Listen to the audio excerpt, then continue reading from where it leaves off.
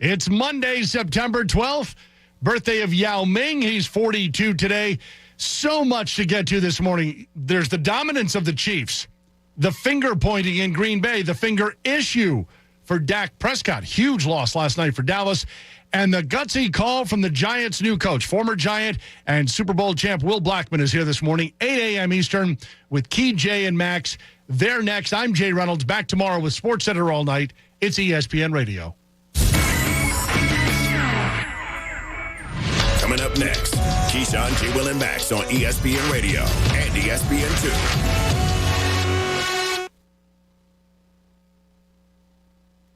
Other banks go out of their way to make redeeming credit card rewards needlessly complicated, like how they require minimums or force you to use your rewards before reaching some arbitrary expiration date. But Discover isn't like that.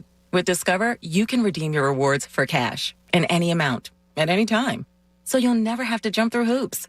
Unless you're like a trapezist, then by all means, go right ahead. Learn more at discover.com/redeem rewards. Terms apply. How long does it take to tackle a home project? With Angie, you could cross it off your list before this ad is over. Just tell us what you need. Indoor or outdoor, repair or redesign, and we handle the rest, sending a top pro to get it done. You don't have to lift a finger, except to tap the screen or click the mouse. Plus, Angie is free to use. So bring us your next home project, and we'll bring it home. Download the app or go to Angie.com. That's ANGI.com to get started. Helzberg Diamonds presents the guy who hit a home run with an engagement ring. Andy was on a mission to find the perfect engagement ring. But where to start? He did research, went online, asked his best friend for advice. Hey, for engagement rings, where should I... Helzberg. Andy went to Helzberg Diamonds. At Helzberg, Andy found an incredible selection of lab-grown and natural diamonds, certified and guaranteed to be of the highest quality. He also found help choosing a custom setting from Julie, a Helzberg diamond expert. Don't worry, we got this. Plus, he learned about Helzberg's special financing options, so Andy could get the perfect ring for her with a payment plan that was perfect for him. And when it was time to propose, he got the reaction he wanted. Wow, you really hit it out of the park, babe. Mission accomplished. Be like Andy. Find the ring of her dreams at a Helzberg store near you or at Helzberg.com. And right now, take advantage of special financing offers. Hurry, offer ends soon. If you or someone you love has been diagnosed with breast cancer, breastcancer.org is here to help. Find free expert guidance online. Learn about breast cancer risk, diagnosis, treatments, side effects, and managing life during cancer. Join breastcancer.org's online community to connect with others who know just what you're going through. Our mission is to empower you to make the best decisions for your life. No one should face breast cancer alone. Find support at breastcancer.org. 1-877 Cards for Kids. KARS Cards for Kids. 1-877 Cards for Kids. Donate your card today. 1-877 Cars for Kids. KARS Cars for Kids. 1-877 Cars for Kids. Donate your car today. Donate your car today at carsforkids.org. That's cars with a K. Your car, running or not, can be picked up as soon as the next day. You'll get a maximum tax deduction and a vacation voucher. 1-877 Cars for Kids. KARS Cars for Kids. 1-877 Cars for Kids. Donate your car today. Now accepting donations of land, homes, buildings, or any kind of real estate. For over 35 years, Health Partners Plans has been proudly caring for people in the community. Our nationally recognized Medicaid plan offers a growing network of doctors and hospitals so you can get care close to home. Health Partners can help you get the care you need, including doctor and hospital visits, prescriptions, immunizations, eye and dental care, and more. To learn more, please call 1-800-553-0784 or visit hpplans.com. Health Partners, trusted care where and when you need it. WPEN Burlington, Philadelphia, a Beasley Media Group station, home of the most entertaining sports talk in Philadelphia. 97.5 The Fanatic, Philadelphia. Good morning. Thought I'd help you wake up. It's 6 a.m. and you're listening to The John Kincade Show on 97.5 The Fanatic, Philadelphia.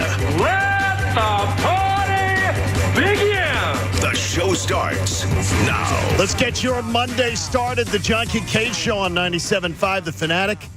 Bradford White Water Heaters bringing you the 6 a.m. hour. Bradford White is here for the Pro. After the Eagles put up victory number 1 of the season, and much like any picture, any story, any novel, any 2020 episode, any Netflix special, there's a beginning, there's an end, there's a middle. We don't know the middle. We don't know the end. So all we can comment on is the beginning. And yesterday was the beginning for the 2022 Eagles story. I saw some of the dumbest things I've ever seen on Eagles Twitter yesterday. And, in fact, that'll be the subject of my top 10 list later on today. But first, all I will say is this. I have one rule that matters to me, above all else, that a win is a win, and you move on. You survive and you advance, especially on the road. That rule really doesn't hold for me as much at home as it does on the road, because I know how difficult it is to win on the road. That many teams, if you're a playoff team in the NFL, if you've got the 8 road games back in the 8-game era, the majority of teams that made the playoffs won 5 games and lost 3. So it tended to be around you were 5-3 on the road if you made the playoffs. So winning on the road's hard. I get it. But okay, don't worry about it. Enjoy the win, man. It is. It's great to enjoy the win, Andy. But what wasn't good yesterday, you don't stick your head in the sand. If you want sunshine and lollipops and just want to say, oh, it's all great, you obviously aren't listening to Lane Johnson. You obviously aren't listening to Jalen Hurts. And you're not paying attention to Nick Sirianni. So there are so many people that just want to be like, but it was great. They won. Just be happy they won. Everybody's happy they won. Everybody wants them to win. It's far better when the Eagles win. It's better when the Eagles go on a Super Bowl run. It's fantastic. Let's hope that this is going to be one of those special seasons. And last night, something happened in Dallas that may actually affect that process greatly, and we'll get to it. But if you don't, all you can do is evaluate one game. All you can do is talk about one game in its context. Because unlike the season, yesterday had a beginning, it had a middle, and it had an end. And the beginning and the end, both were quite shaky and not very impressive. And the middle was really, really good. It was sort of like an Oreo. Because I don't care for the cookie as much as I do the middle. Oh, now you've gone too far. The cookie's delicious. Yeah, you can't bring food in as an analogy with Jamie here, John. I knew. I drew him offside. You crumble that stuff up on something, it's delightful. Right off. All I know is this. The Eagles are 1-0. And if you expect sunshine and lollipops, I'm sorry. Maybe mommy will pat you on the head and go, oh, that C is fine, honey. You did good. You got a C. That's great. But when a team has expectations and a team is supposed to be far better than they showed, it's okay. It's okay to be objective. Objectivity is not a bad thing. It's not a negative thing. I know in today's media, being objective is sometimes looked upon as a negative. I don't know when the hell that started, but I absolutely refuse to embrace that. Congratulations on the win. Lots to work on. And I guess that's a good thing. And that's where we begin today on the John Kincade Show. Football Mondays on the Fanatic. Presented to you by Pierce Phelps. Whatever it takes. Go to nopaybryant.com, and we appreciate Pierce Phelps for being a part of the John Kincade Show and a part of Football Mondays on the Fanatic. Bobby, wins or win? You covered so many seasons of sports teams from the beginning to the end. All you can comment on is the beginning because that's all we saw. Yeah, exactly. And first impressions sometimes are a little lasting. Maybe they shouldn't be, but they are. Look, yeah, they won the game. That's the bottom line, feel good part of it. It's a W in the book.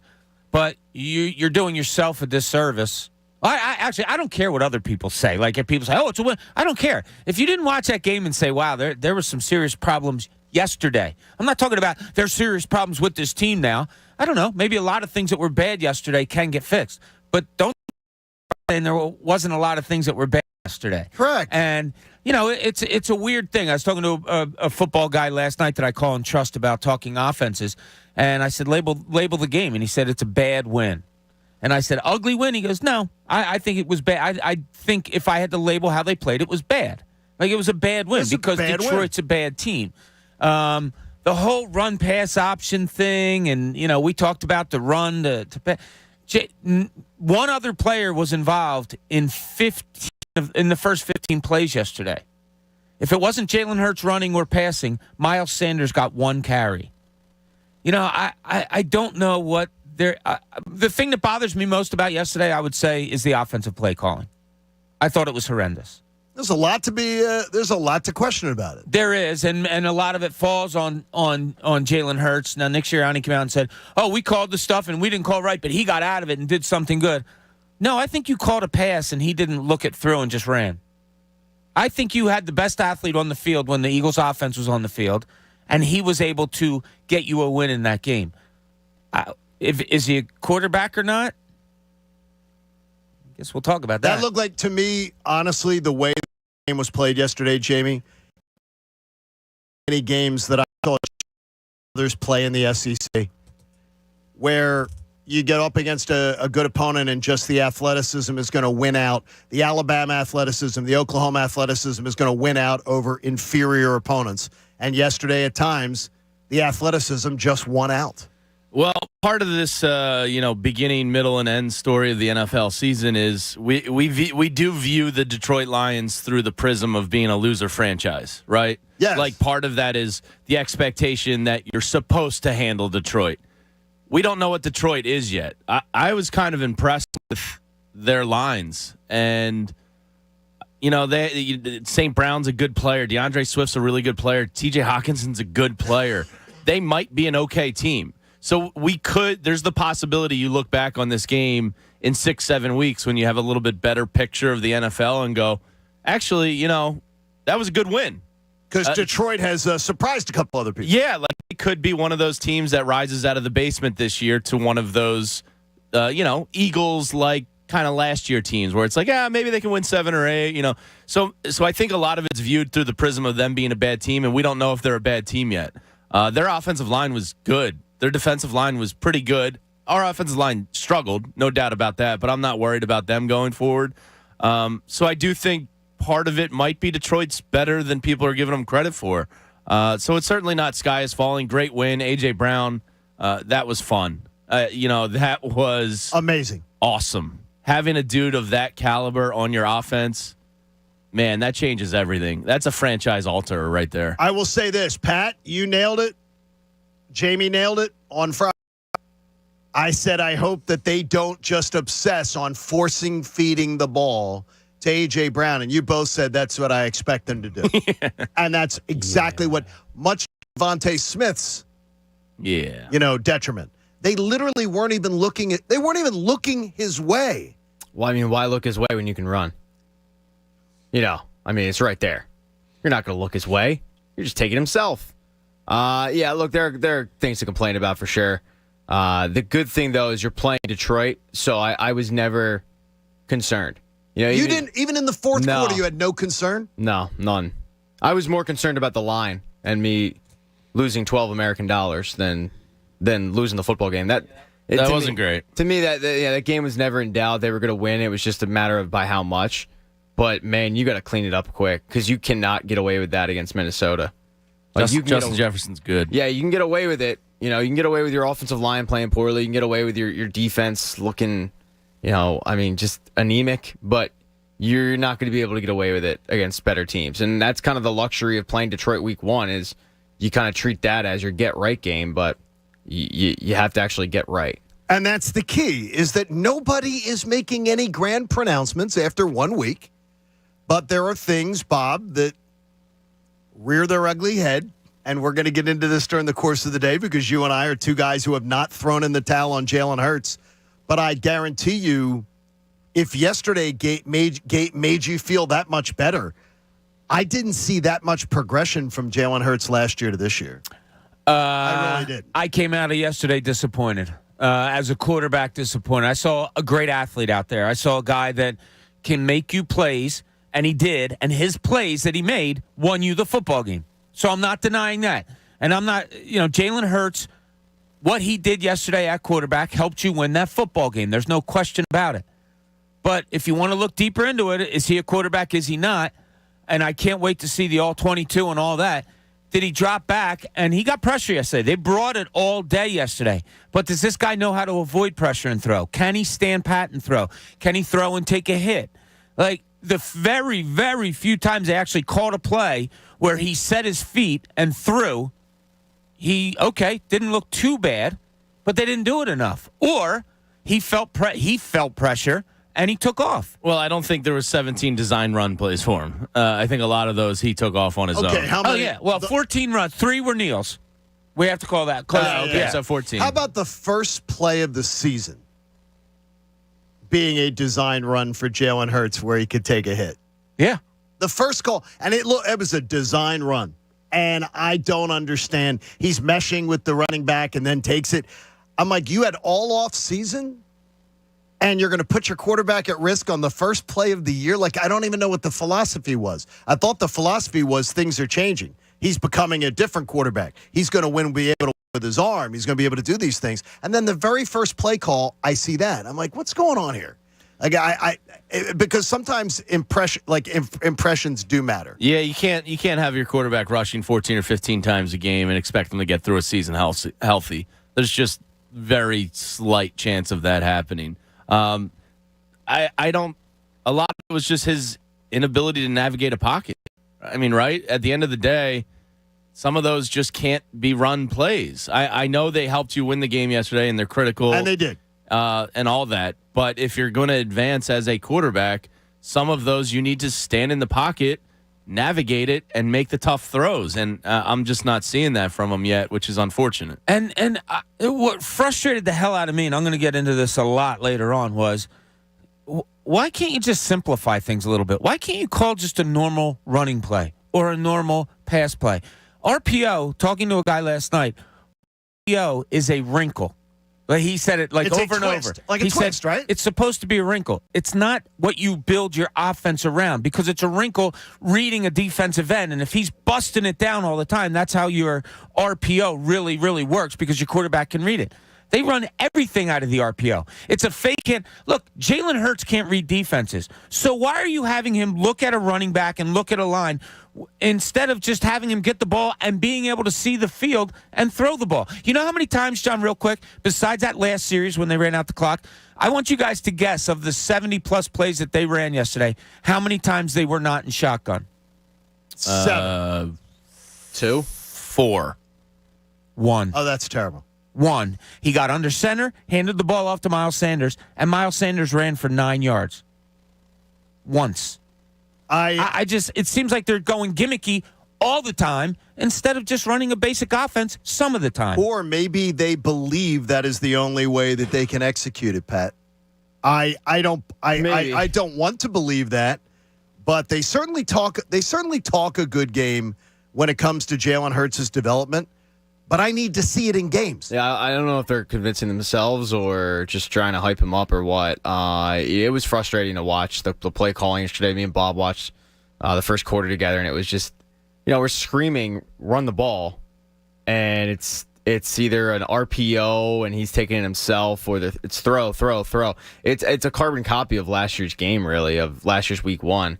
He did have some nice plays with his arm.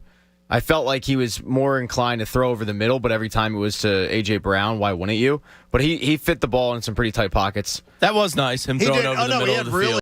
I think that was one of the positives you take away. That was definitely one of the steps he took. Yeah, I mean, would I've liked him to, mix in, crazy thought here, Devontae Smith or Quez Watkins, but yeah.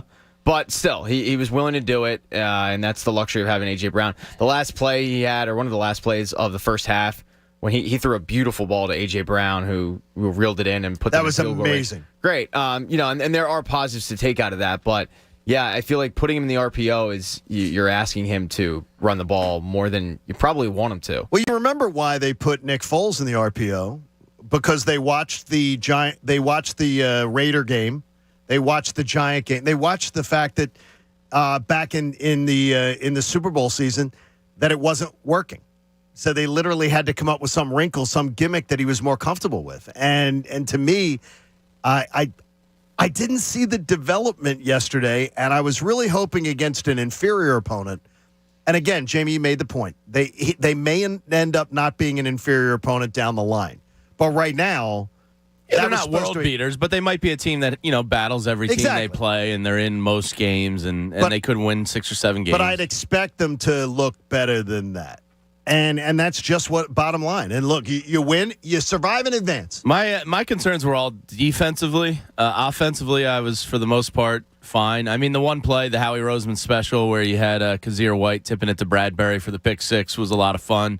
Outside of that, Hassan Reddick was invisible.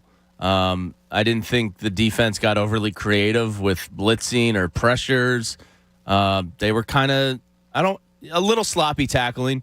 I know Hassan said after the game there's a couple plays he wants back. So you wonder if conditioning was a part of that. But the defense in general, your boy, Jonathan Gannon, he's got a long way to go. We will get into Jonathan Gannon gets his own. Yeah. Because I can tell you. That was all my concern yesterday was the defense. Even from his biggest defender, he didn't give me anything to work with yesterday. No. And again, that team tackled like crap yesterday. Oh. I think it was second most in the league, I heard. And to me, more importantly, that does matter, and that does reflect on, it's going to be, here it is, cue up the Philly sports radio host calling out the lack of work in the preseason. Did you listen to Mark Schlereth? Did you watch any of the postgame shows? It matters. When you don't tackle in the preseason, it matters. It takes time to ramp yourself up. And that philosophy, once again, it doesn't work. Look, I don't care if it's tackling, if it's snapping the ball, if it's catching the ball. If you're not good at something, and the Eagles were the second worst tackling team in the NFL last year, if you're not good at something, I said this weeks ago, you need to practice it. Correct. I'm not talking about physicality in 3 days and you got to hit. No, you're not good at tackling. You need to practice it. And they didn't practice it.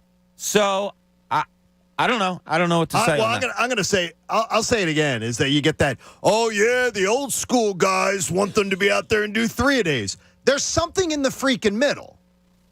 There's something in the middle. And the middle is you actually got to practice stuff. And you don't have to go do an old school breaking people's ankles. Pat, I heard you yesterday in the 9 o'clock hour talking about people. Andy Reid, you watched training camp with holding your breath. Yeah, I absolutely did too. Yeah, I absolutely had that mentality. But I don't go as far as to be like, they're doing the right thing. Sirianni's doing the right thing. Yeah, there is somewhere in the middle, and I think he needs to navigate that somewhere down the line. I mean, I was a big proponent of what they were doing in training camp. They got out healthy. I think that was the goal. But, I mean, they just did not look good. No, they got it. I mean, defensively, they did not look good. Offensively, they did what they're supposed to do. But defensively, they looked bad. All right, we will have plenty of opportunity for you to get in today. Plus, we're going to hear from our jurors. And by the way, our jurors reportedly doing a really, really solid job on their first week out. We appreciate that. Want to remind you, Inside the Birds with Jeff Mosher and Adam Kaplan will be tonight from 6 to 8 p.m. right here on The Fanatic. I want you to immerse yourself in an authentic New York experience at the Empire State Building Observatory. Get your tickets at empirestatebuilding.com/radio. Open daily, and reservations are required. Don't want to forget to mention that the Phillies have got the magic number down to 18 with 3.5 weeks left. Are you feeling a little better about not panicking about using the magic number? You get... How about I'm you not panicking. I just don't but like you get it. 6 weeks. You can take 6 off this week, 6 off the next week, 6 off the next week, and still meet the goal. If 3 weeks from today, you could have the postseason berth clinched and then be able to take off that series at Houston, set up your rotation. 22 hopefully. To go. What's the record going to be? Go. 14-8. 92. Go. I think that sounds about right. All right, Pat. 18 and... Whoa. 4. What? 96 wins. With 7 games against the Braves? I've had 96 wins. I'm not going to waver from that. Attaboy. Wow. I had to do quick math. Attaboy. You probably should waver. 7 games against the Braves? I should, but I'm dying on this hill. I said 96 wins. They're winning 96 games. Well, I tell you this, is that there is nothing better than – I think what we found out about the Phillies is pretty obvious. When the Phillies play bad teams, and I applaud them for this. This is not me being negative on them. When they play bad teams, they kick their ass. And I think that's a marvelous thing for the Phillies. They are 40-18 since Rob Thompson took over against losing teams. That's fantastic. You're supposed to win a little more than 2 out of 3 against every bad team. Thompson is 56-33 overall. He's had a lot of bad teams. 58 of his games have been against losing teams. But to me, that's impressive. And now, can you not be spooked this week with a 6-game road trip at the Marlins, at the Braves? You can't do another 1-5. No. You can't have another 1-5 road trip. This has got to be one of those weeks where I say, come home 3-3. If you come home 3-3, you will coast to the postseason. You're gonna stroll into the postseason if you can go 3-3 this week. Well, then you better load up on the Marlins just to hedge your bets. Why you feeling? Well, no, the Braves don't lose race. baseball games right now, apparently. And I'm a big Braves fan because that means the Mets won't win the division. So let's go Braves, except for those 3 games. Remember, today you're listening at 8 o'clock. We want to send you in a guest Arizona with hundreds of Birds fans for the trip of a lifetime with our friends from Philly Sports Trips, all presented by the Bet Parks Casino and Sportsbook app. Everything you want in a digital casino and sportsbook. You got to be 21 in Pennsylvania or Jersey. Gambling problem, call 1-800-GAMBLER. And the Philadelphia Sandwich Company, restaurant and bar in Scottsdale, Arizona. Authentic Philadelphia sandwiches made from scratch, which is where we will broadcast live Friday and Monday of the Arizona Cardinals weekend. You can get qualified if you're caller number 10 at 215-263-0975 in the 8 o'clock, right around 8 o'clock. You got to be listening. Be caller 10, and you will get qualified to join the John Kincade Show, courtesy of PhillySportsTrips.com, and you can travel with the pros. Be listening at 8 o'clock this morning. Do not miss it. That sounds like a lot of fun. Plus, we will hear from you. We will hear from our jurors and more. It is going to be a busy Monday. Jonathan Gannon, well, he gets his own little segment coming up. And yours, 610-632-0975. You want to share a thought. It's the John Kincade Show here on 97.5 The Fanatic. I know with football season here, Window Nation wants you to know the cold winter is ahead. You're in some warm weather watching games now, but it's going to get cold. So they want you to replace your windows now so you can save on your heating bills now for 2 more winters. And you can save on your cooling bills now for 2 more summers before they ask you to pay in 2025. I'm not kidding you. You're going to get 2 free windows for every 2 that you buy. Plus, you're paying nothing with no interest until 2025. So you're lowering your energy bills, you're raising the value of your home, you're getting new energy-efficient windows. And I don't care what kind of windows you've got. They have the ability to get you set up. It's going to be awesome. They have all the different window combinations that you need. Every size, every style, every color. Buy 2, get 2 free on any style new window from Window Nation. Plus, you're paying nothing until 2025. You will love them. They have an A+ rating from the Better Business Bureau. You can do your window shopping online at windownation.com. Then I want you to call them at 866-90-NATION. That's 866-90-NATION. The John Kincade Show. You can't just tag no offense on the end of something horribly offensive and act like it's okay. On 97.5 The Fanatic. Philadelphia. Want to fly with the birds to Arizona? 97.5 The Fanatic is going. And you can be there too. It's your chance to join the John Kincade Show and hundreds of Birds fans for a trip of a lifetime. Listen every weekday for your chance at a trip for 2 with our official partner, PhillySportsTrips.com. Travel with the pros. It's easy. At 8 a.m., 12 noon, and 4 p.m., we'll give you the cue to call. The 10th caller each time will win a pair of Fanatic Fan Fest tickets and be in the running for the grand prize trip. Birds, Cards in Arizona with Philly Sports Trips. Hundreds of fired up Birds fans and the John Kincade Show. Presented by the Bet Park Sportsbook and Casino app. Everything you want in a digital casino and sportsbook. Must be 21 and in Pennsylvania or New Jersey. Gambling problem? Call 1-800-GAMBLER. And 97.5 The Fanatic, Philadelphia. Hey, it's Cuz. Lose that summer vacation weight quickly and reset your metabolism with NJ Diet. NJ Diet uses technology that consists of hair and saliva sampling to customize a personal weight loss program. Contact NJ Diet today, and they're going to contractually guarantee you'll shed 20 to 40 plus pounds in only 40 days. NJ Diet is a hormone detoxification system that evaluates and targets each individual person's needs, then balances your hormones where the side effect is weight loss. Then NJ Diet utilizes DNA testing to create your personal diet plan and workout regimen so you can keep the weight off. Full supervision provided every step of the way. You even get the doctor's personal email and phone number. NJ Diet's all natural. No shots, no hormones, no prepackaged foods, no surgery. You can schedule an initial consult at one of their close by offices, King of Prussia, Cherry Hill, Newark, Delaware, or from home. Live online video consultations. Call 855-5NJ-DIET. That's 855-5NJ-DIET, or log on to NJDiet.com. Lose the weight for good. That's NJDiet.com. Hey guys, Bob Cooney here. FanDuel Casino is giving you a free chance to spin and win today and every day.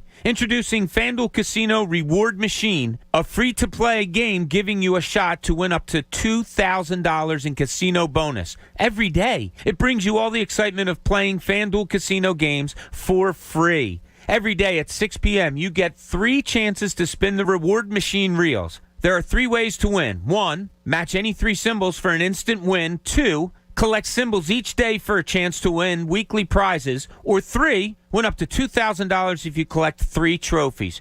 So what are you waiting for? Download the FanDuel Casino app by going to FanDuel.com/Bob and start playing Reward Machine today. That's FanDuel.com/Bob. 21 plus and present in PA. Bonus issue as non-withdrawable casino-only site credit that expires 7 days after receipt. Restrictions apply. See full terms at FanDuel.com/casino. Gambling problem? Call 1-800-GAMBLER or visit FanDuel.com/RG. At EasyCater, food for work is our thing. Maybe that's why we get orders from 93% of Fortune 500 companies. So what's up with the other 7%? Everyone, meet our newest employee, Susan. She has an idea that is going to revolutionize our food ordering. Hi, Susan. So nice to meet you. Unfortunately, she just gave her notice, and today is her last day. I'm going to miss her. Why don't all companies order through EasyCater? Who knows? Order 24/7 from over 95,000 restaurants on EasyCater.com. EasyCater, food for work. It's our thing. Straight Talk Wireless knows there are plenty of reasons you might need a new phone. But switching to a better wireless provider doesn't have to be one of them. Keep your own phone and save when you switch to any Straight Talk Wireless plan, like our $45 Silver Unlimited plan with unlimited high-speed data and 5 gigs of hotspot, plus nationwide 5G on America's best networks. Keep your own phone. Switch to a better wireless plan. Straight Talk Wireless. No contract, no compromise. Requires a compatible unlocked phone and QIOP kit. 5G capable device required. Actual availability, coverage, and speed may vary. See latest terms and conditions at straighttalk.com. Progressive Snapshot can save you money based on how you drive and how much you drive. So the safer you drive, the more money you could save. Now, if you didn't hear that because you were yelling at another car while driving, let me say it again. You need to calm down. Yelling is just making everyone as stressed out as you are and letting them all know that you definitely aren't trying to save with Progressive Snapshot. And if you did hear it the first time because you weren't yelling at another car, nice work. You'd love Snapshot from Progressive because it rewards safe drivers. Progressive Casualty Insurance Company and affiliates. Snapshot not available in California and North Carolina or from all agents. Are you tired of sneaking around behind your partner's back, secretly adjusting the thermostat when they're not looking in a futile attempt to stay comfortable? It's time to call a truce in the thermostat wars with special financing offers and rebates on a new high-efficiency heating and cooling system from American Standard, including a whole-house air filtration system to keep the air you breathe clean and safe. To find an independent Delaware Valley American Standard heating and air conditioning customer care dealer near you, visit AmericanStandardAir.com. Built to a higher standard. Subject to credit approval. Think you know Amazon? Think again. Did you know you can get paid when it works best for you? That means you can get the money you earned directly after your shift, or that you get benefits like healthcare on your very first day. As an Amazon warehouse associate, you'll be amazed by what you can get. To learn more about all of the benefits of working an hourly job at Amazon, go to Amazon.com/hourly. That's Amazon.com/hourly. Amazon is proud to be an equal opportunity employer. Hey, it's Cuz. Are you getting ready for a home improvement cleanup? the garage, the bathroom, big move? Let me tell you about the perfect solution, the Bagster. The Bagster, by far the most convenient, affordable way to help with your cleanup. The Bagster isn't just a great product. It's a 3 cubic yard dumpster in a bag sold at Home Depot, Lowe's, local home improvement stores everywhere, and for only $29.99. Holds 3,300 pounds of waste. Buy it, fill it, schedule your collection. Poof, it's gone. Clean it up with the Bagster dumpster in the bag. Thursday Night Football is now Amazon's Prime Night of Football, because every Thursday Night Football game is now only on Prime Video. And to kick things off this Thursday, it's an AFC showdown as the Los Angeles Chargers travel to Kansas City to take on the Chiefs. Coverage begins at 4 p.m. Eastern. Not an Amazon Prime member? Sign up for a 30-day free trial to stream the game. The new era of Thursday Night Football is officially here, and it's only on Prime Video. Restrictions apply. See Amazon.com/Amazon Prime for details. Listen to 97.5 The Fanatic everywhere. On Alexa at 975thefanatic.com, the Fanatic app, and now on Odyssey. Well, football fans, the first weekend of the year is here in the NFL season. You still got Monday night, Denver at Seattle to take advantage. But with DraftKings Sportsbook, an official sports betting partner of the NFL, is giving new customers a can't-miss offer to celebrate the return of the NFL season. New customers can bet just $5 and get $200 in free bets instantly. Plus, everyone can experience the thrill of DraftKings early win promotion. It's simple. I like Denver to do this tonight. Bet on an NFL team to win. If your team leads by 10 at any point during the game, you'll get paid instantly, even if your team loses. I also suck this year, so fade me and take Seattle. Download the DraftKings Sportsbook app and use code FANATIC to get $200 in free bets instantly when you place a $5 bet this weekend. That's code FANATIC, only at DraftKings Sportsbook. Must be 21 or older, Pennsylvania only. Bonus issued as free bets. One early win token issued at opt-in. Moneyline bets only. Deposit and wagering restrictions apply. Eligibility and terms at DraftKings.com/football terms. In partnership with Meadows Racetrack and Casino. Gambling problem? Call 1-800-GAMBLER. The John Kincade Show. The show's a hit. Yes, the critics love it. On 97.5 The Fanatic. Philadelphia.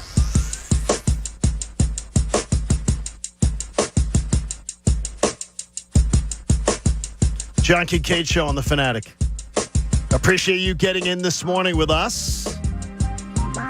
We'll have 3 jurors joining us every single hour with their contributions here on the show. Our new jurors this year, and this year's jury brought to you by the personal injury law firm of Flager & Associates, who cares, prepare, and win. Visit FlagerLaw.com. Coach, a quick review on the first week contributions for the jury, because this isn't an easy process, getting your thoughts condensed and everything like that. But you thought they did a pretty good job, eh? We're going to hear? Yeah, actually very impressed by all 12 jurors that called in. I asked them to be concise and have their points, not to go on and on and on, and they did a great job. Can't wait. We're going to hear some of it coming up in just a few moments here. I want to know, Pat, do you know the caller's name? Because I swear I do not know. Yeah, Coach labeled them all. No, the caller on the line. I don't. I don't know how to pronounce it. I would guess Sa. It's just Sa. I didn't want to pronounce it. Maybe we should bring them on and ask them. I don't want to do that on the air. Sa? Is it Sa? Yes. Okay, good. I wanted to make sure. I didn't want to mispronounce the name. How are you, Sa? The show that knows your name. I'm doing good, man. How you doing? What's going on, buddy? Hey, man, I'm just a little salty because, the Eagles' offense really did their job. They put up 31 points, right? They moved the ball. 38. They took really offense, 31. Offense put up 31. Defense, 31. Yes, good point. My fault. Sorry, son. We talking about the offense right now. The defense need to get all the criticism for making that a tight game. Oh, we're going to do lots of criticism of the defense here coming up. I just wanted to get you while you're on hold. But Sa, if you're thinking, you think the offense had a really good day yesterday? I'm not saying we had a super superb day. Well, I didn't say that. No. I asked you. You think they had a really good day yesterday? I would say that was 70% pretty good. I think it was. Now you see, I'd go a little less than that. I'd say like 60. But I think it was when you can't complete passes to a guy like Devontae Smith, when you are running the ball when your quarterback runs the ball 17 times. You and I have a little disagreement there. The production, 31 points, though, you're damn right, Sa. You are right, man. 31 points. Yeah, I mean, I think they were second in the NFL to the Chiefs in terms of point total for the week. We were just talking during the break. It was a sloppy week for a lot of teams. I mean, a lot of teams. Yeah, Dallas looked like trash bag juice last night. You had 4 picks from Joe Burrow. Carson Wentz almost had 2 picks that cost his team the game. Daniel Jones stinks. I mean, there's just a lot of sloppy play week 1. So when you look at it from the 30,000-foot view, yeah, they put up the second most points in the NFL in week 1. That's a great thing. They also played the Detroit Lions, not the Tennessee Titans. Sure. They played the Detroit Lions and not the But Tennessee lost to the Pittsburgh Giants, Steelers. so how good are they? We don't know. Yeah, we don't know. I mean, that's one of the overreaction things you get to. Let's get in here what our jurors have to say, and we thank again the personal injury law firm of Flager and Associates. Who cares? Prepare and win. FlagerLaw.com. Where do we go first, Patrick? Let's start off with Ann. Hi, Ann. What do you say, Ann? Ann from St. Pete reporting for jury duty. I know a win is a win, and I don't want to go all Negadelphia, but I think we can all agree that it was an ugly win with clock management penalties, sloppy tackling, and all of that. Some preseason work would help with that, but I digress. A.J. Brown was electric, and it was so much fun watching him today. But I hope that Hurts can get Devontae Smith and Dallas Goedert more involved moving forward. Gannon needs to adjust immediately. He needs to use the weapons that Howie went out and got in the offseason. You can't give up 35 points to the Detroit Lions and expect to go deep into the postseason. Ann with a great summation. Yeah, very good. Just one thing I will say, and it's a theme of this whole show and callers and all. Look, yeah, they won the game. That's okay. Sports is about getting better.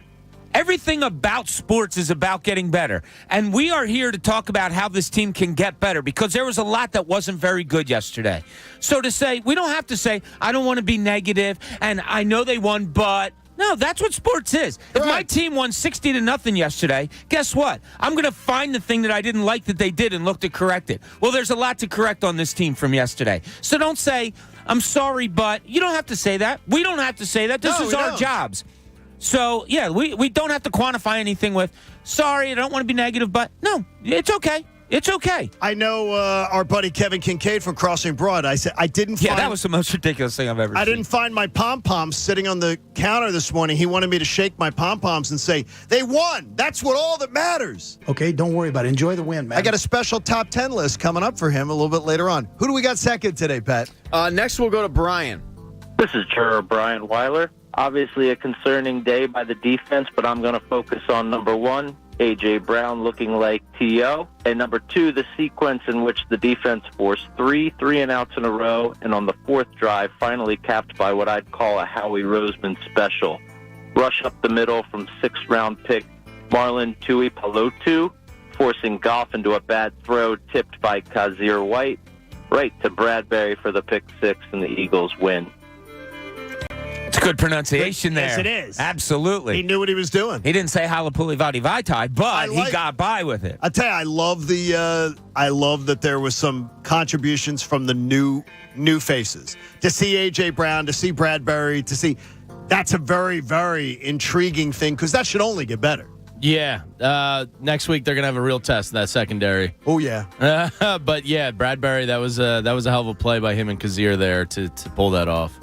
All right, next up we have Dante from the Northeast. What's up, guys? Dante from the Northeast here. Thoroughly, I'm really not impressed with what I saw today. I personally feel like with what my eyes saw, Jared Goff won you the game. Jalen Hurts did not. A lot of missed opportunities by Jared Goff, which caused the Eagles to win the game. And it's evident from what we've seen today, and it might continue to happen all year. They are going to blitz Jalen Hurts from the right side to force him left the entire season.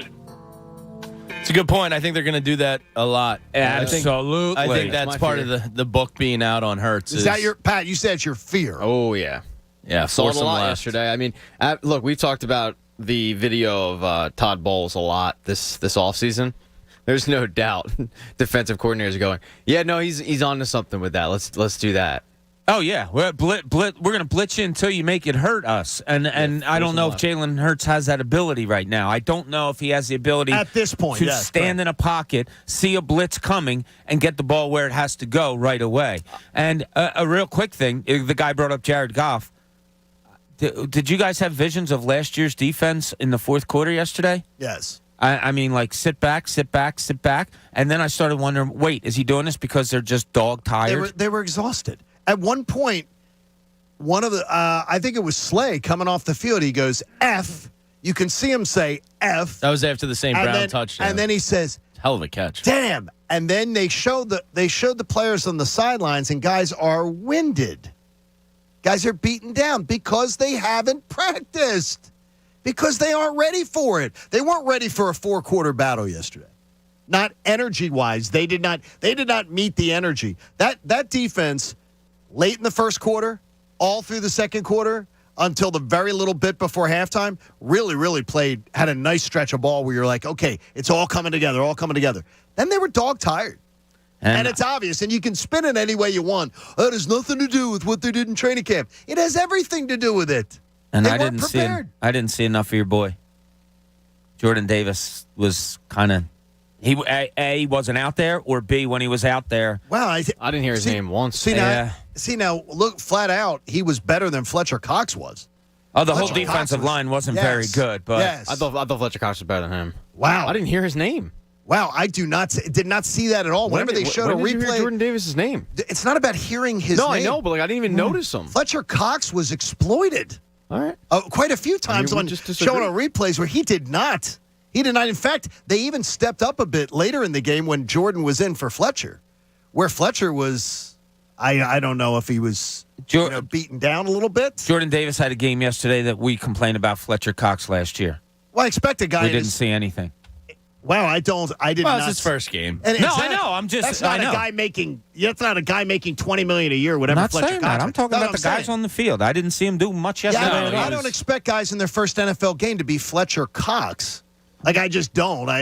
Even though that line's offensive. I wasn't saying he's Fletcher. Okay, and that could be more than that. I mean, I just did. I expected to hear his name at least. I mean, you talk about, like, well, did you listen to the broadcast? Did you hear Schlereth? No, I didn't hear Schlereth once bring up Jordan Davis' name, and I feel like as a former offensive lineman, if he was that noticeable, he would have brought up, look at him getting double teamed, look at him getting triple teamed. I just what I'm saying is not the name, Pat. When you see the game where Fletcher Cox got exploited quite a few times on replays, they're showing you play. They went right through Fletcher Cox. Look, defensive line played horribly yesterday. It wasn't a good day. All in all, we're splitting hairs. It was just bad. No, it certainly wasn't. But hey, they won, so that's cool. Exactly.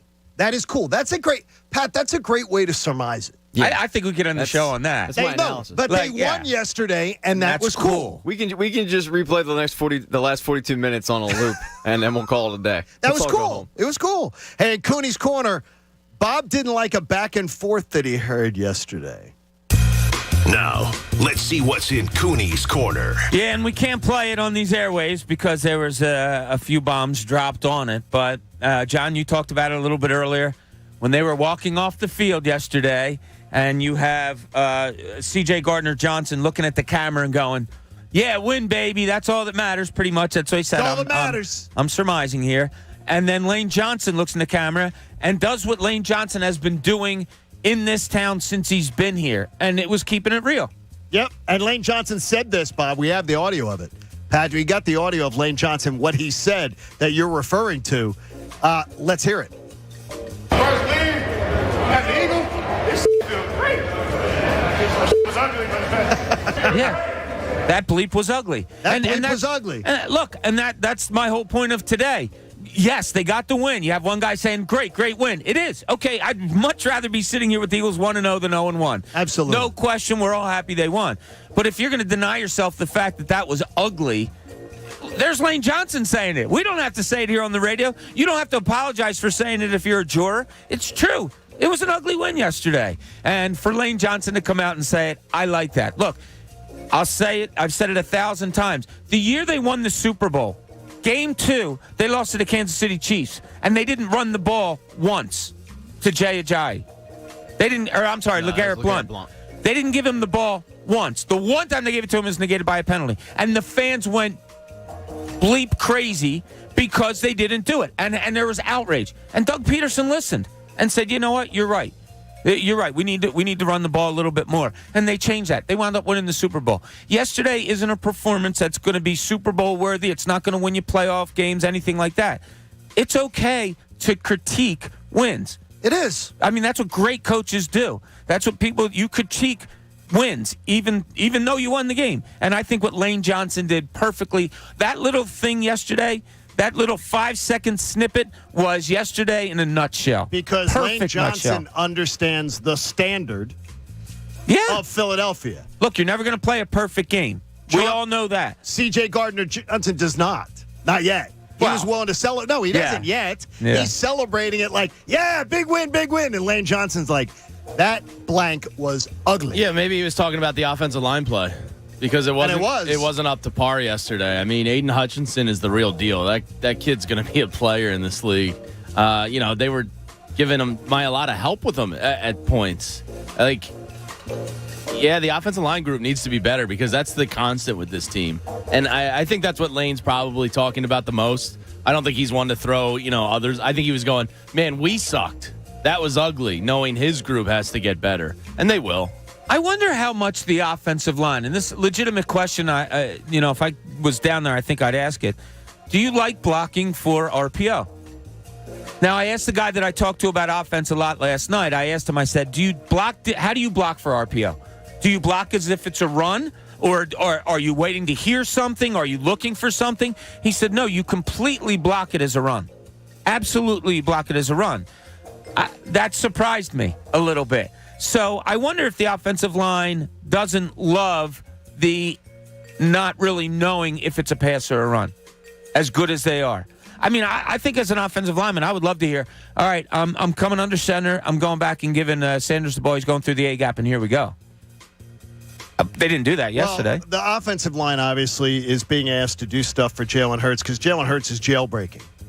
There were many designed runs. There were many runs yesterday that were not designed runs. And the offensive linemen don't want to have. They would love you to run and hit it. And that was one of the things that Schlereth pointed out, talking to the coaches.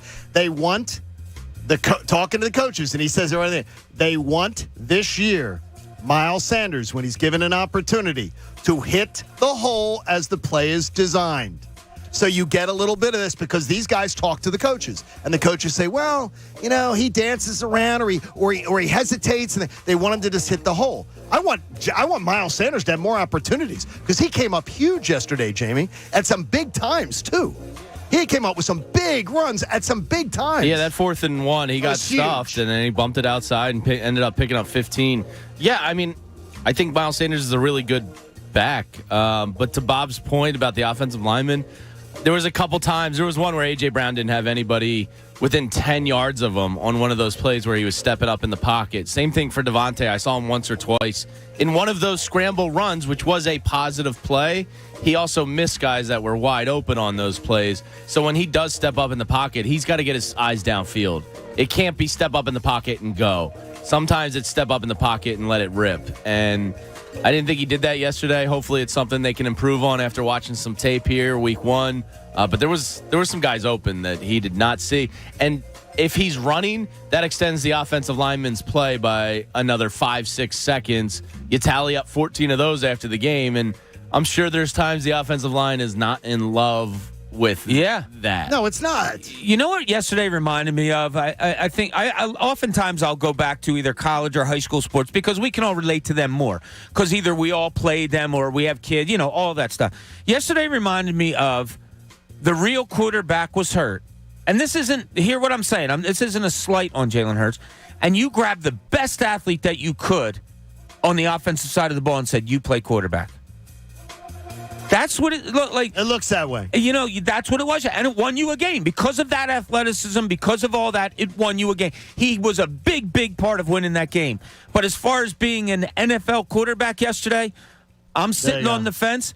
But one of my legs started to go over to the other side. My leg is exactly where it was because I'm not gonna, and I'm not saying that you are, Bob, but I saw a lot of people overreacting, I think, to week 1.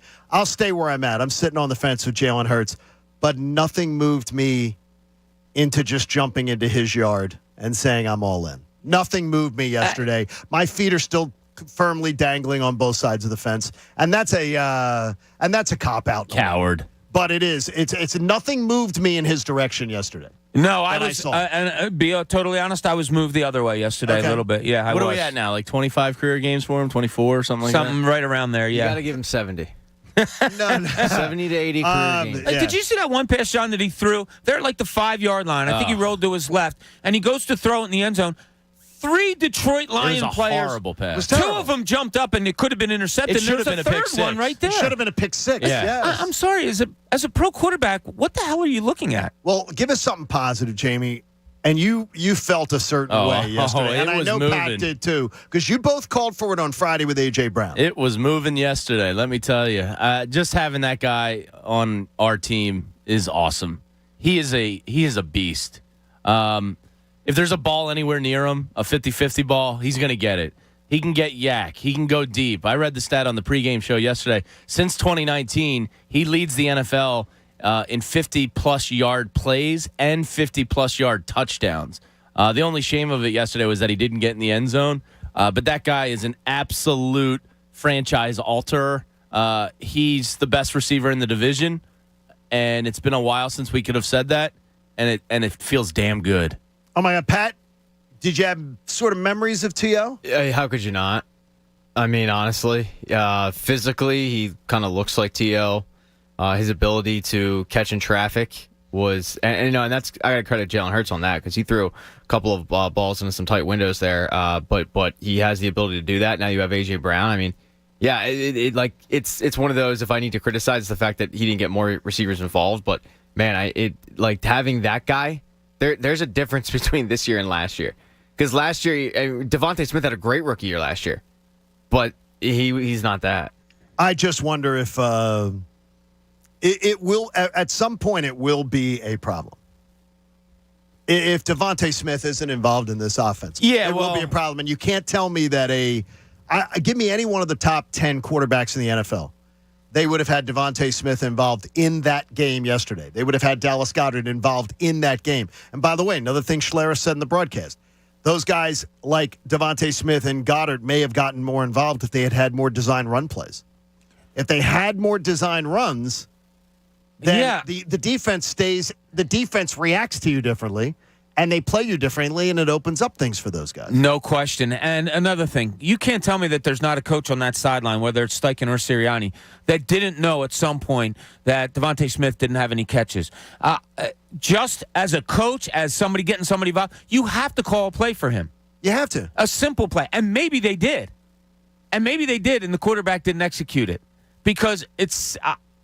I don't know. I don't know what happened there. I'm anxious to hear what Sirianni has to say today. I can't wait. And by the way, you'll tell us what he says, right, and speak for yourself tomorrow. Oh, absolutely. So we'll get to that. We have a lot of opportunity for you to get in today, including we're going to hear from Nick Sirianni about who his mentor is. And the Cowboys took a major loss last night, and it wasn't just the loss they took to the Buccaneers. We'll get to all of that and more. Plus, we'll hear from more of our jurors. It's a busy day after. It's a Football Monday on The Fanatic here on 97.5 The Fanatic. Hey, you know the BetPark Sportsbook and Casino app? I took it in the shorts on Saturday in college football. After a great opening weekend in college football, I thought, I'm smarter than the room. I'm going to take advantage of all of the 3-team parlay odds boosts that I could get. I won none of them on Saturday. But you know what I'm going to do? After a 3-0 week 1, I'm going to get right back on the horse next weekend. And you can do it every weekend on the BetParks app. It's so awesome. They got a risk-free bet, by the way, of $750 that'll be refunded in site credit if you use the promo code Kincade and you're a new user. You will absolutely love it. It's the official opportunity for you to get in on all the casino games, to be able to get in on anything you want in NFL or college football. You will absolutely love everything that goes on the BetParks app. And when you win, it's even happier, and you get paid quickly. Sportsbook and casino in one amazing app. You got to be in Pennsylvania or New Jersey to use it, and you got to be 21. If you have a gambling problem, please call 1-800-GAMBLER. The John Kincade Show. You're a middle-aged man. You can't be a DJ. On 97.5 The Fanatic, Philadelphia. Fall is upon us, so it's that time of year again to consider replacing your old, drafty windows and doors before another cold winter season rolls in. Hi, it's Ricky Bowe, and when I need a company to help me with these home projects, I turn to the experts, my good friends at Guida Door and Window. Act now and receive 20% off all windows and doors. Plus, Guida will allow you to start your project today with no money out of pocket and take up to 3 years to pay it off, interest-free, once the job is expertly installed. So, you'll be able to start enjoying all the benefits of new, highly energy-efficient windows and doors, including an increased comfort level of your home and lowered monthly energy bills, while taking advantage of 20% savings and having the luxury of paying off your project with 0% interest-free for up to 36 months. But you must act now. This offer is for a limited time only. Restrictions apply. For full details, call Guida today to schedule a free, no-obligation in-home estimate at 1-877-GO-GUIDA or visit them at GoGuida.com. That's GoGuida.com. On the south side, we got 6 poly panels, and please make sure they're flush. Kwame is converting everyone on the block to solar power. Please get a crew to wrap up 202 South Duane. He needs more certified installers before the sun sets on his business boom. Let's pick up the pace. We got a long day. Indeed can help him hire great people fast. I need Indeed. Indeed you do. We instantly connect you with quality candidates whose resumes on Indeed match your job description. Visit Indeed.com/credit and get $75 towards your first sponsored job. Terms and conditions apply. By now, you know that sound. It's the sound of the Home Depot. But what about those sounds? Those are the sounds of the Samsung Bespoke Refrigerator's Beverage Center with internal water dispenser and built-in pitcher with flavor infuser for crisp, refreshing water, making this the sound of savings on top brand appliances. The Home Depot. How doers get more done. Final days to save up to $1,201 on this Samsung Bespoke Refrigerator in September 14th. Offer valid August 25th through September 14th. See store or online for details. Rally House, shop every team in town.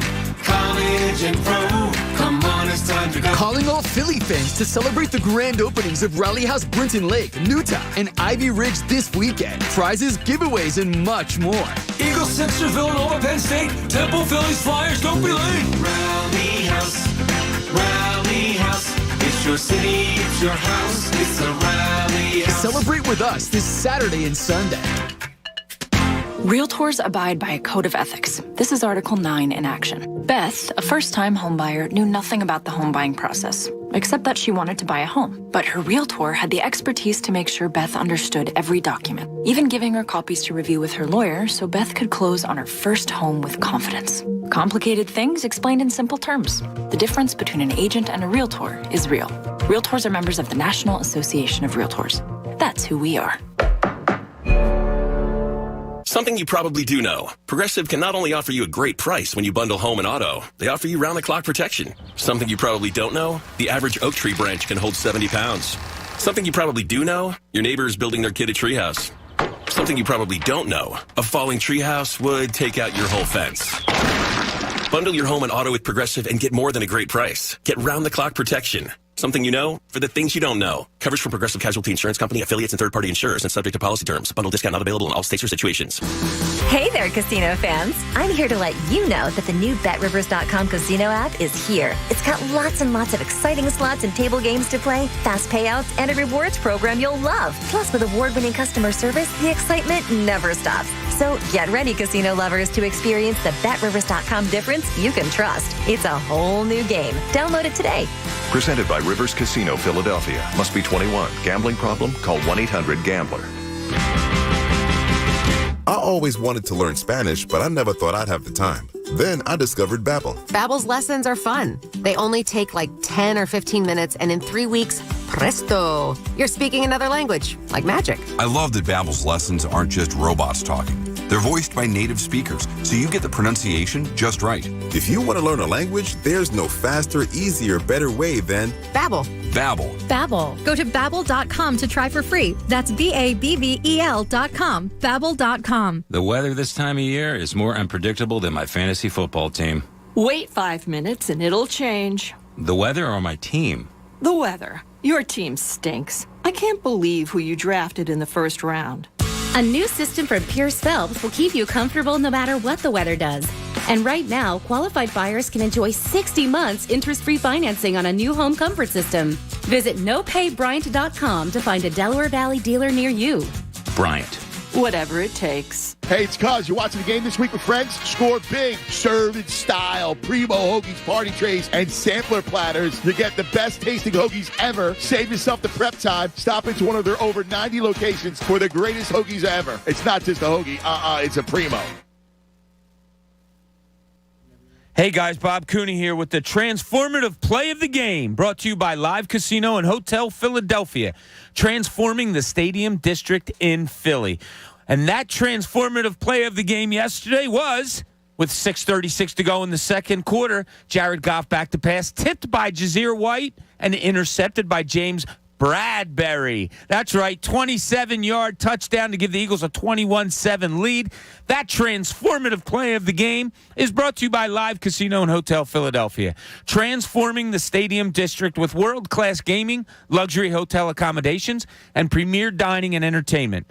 This week, experience game days at Live. Catch all the action of the season home opener. Enjoy giveaways, contests, food and drink specials at Sports and Social, Center Bar, The Prime Rib, or Luck Fu. Plus, stick around for special alumni appearances. For more info on what's happening at Live, visit livecasinophilly.com. Gambling problem? Call 1-800-GAMBLER. WPEN Burlington, Philadelphia, a Beasley Media Group station, home of the most entertaining sports talk in Philadelphia. 97.5 The Fanatic, Philadelphia. Now, back to the John Kincade Show. You know we really like you when you listen on the radio, but we love you a little bit extra when you take us with you after your ride on the 97.5 app. On 97.5 The Fanatic, Philadelphia. John Kincade Show on the Fanatic, 7 a.m. hour is brought to you by the all-new Bet Parks app. Sportsbook and casino in one sleek, easy-to-use app in Pennsylvania and New Jersey. Got to be 21. Gambling problem, call 1-800-GAMBLER. Get a $750 risk-free bet using the promo code Kincade. Jamie, I'm glad to see that we have the same sort of mindset as far as we try to be accountable. After a great weekend in college football on Saturday, first Saturday, I lost all three of my wagers. Oh, I lost all three Saturday. college bets. I lost 4 NFL bets. I went 0 for 7 this weekend. Your Saturday was rough. This is the coldest I've ever been in my life. And you're on a real cold streak, is what you're saying. Oh, it's rough. Well, you're like 1-7 in your last 8, I believe you said yesterday, right? Yeah, it's real bad. Yeah, not good. I was 3-0. I was 3-0 first weekend of college football with minimum 3-team parlays hitting. I hit a 3-team, hit a 4-team, hit a 5-team.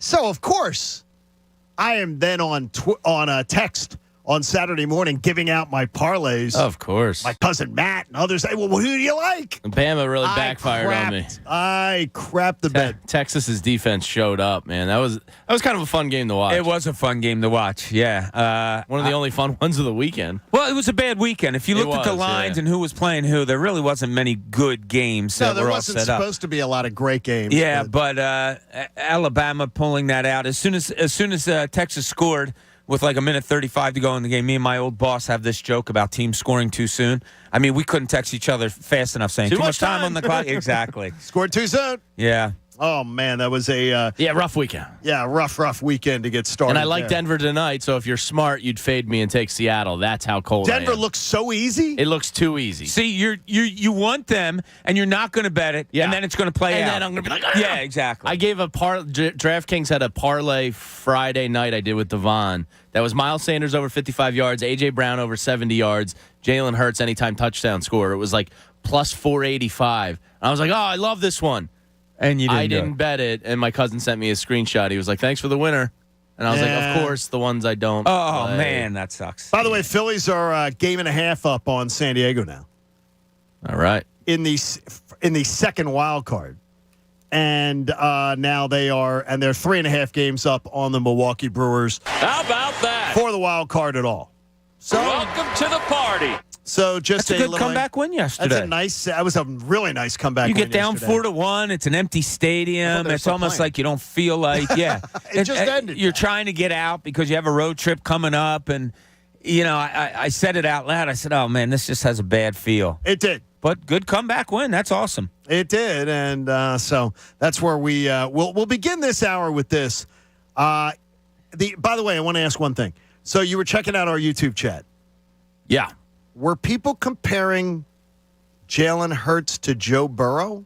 No, it wasn't so much a comparison. It was just that Joe Burrow had 4 interceptions week 1, and Jalen didn't look that bad. It was just they weren't comparing. No, it wasn't. Oh, okay. It was more the point of because any comparison where Joe Burrow's being brought up with Jalen Hurts to me is just no. It was just it really wasn't. Guys struggled all over the league kind of point. Yeah. Yeah, I mean there was. And Joe Burrow looked horrible yesterday. By the way, did you watch Herbert and Mahomes? Were they struggling? Oh, they weren't. Mahomes is ridiculous. He's pretty good. Was Kirk Cousins struggling? No. Nope. I mean, there's a lot of guys who weren't struggling. It was a sloppy weekend. It was a sloppy weekend. Yeah. You know what? I really put it to John. What it's been one of your themes, all of us, is that with this non-practicing training camp and an extra game added to the season, going from 16 to 17, I really think that coaches, organizations, whatever, they're just like, all right, we're going to take it easy because it's an 17-game season, and we're not going to kill ourselves to be ready for like one. Yeah, I do. I think it's that. That might be a mentality that goes around the league. I think that's how Reed kind of views the first week or first month of the season, even with hard camps. Yeah. It's like, all right, just survive September, get out of here without a lot of injuries. We'll get better as we go, and then the final 3 months. November, December, he was always really they hit good. their stride late. Well, Jerry Jones, Dr. Jerry Jones. I didn't realize he was Dr. Jerry Jones. Yeah, he's got a doctorate. Dr. Jerry Jones, I didn't realize this, was talking after the game last night, because if you missed it and you went to bed and you're getting ready for your Monday, Cowboys got skunked last night by Tampa Bay. He was the daddy in that deal. And here's what Jerry Jones had to say about what went on with an injury to Dak Prescott. Dak will be out for a little while, and so we'll be dealing with that as well. So this was a really tough night for the Cowboys to lose him for several weeks. We'll see more about how many weeks that may be. What exactly happened to his hand? Yes, he has an injury above his joint and his thumb up here. That'll need surgery. Okay, that's just reading online. It's a worse injury or it's a comparable injury to what Bryce Harper had.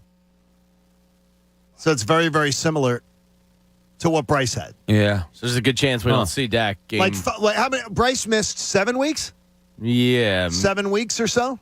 Yeah, about that. So, I mean, I would think for a quarterback, he's going to miss the first Eagle game.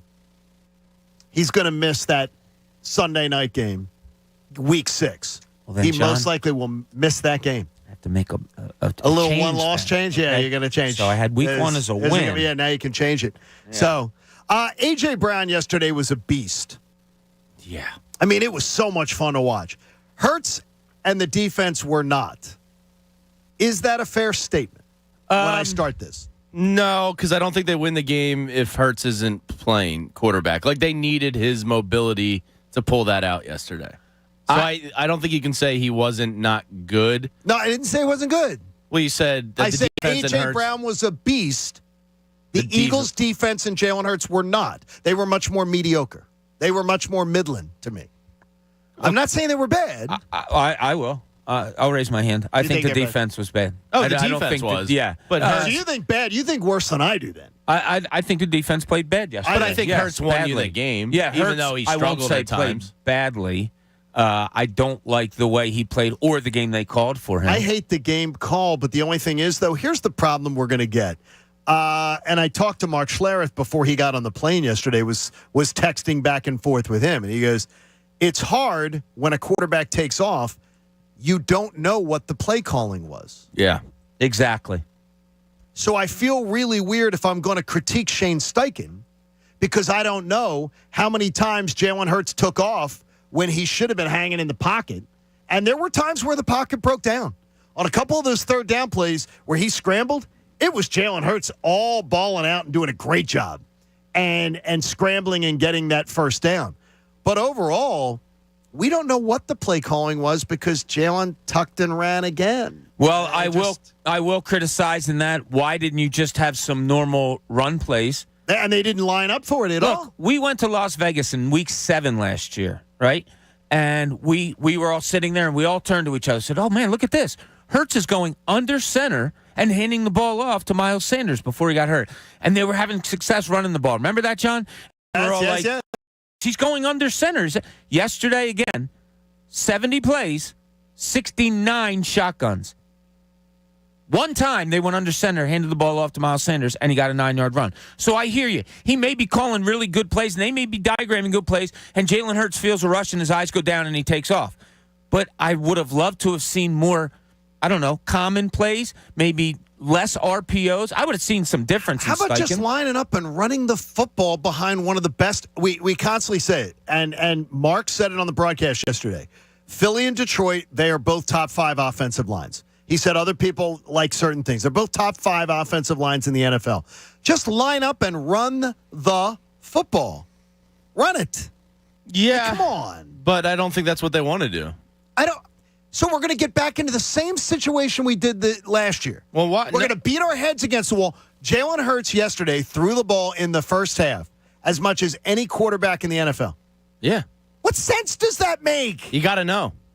It doesn't make sense. You have to win games. Yeah, but the bigger picture is, what is he? So you're going to win. You have to pass it 75% of the time, and you cannot count his runs as running plays. I mean, you can win and find out what he is at the same time. Maybe it was a Lions specific game plan where they wanted to try some things and they thought in the back of their heads, all right, we can still win this game. But let's go a little heavy. I'm sure it'll be a little different next week with Minnesota coming in here, because Minnesota's a better team, if not a good team, potentially. You have to know. You know what I mean? Like, the most important thing for this franchise is to get a definitive answer on him. But you can learn about him, whether he's a passer, by having him. He doesn't have to pass more than Aaron Rodgers. He doesn't have to pass more than Kirk Cousins. He doesn't have to pass more than you don't. You can learn whether your quarterback can throw by putting him in a more traditional offense. But they don't. They must not believe that's right for him. And it screwed them up last year, and it almost derailed the entire season by having that mentality. Learn from your mistakes. You got to learn from your mistakes. You got to learn what your quarterback is. But that's not the way to learn. It's September. Having him throw it all the time. It's September. Teams are gearing up for the end of the season. Like, you try to get your wins early, but you got to find out what he is, and you got to know what he can and can't do. So come December and playoff time, you know what you can get away with. Pat, where do you fall on that? A little bit of both of you guys. I mean, at this point, you shouldn't have to really throw it that many times to know what he is, because he has had how many, 30 starts? 25, I think. Yeah, something like that. We just keep, moving the goalposts back. But I hated the game plan yesterday. It just seemed like it was pass, quarterback run, pass. But if we hated the game plan and they put up 31 points, what are we talking about? Because you have to be able to have a much more. And they're saying, "Oh, look at the balance." At one point, it was 26 passes, 21 rushes. But it was Jalen Hurts taking off on jailbreaks. It wasn't, as Bob points out, it wasn't designed runs. You have to run the football in a traditional sense. But they did. Miles Sanders was a big reason why you won that game yesterday. But they didn't give him enough just line up and let him run. Each game plan is unique. Like, it shouldn't be the same game plan every week. They believed that yesterday was the way to attack Detroit. Their secondary sucks. I mean, they showed up okay yesterday. Okudah was back for him after losing him last year. But their secondary was second to worst in the league last year. So if I'm putting together the game plan, I want to attack their secondary. I got A.J. Brown and Devontae Smith and Dallas Goedert. I'm going to let it rip on that team. Next week, it might be different. We'll see. Yeah, and as John, I think you said that Schlereth said, maybe we don't even know what the game plan was yesterday. Maybe there was a good game plan drawn up, like you say, Jamie, that the way to attack Detroit was to go after their secondary.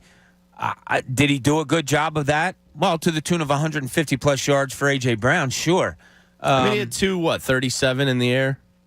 243. Yeah. 243, okay. By the way, I bet the over 226.5. Yeah. That was to the end, that was a nerve-wracking. Yeah, we said we liked that on the pregame yesterday, I think, that we liked Jalen Hurts to throw for over that. Yeah. The 90 yards rushing, though, it's not sustainable. No, I mean, look, even if the game plan was to throw the football, every time they gave Miles Sanders the ball, he was picking up large chunks. So at what point do you kind of mix him in more? I mean, for all we know, Detroit's game plan was to throw the ball. But the moment they handed it off to DeAndre Swift and he gained 8, they handed it off again. And, I mean, he had a DeAndre Swift big game. almost 10 yards a carry. Yeah, it was like, so at what point is your 9.5 game yards plan? a carry. Yeah, the rush defense. I'm not saying their game plan wasn't smart going in because, yeah, obviously your secondary sucks. You pass the ball. But if it's not really working or your quarterback's having problems with that or the pass, I mean, at what point do you just change it up a little bit? Hey, at Whole Foods Market, get organic air-chilled chicken breasts for $7.99 a pound through September 13th while supplies last. Plus, Prime members save an extra 10%. Shop now in-store or online. Terms do apply. Remember, FanFest is coming up on October the 1st. FanDuel Sportsbook presents FanFest 2022, October 1st, 1 to 5 at Xfinity Live. We're going to have a great time, and obviously you get to meet Big Play Slay and more. So here's the deal. You're going to go out there and you want to be a part of it. We're going to give away 3 pairs of tickets right now at 215-263-0975. 215-263-0975 if you would like to attend FanFest. Nick Sirianni. We talk about it again. They have the youngest coaching staff in the NFL. And he talked about the fact that some people critique that they're a very, very young staff and they don't have any experience. But thankfully, he's got somebody on his staff that I didn't even realize was on the payroll. My head coach from college, Coach Karras, I asked him, a couple guys I talked about, hey, what does it take to win the first game? And I asked Coach Wright. Jay Wright was a great resource for me. And be able to call one of the best college basketball coaches of all time and ask him philosophy questions of coaching, that's a special thing. I'm just glad he's an Eagles fan. And I talked to a couple other coaches. So I know you guys asked me last year, like, you don't have any other head coaches on this staff. Don't you need an older staff and a staff that can help you out in it? I got great mentors. Not good mentors, great mentors. What's the problem? I absolutely. It's great that you talk to Jay Wright.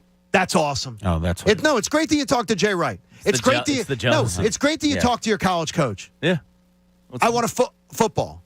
The college coach is a football. He's one of the most successful. Yes, and absolutely. What's the problem? The guy knows football. No, it's great. Is that I want to hear the idea is that what I saw yesterday. I feel like Gene Hackman in Hoosiers. John, the field's 100 yards and 45 wide, and it doesn't change, and there's 5-yard increments. Football's football. Yeah. I don't care who he talks to. If these guys know what they're talking about, how much is the basketball court? What is it? Come on, Bob. Well, coaching is great to have philosophy. No. It's great to have philosophy. Well, coaching is about handling people more than X's and O's, as much as X's and O's.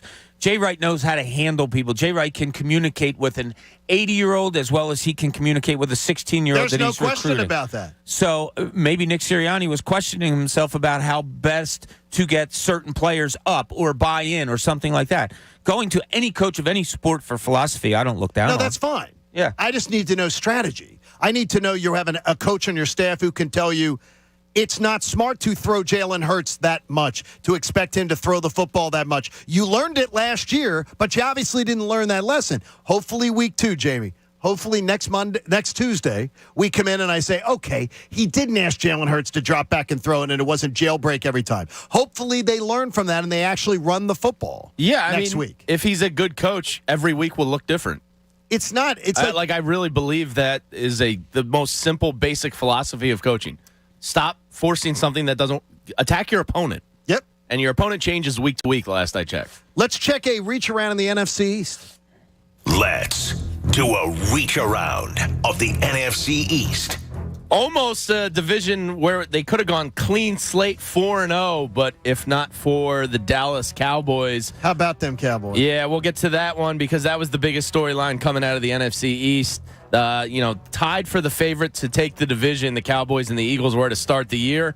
The Cowboys number just took a big dip because the news coming out from Dr. Jones, which we just heard in Dallas, is he's going to miss some time. Dr. David Chow, the sports MD doctor online, says he's going to miss at least 6 weeks. Oh, boy. That's going to sink a season. It could sink a season. Because that team didn't look good last night, even with Dak. I think it was Shaq Barrett's helmet. He hit it on a pass attempt. 6 weeks without that quarterback and turning it over to Cooper Rush. Yeah, I don't know about that. We'll see. Good luck. They just were not a good team. And it wasn't the only injury they suffered. They also lost left guard Connor McGovern to a sprained ankle, which is another 5 or 6 weeks, they're saying. And safety Jaron Kearse also left the stadium on crutches last night. They get the Bengals next week, who are also coming off a loss there in ugly fashion. So you're getting a highly motivated Joe Burrow coming in there. And then they play divisional games 3 of the next 4 weeks. They play the Giants on the road. They play Washington at home. Then they travel to the Chargers and travel to the Eagles. Yeah. It could bury their season. This could be rough. You mentioned if they would kick the tires on Jimmy G. I saw somebody else out there speculate maybe Cam Newton is somebody they take a look at for 5 or 6 weeks. I don't know, but that's desperate times already after week 1. The next story, the New York Giants. I had my Giants buddies and my cousin's wife, Sean, all blowing up my phone yesterday with Brian Daboll dancing in the locker room with his team. But the story of the game, Daboll was a big part of that, or Dabble, excuse me. Saquon Barkley just dominated that game. Looks like he's back to his pre-injury form. 18 carries for 188 yards and 2 touchdowns. They dug themselves out of a 13-0 halftime deficit on the back of Saquon Barkley. Brian Daboll won over the locker room and I think was going nuts because they went for 2 in the win at the end and got it, and they beat the Titans 21-20. Anytime you do that with a team, you're going to win them over. If you go for 2 and get a win, you're going to win that locker room over. That was a great move by him because in the grand scheme of things, what's there to lose? Exactly. You might as well go for it. I'm sure the Giants in the back of their heads don't expect to be good this year. He said he went to his veterans on the sideline during the drive. And said, you have any problem if I go for it? That's a great way to get buy-in. Oh, my. It's more than the game. He won no matter what. Going for the 2 with his team behind him, you're a winner, whether you get it or not, because you've won your team over. Yeah, they get the Carolina Panthers next week. And, Baker yesterday tried to lead his team back, but Carolina still looks like Carolina. He buried them and then tried to dig out of the hole. Yeah, kind of. And then the final game of the weekend was the Washington Commanders. Carson Wentz was front and center of this storyline in the game, as he did throw 4 touchdowns, 2 to Penn State rookie Jahan Dotson, their first-round pick, who's a kid I liked coming out. You did. You talked about him all leading up to the draft. He could be a player. Their wide receiver room is stacked. Terry McLaurin also reeled in a touchdown, and Curtis Samuel, who missed all of last year due to injury, also pulled in another one. So their 4 touchdowns came from a really good wide receiver room. But Carson Wentz in the beginning of the fourth quarter, back-to-back interceptions, one of which right into the D-line, which was hideous and almost cost them the game. We'll see what happens there. Ron Rivera, after the game, gave Carson Wentz the game ball and did the whole corny, what he's been through this offseason. Really? Yeah, and, he talked to the team, and that's great. We're all very happy for him. The Commanders face the Lions next week in Detroit. And injury front news, defensive tackle Mathis left the game on a cart, and there's internal concern that it's serious. Geez. I hate seeing the injuries week 1. Yeah. Any week you hate seeing the injuries for teams, but 3-1 for the division over the weekend with the Eagles included. Dallas looks like they're in trouble. The Commanders look like they have potential, and the Giants, we'll see. Daniel Jones still sucks, though. Kyle is watching on YouTube, and he's not your Kyle, Bob. What do you say, Kyle? Kyle's watching on YouTube in his office, and he says, John, it's okay to smile when Dak Prescott goes down. That's bad juju. That is bad juju. I never, ever want to smile or root for injury or be happy that a team got injured. He said, even though it gives the Eagles the division, he goes, it's okay to crack a smile. I think that's bad. That's bad karma. I don't want Dak. First of all, I don't want Dak Prescott to go down. I do not like the Giants. Something about Saquon Barkley makes me want to root for him because he's been in. I like Saquon. I'm not going to lie. And exactly, I have no reason to not like Saquon. Saquon Barkley's not a jerk. He's not so I have no reason not to like him, other than the Penn State thing. But I put that aside. Right. I mean, I'm rooting for him to rebound his career, and I want him to go 0-2 against the Eagles. Yeah. I was wondering / concerned if he and Zeke were going to have bounce back years this year. Well, Zeke, I don't think. It doesn't. Why not? Nah. All right, coming up. He's not horrible. My top 10 list on the dumbest things I saw on Eagles Twitter yesterday. This will create some conversation. John Kincade Show on 97.5 The Fanatic. My friends at Landis Block and Concrete and my buddy Tony Marzano, our contractor that Landis Block and Concrete is working with to give us our beautiful outdoor paradise Work begins this week. Groundbreaking this week. What you need, they always tell you at Landis Block, is imagination, space, and a budget. We had the space. I made the budget. And the imagination, well, that was up to Christina working with Jared and his team at Landis Block. We went to landisbc.com on the web and got some ideas. Then we visited them in Souderton, Pennsylvania, their beautiful showroom, and it is absolutely awesome. Then they worked with our contractor, Tony, to be able to set up the project. We're going to make our beautiful, jaw-dropping outdoor paradise. For us, it's outdoor living space. We wanted that outdoor patio with space for the grill and everything like that. Other people want the fire pit or the outdoor kitchen. Whatever you dream of, they can make it happen. I'm telling you, visit Landis Block and Concrete. Before you go see them in Souderton, Pennsylvania, go check them out on the web at landisbc.com and then create your own jaw-dropping outdoor paradise. The John Kincade Show. If you don't like it, go on the internet and complain. On 97.5 The Fanatic, Philadelphia. Want to fly with the birds to Arizona? 97.5 The Fanatic is going. And you can be there too. It's your chance to join the John Kincade Show and hundreds of Birds fans for a trip of a lifetime. Listen every weekday for your chance at a trip for two with our official partner, PhillySportsTrips.com. Travel with the pros. It's easy. At 8 a.m., 12 noon, and 4 p.m., we'll give you the cue to call. The 10th caller each time will win a pair of Fanatic Fan Fest tickets and be in the running for the grand prize trip. Birds, cards, in Arizona with Philly Sports Trips. Hundreds of fired up Birds fans and the John Kincade Show. Presented by the Bet Park Sportsbook and Casino app. Everything you want in a digital casino and sportsbook. Must be 21 and in Pennsylvania or New Jersey. Gambling problem? Call 1-800-GAMBLER. And 97.5 The Fanatic, Philadelphia. Is sports betting about to become way more fun? You bet. Because the Bet Parks app has a brand new sportsbook. Live bets and parlays? You bet. Instant deposits and incredible app experience? You bet. Plus, your first bet is risk-free up to $750. So, are you already a winner just for signing up on the Bet Parks Sportsbook app? You bet. Bet Parks. Gambling problem? Call 1-800-GAMBLER. Terms and conditions apply. Pennsylvania and New Jersey only.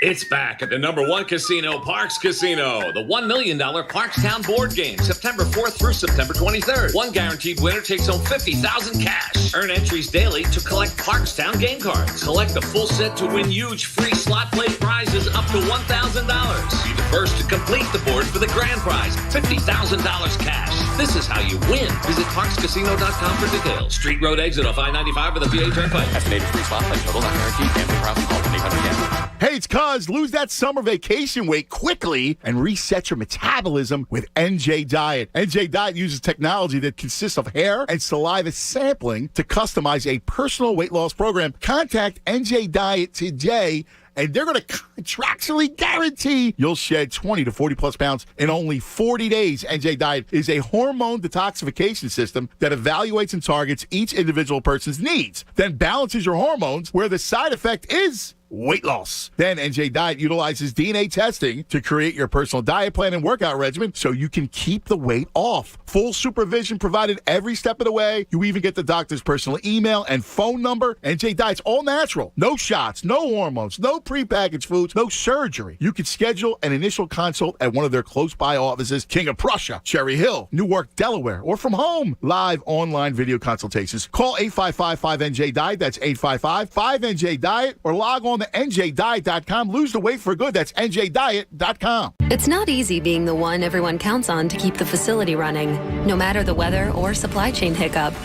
But we get you, Raymond in Buffalo, and Maria in Miami, Jules in Minneapolis, and Stan in Central Indiana, taking control of everything that's under your control. At Grainger, we're here for you with experienced branch staff at over 250 locations so you get the product you're looking for. Call, click Grainger.com, or just stop by. Grainger, for the ones who get it done.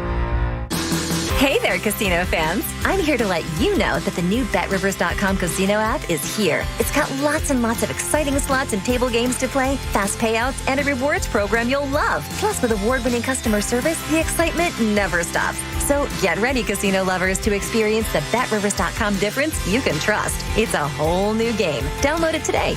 Presented by Rivers Casino, Philadelphia. Must be 21. Gambling problem? Call 1-800-GAMBLER.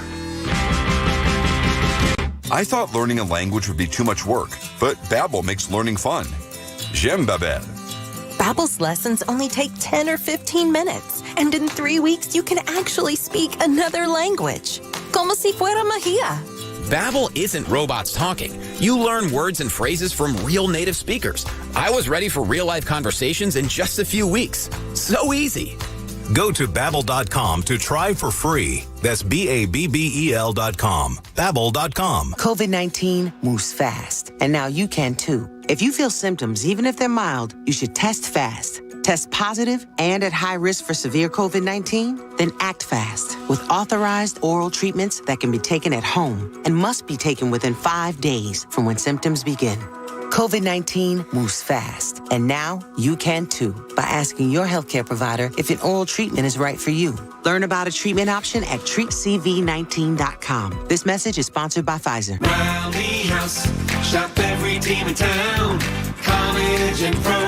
Come on, it's time to go. Calling all Philly fans to celebrate the grand openings of Rally House Brinton Lake, Newtown, and Ivy Ridge this weekend. Prizes, giveaways, and much more. Eagles, Sixers, Villanova, Penn State, Temple, Phillies, Flyers, don't be late. Rally House, Rally House. It's your city, it's your house, it's the Rally House. Celebrate with us this Saturday and Sunday. New message. Hey, man, it's Devin. You know, from that time you accidentally emailed me because you thought I was a different Devin. Oh, and your email signature said confidential. If you receive this in error, please delete. That's so you. Anyway, I heard you bought a boat. When are we setting sail, Captain? When you get a boat, you also get new friends. Make sure Progressive's one of them and get coverage today for as little as $100 a year. Oh, and no, you did not receive this message in error. Progressive Casualty Insurance Company and affiliates. Annual premium for basic liability policy not available in all states. The New Jersey Transit Police Department reminds you that we all need to work together to keep our transit system safe. Be alert and aware of your surroundings. If something doesn't feel right, it probably isn't. Report suspicious activity to 1-888-TIPS-NJT or text your report to NJTPD. New Jersey Transit urges you to help us keep our transit system safe.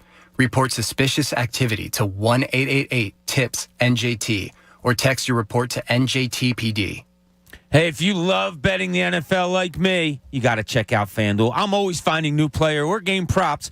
And what's cool about FanDuel Sportsbook in partnership with Valley Forge is you can combine these props with other bets from the same game to score an even bigger payout.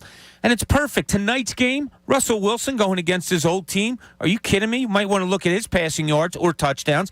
Join it up with maybe DK Metcalf to score, or maybe you want to go for his yards also, or Javonte Williams rushing total. Anything you want to do, you can build it up. Same game parlay is just one of the reasons I bet with FanDuel. It's so easy to use. They always have awesome odds boosts and specials, and when you win, you get paid fast. Are you new to FanDuel? Well, get $150 in free bets, win or lose, with promo code Bob. That's promo code Bob. Make every moment more with FanDuel, official sportsbook partner of the NFL.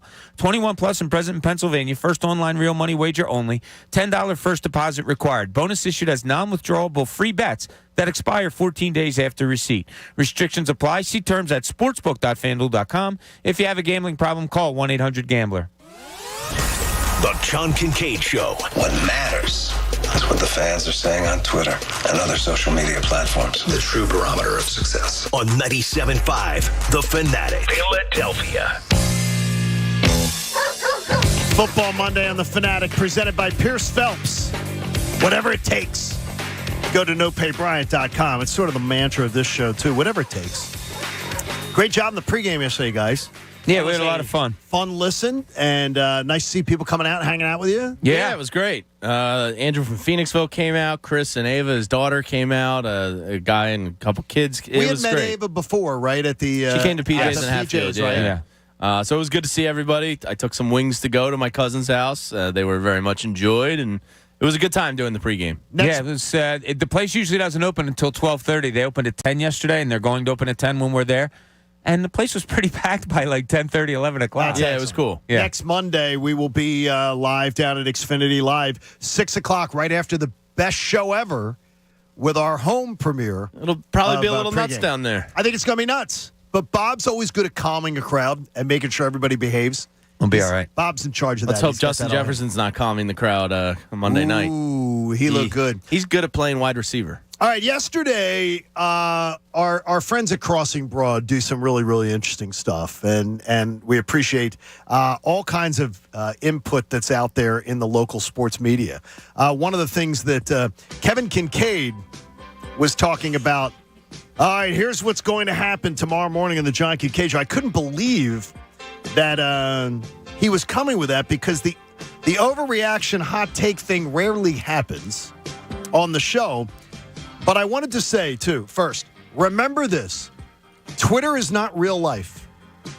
What? I finally got the number. I said in my piece that I posted at 97.5thefanatic.com, by the way, Pat. Digital content. Digital content. I said less than 20% of Americans use a Twitter account. It's 16. I'm not even sure what a tweet is, but it wasn't a good tweet. It's actually 16% of Americans actually use a Twitter account because people have multiple accounts.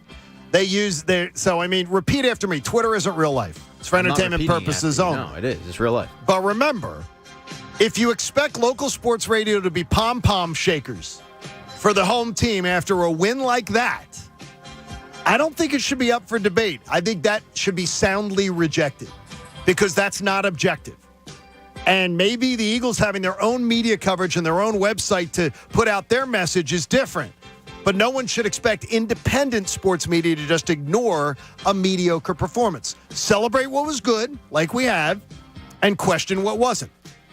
So what I put together is this week's top 10 list. Is my top 10 list is the dumbest things I saw on Eagles Twitter on opening weekend. I'm looking forward to this. Number 10, here we go again, guy. The fan who rejects any level of expectation on the Eagles begins to panic in the first quarter of the opener. I'm pretty dumb sometimes. That fan never lets it breathe or develop. In a few weeks, fans will just remember the win more than the style points. But I saw it yesterday numerous times. They're down 7-0, and it was panic already setting in. Here we go again, just like last year. This defense is terrible. This team is terrible. Oh, my gosh. I tweeted, hold on to your butts. Hold on to your butts. Or clench your butts or whatever you said. Number 9 is... Hold on to your butt. Number 9 is this looks exactly like last year. And there was a lot of that. In fact, nothing yesterday to me looked like last year. In some of the results it did, but this roster is far improved. It definitely needs time to develop, but there's so much more talent out there. I'm so much more optimistic, even though they struggled in a victory. Number 8 was, and this is one of Kevin Kincaid's, cue the sports radio hosts calling out the lack of work in the preseason. You know what? You just made the list. Yep, Kevin. Cue it up. They had numerous pre-snap penalties, couldn't get their play calls in from the sidelines, the coaches communicating with the quarterback, and they ran out of gas in the fourth quarter. So, yes, cue it up. It was an issue. And if you want it ignored, I would call that absolute malpractice or just ass-kissing or pandering, whatever you choose. Number 7. God forbid anybody can be happy after a win. That's stupid. Use your common sense. Nobody who's an Eagles fan is happy when they lose. And I can tell you this, nobody in local media prefers the Eagles to lose. Because we get to number 6. There's nothing worse than an Eagles win. People using the Mike Schmidt. Bob, there was a lot of that. The agony of victory here in Philadelphia. The Sunshine and Lollipops crowd prefers to hear just the good things. And if they're clamoring for an alternative, spoiler alert, there's a reason that there isn't one out there, except on the team's own coverage, because it doesn't work. Having a lack of objectivity fails in media. It's not a strategy that works. So unless you just want to be your own PR firm, being objective still matters. Number 5, bad performances are what you prefer in sports radio because it means more angry callers. I'm an idiot. Well, when a sports radio show depends on callers as their content, you may have a point. And I think it was Dan Baxter was saying that yesterday. But What's up, Dan? But Dan, quality shows don't rely on the callers to make their content. So again, I reject that premise completely. If you're requiring your callers to be the content, you might get that. Number 4, it's better for sports radio when the Eagles are bad. Quite frankly, I think you're an a-hole. Well, guess what? That's false. Completely. There's nothing better for business of sports radio than a team locally going on a title run and being great. Rick Pitino is the one who perpetrated this nonsense decades ago, and some still quote him and repeat it like it's fact. Fact is, sports radio thrives better when the teams are better, not when they're worse. Number 3, a game like today is why I hate Philly sports radio. Look, I see all these nitwits on Twitter. Well, considering that you're tweeting about it before you even hear the coverage, you obviously don't hate it. You obviously love it. You crave it. You're addicted to it. You remember it. You consume it. There's nothing better than the internet critic who tells you why they hate a product that they obsess on. We will tell you all, though, whether you love it or you hate it, you are appreciated, and we thank you for being there. When you're here, you're family. There it is. I don't know if we can use that, Pat. Can we? Can we use the we're family? We started. Oh, no, we use it. Oh, okay. We invented that. Oh, I didn't realize that. Number 2, Jalen Hurts can't get any credit at all, even when they score 38 points. Well, they had no passing touchdowns. Devontae Smith didn't catch a pass and was hardly targeted. He left the pocket far too quickly on quite a few occasions, and you can't have your quarterback rushing the ball that much. So there was plenty to praise, and we did. His work with A.J. Brown, superb. But if you're thinking that he was not worthy of criticism, I don't know what game you watched. And number 1, bottom line, all that matters is the win. That's a great sentiment if your team has no expectations on their season. Okay, don't worry about it. Enjoy the win, man. If you're expected to do nothing, all that matters is winning. When you're expected to win a division title and win a postseason game, the way you play matters. And there is your also. It's up there, and we gotta finish this off with thanking Kevin Kincade for listening. Kevin does listen. Kevin's just one. He only got 2 of the 10. So we made sure of that. I just feel like it was a little. I want to clarify that because I don't want him to think the whole list was him. Oh no! But I only also 2 want to were. Thank him for listening. Oh no, it's great. Dan Baxter, thank you for listening. And the one thing I thought was funny, though, is that Kevin's like, okay, here's going to be the open in a Kincade show tomorrow. We've never done that open, ever. There's nothing good to take out of that win. We've never done that show, ever. Yeah, but we might do it next week. If they beat Minnesota? We might. Absolutely. I don't know. No, you got to tune in to find out. But you don't depict a program as being one way when it's never that way. Great. If you want to depict another show as being that way, you can. But this one, that's completely false. So we're doing the show before the show. You don't. He's doing the show. You just told me we're not doing that show next week. No, we won't. Next good point, Pat. Very good point. If you beat Minnesota, I promise you this, beating Minnesota is not beating Detroit. No. You beat Minnesota, that's a completely different animal than whether you beat Detroit. When you beat Detroit, it's a tough game next week. You should be. That's a really tough game. Sounds like you're doing the show before the show. It's going to be. Doing the show before the show would be talking about the game itself. We don't know what's going to happen. I don't know. No, we don't know. Come on, Pat. Yeah, a lot of your points are fair. I will say, having listened to some post game yesterday, seen some stuff on Twitter, and even kind of like just the general vibe this morning is kind of a little depressing that we're focused more on the negatives than the positives. Do you think there were more negatives or more positives? I think there were more negatives. No, I think they're probably. I mean, the negatives to me were the defense, obviously, number 1. How about the offensive line? The offensive line struggled, but I'm not worried about them, so I don't carry that one with me. How about the fourth quarter defense? Well, I think that was conditioning.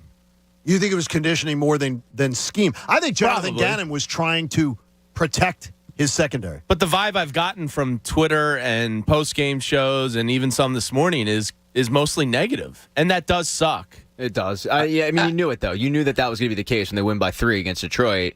And there's one. And you giant give up positive. 35. Yeah, there's one giant positive. It's A.J. Brown. And then if you want to go with another positive, it's Miles Sanders, which leads you into a negative because they didn't use him as much as they should have. Right. Well, they might be easing him in with the 13 touches. See that, Pat? You just summed up exactly what this should be and what this format should be. It's balance. But we talked about all those things. We've raved about A.J. Brown. We've raved about Miles Sanders' performance yesterday. Even me, one of his biggest detractors, raved about his performance. But we also can call it out and say, the game plan yesterday, we don't even know what the game plan was. Because Jalen Hurts just takes off at the first sign of any kind of struggle. He runs. And so there has to be a discussion with balance. But they moved the ball and put up 31 points at the same time. So like that, Like, I'm more positive on Hurts yesterday than I am ultimately negative, even though there's some things that were concerning to me. But he went on the road that place was loud. It was really loud. Detroit came out fired out of a cannon. They were ready to play from the start, and they moved the ball. They got chunk yardage. That 55-yard play to Brown was nice. There was more positives for me offensively than negatives by far. And there's nothing wrong with not being happy with the way you played in a win. Yeah, that's what. Wait a minute. That's like a nutshell. That's what Jalen Hurts thought. That's what Nick Sirianni thought. That's what Lane Johnson thought.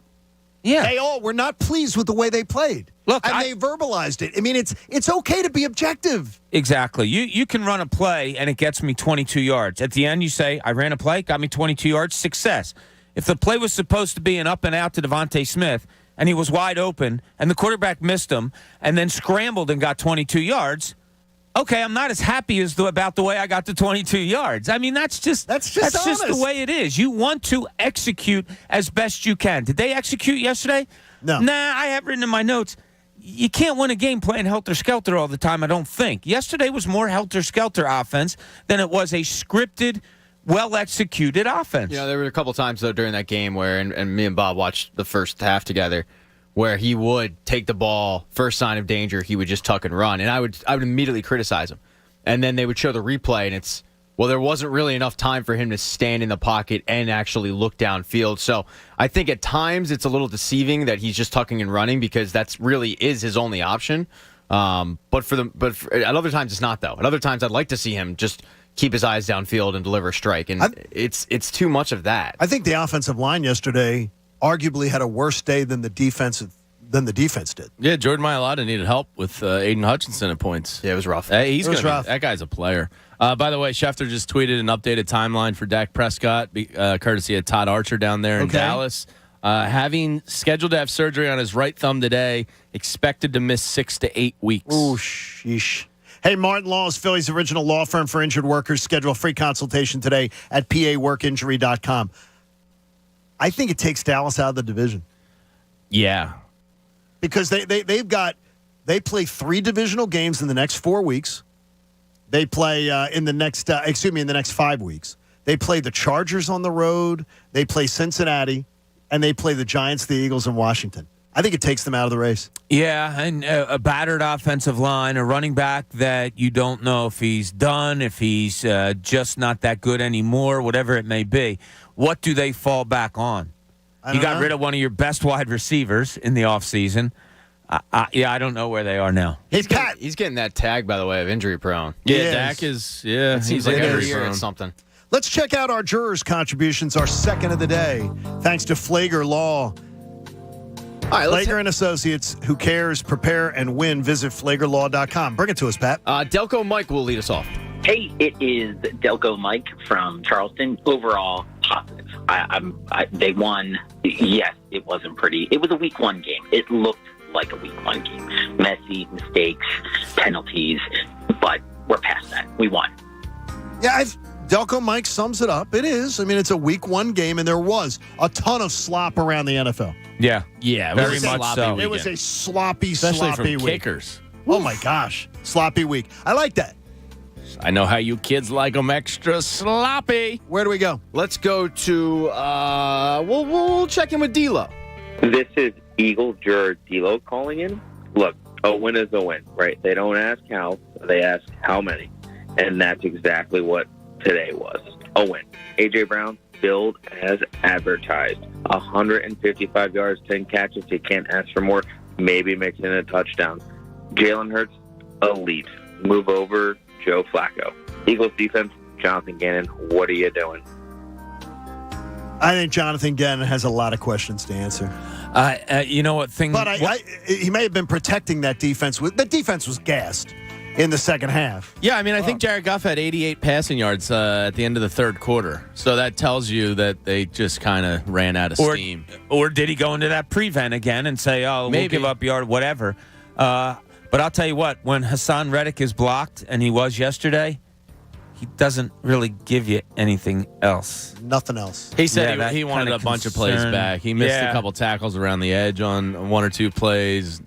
Yeah, that concerned me a little bit yesterday. Yeah, it wasn't a great debut for him. That's all right. Yeah, it is. It's fine. He'll bounce back. You fix it up. Question Monday mark. night. No, I think he'll be fine. Let's hear what our buddy E-Rock has to say about yesterday's game.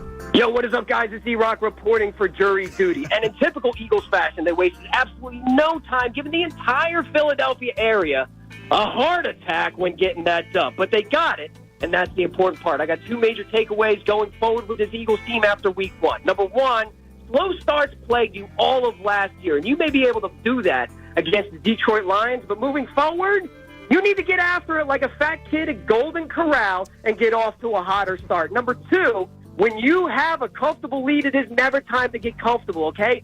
Step on their necks, and when you step, do not do it lightly. Go Birds. E-Rock, always a wordsmith. Oh, yeah. We love E-Rock, and we'll see him out in Arizona with us. Is he coming out? Yeah, be out there in Arizona nice. with us, Sweet. DJing the parties and having a great time. Great job by the jurors on their maiden voyage. Great work, and we'll have more juror contributions in the course of the day. This sports updates and everything is on the John Kincade Show, brought to you by St. Joseph's Children's Health. Get tickets for an evening with Dr. J at the Lancaster County Convention Center. Visit eveningwithdrj.com. Jamie, your ears perked up when he said Golden Corral. It reminds me of our lacrosse college trips there. Would you pull up at a Golden Corral? Yeah, because we'd have limited money to spend, and it would be like, all right, piggies, go hit the troughs, and then we just load up. How much did you get? Like how much would you remember? eat? I mean, like 2 or 3 plates back then when I was playing. No. Didn't they give you money for away games? Oh yeah, I think it was barely $15. Yeah, I think we got like 14 or something like that. Yeah, I want to say like $13.99 or something. So you'd go to a Golden Corral and just chow down. And then the whole lacrosse team would just pig out. We told the guy not to stop, and we used it to get beer. So you're saying like 3 or 4 plates or 3 plates? Probably like 3 plates. Yeah, it's Back like when Pat, I was we were in Vegas and we went to the buffet. Pat was a monster. I'm a bit of a foodie douche. You're putting it away, Pat? Yeah, I'm pocketing it. I'm investing it in some crypto. He's literally pocketing it. No, I'm talking about the food. Oh, They're the saying food, your no. plates were ridiculous. No, I am pocketing. I'm probably spending $2 on top ramen in college, and I'm pocketing the rest of the $13, and I'm putting it into some German Shepherd coin. It's a hot new coin. I didn't realize that. Is that the next thing? Yeah. Gosh, I got to get on that. Big on the crypto market. I'm glad we're going to commercial because I have the opportunity. get in to early. German Shepherd coins. Yeah. This is good, man. How's our Dogecoin doing? Isn't that Is that great? still a thing? That's really working out. Yeah, I made money on it. Isn't that great? I didn't lose money. Isn't that great? I still haven't lost money. That's I great. still own a bunch, but I didn't lose it. I great. sold my original investment, John. Hey, remember tomorrow? It's always sunny in Connordelphia. It's going to rain tomorrow. So Connor will be outside at an undisclosed location. We'll give one clue once a segment, and the first person to find Connor and say, this is not good radio, is going to win. They're going to win a pair of tickets to see the Always Sunny podcast live at the Met on September 19th. Some tickets will remain at themetphilly.com. All right, coming up in the second half of the show, your chance to qualify. In fact, to be the first qualifier to win a trip to Arizona with us. We'll talk about that next. Plus, what a great weekend in some ways. It's the John Kincade Show here on 97.5 The Fanatic. Hey, homeowners out there, think of this. Would you put up with a stove or a refrigerator or any other appliance that only worked right some of the time? Of course you wouldn't. So you don't want an unreliable water heater that doesn't give you the hot water when you need it. So now's the time to replace it. Go get yourself a Bradford White. Bradford White water heaters are built to be the best. You're getting top efficiency, years of reliable performance. We got a Bradford White in our household, and it delivers all the hot water that we could ever need. So take it from me. Do the smart upgrade. Get the hot water that you and your family deserve. You may want a high-efficiency gas model. You may want electric or tankless models. They've got them all. Visit BradfordWhite.com today, and you can learn more about their quality water heating products, and they will help you connect with a local plumbing professional near you. Go to BradfordWhite.com, because how you heat your hot water, it matters. Choose the best. Choose Bradford White. The John Kincade Show. Listen, I like kids, but this is not a kid's environment. This is like HBO, no limits. On 97.5 The Fanatic. Philadelphia.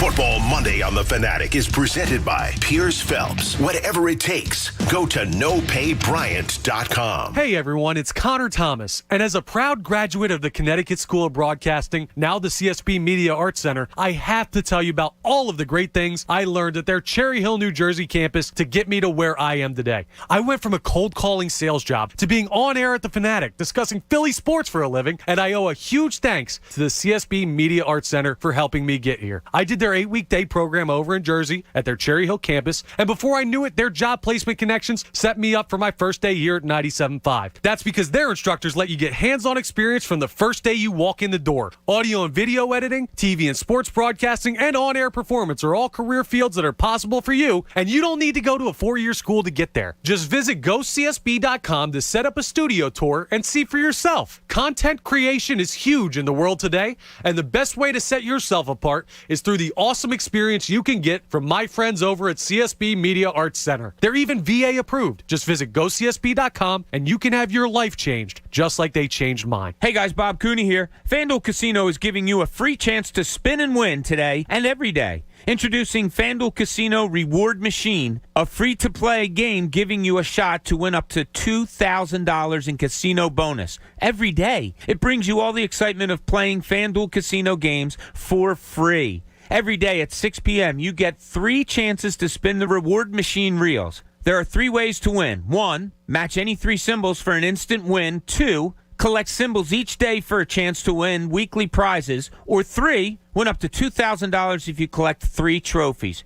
So what are you waiting for? Download the FanDuel Casino app by going to FanDuel.com/Bob and start playing Reward Machine today. That's FanDuel.com/Bob. 21 plus and present in PA. Bonus issue as non-withdrawable casino-only site credit that expires 7 days after receipt. Restrictions apply. See full terms at FanDuel.com/casino. Gambling problem? Call 1-800-GAMBLER or visit FanDuel.com/RG. Progressive Snapshot can save you money based on how you drive and how much you drive. So the safer you drive, the more money you could save. Now, if you didn't hear that because you were looking at your phone while driving, let me say it again. Seriously, put down your phone. That is so unsafe. If you didn't do stuff like use your phone while driving, you could save money with Progressive Snapshot, but saving or not, just put it down.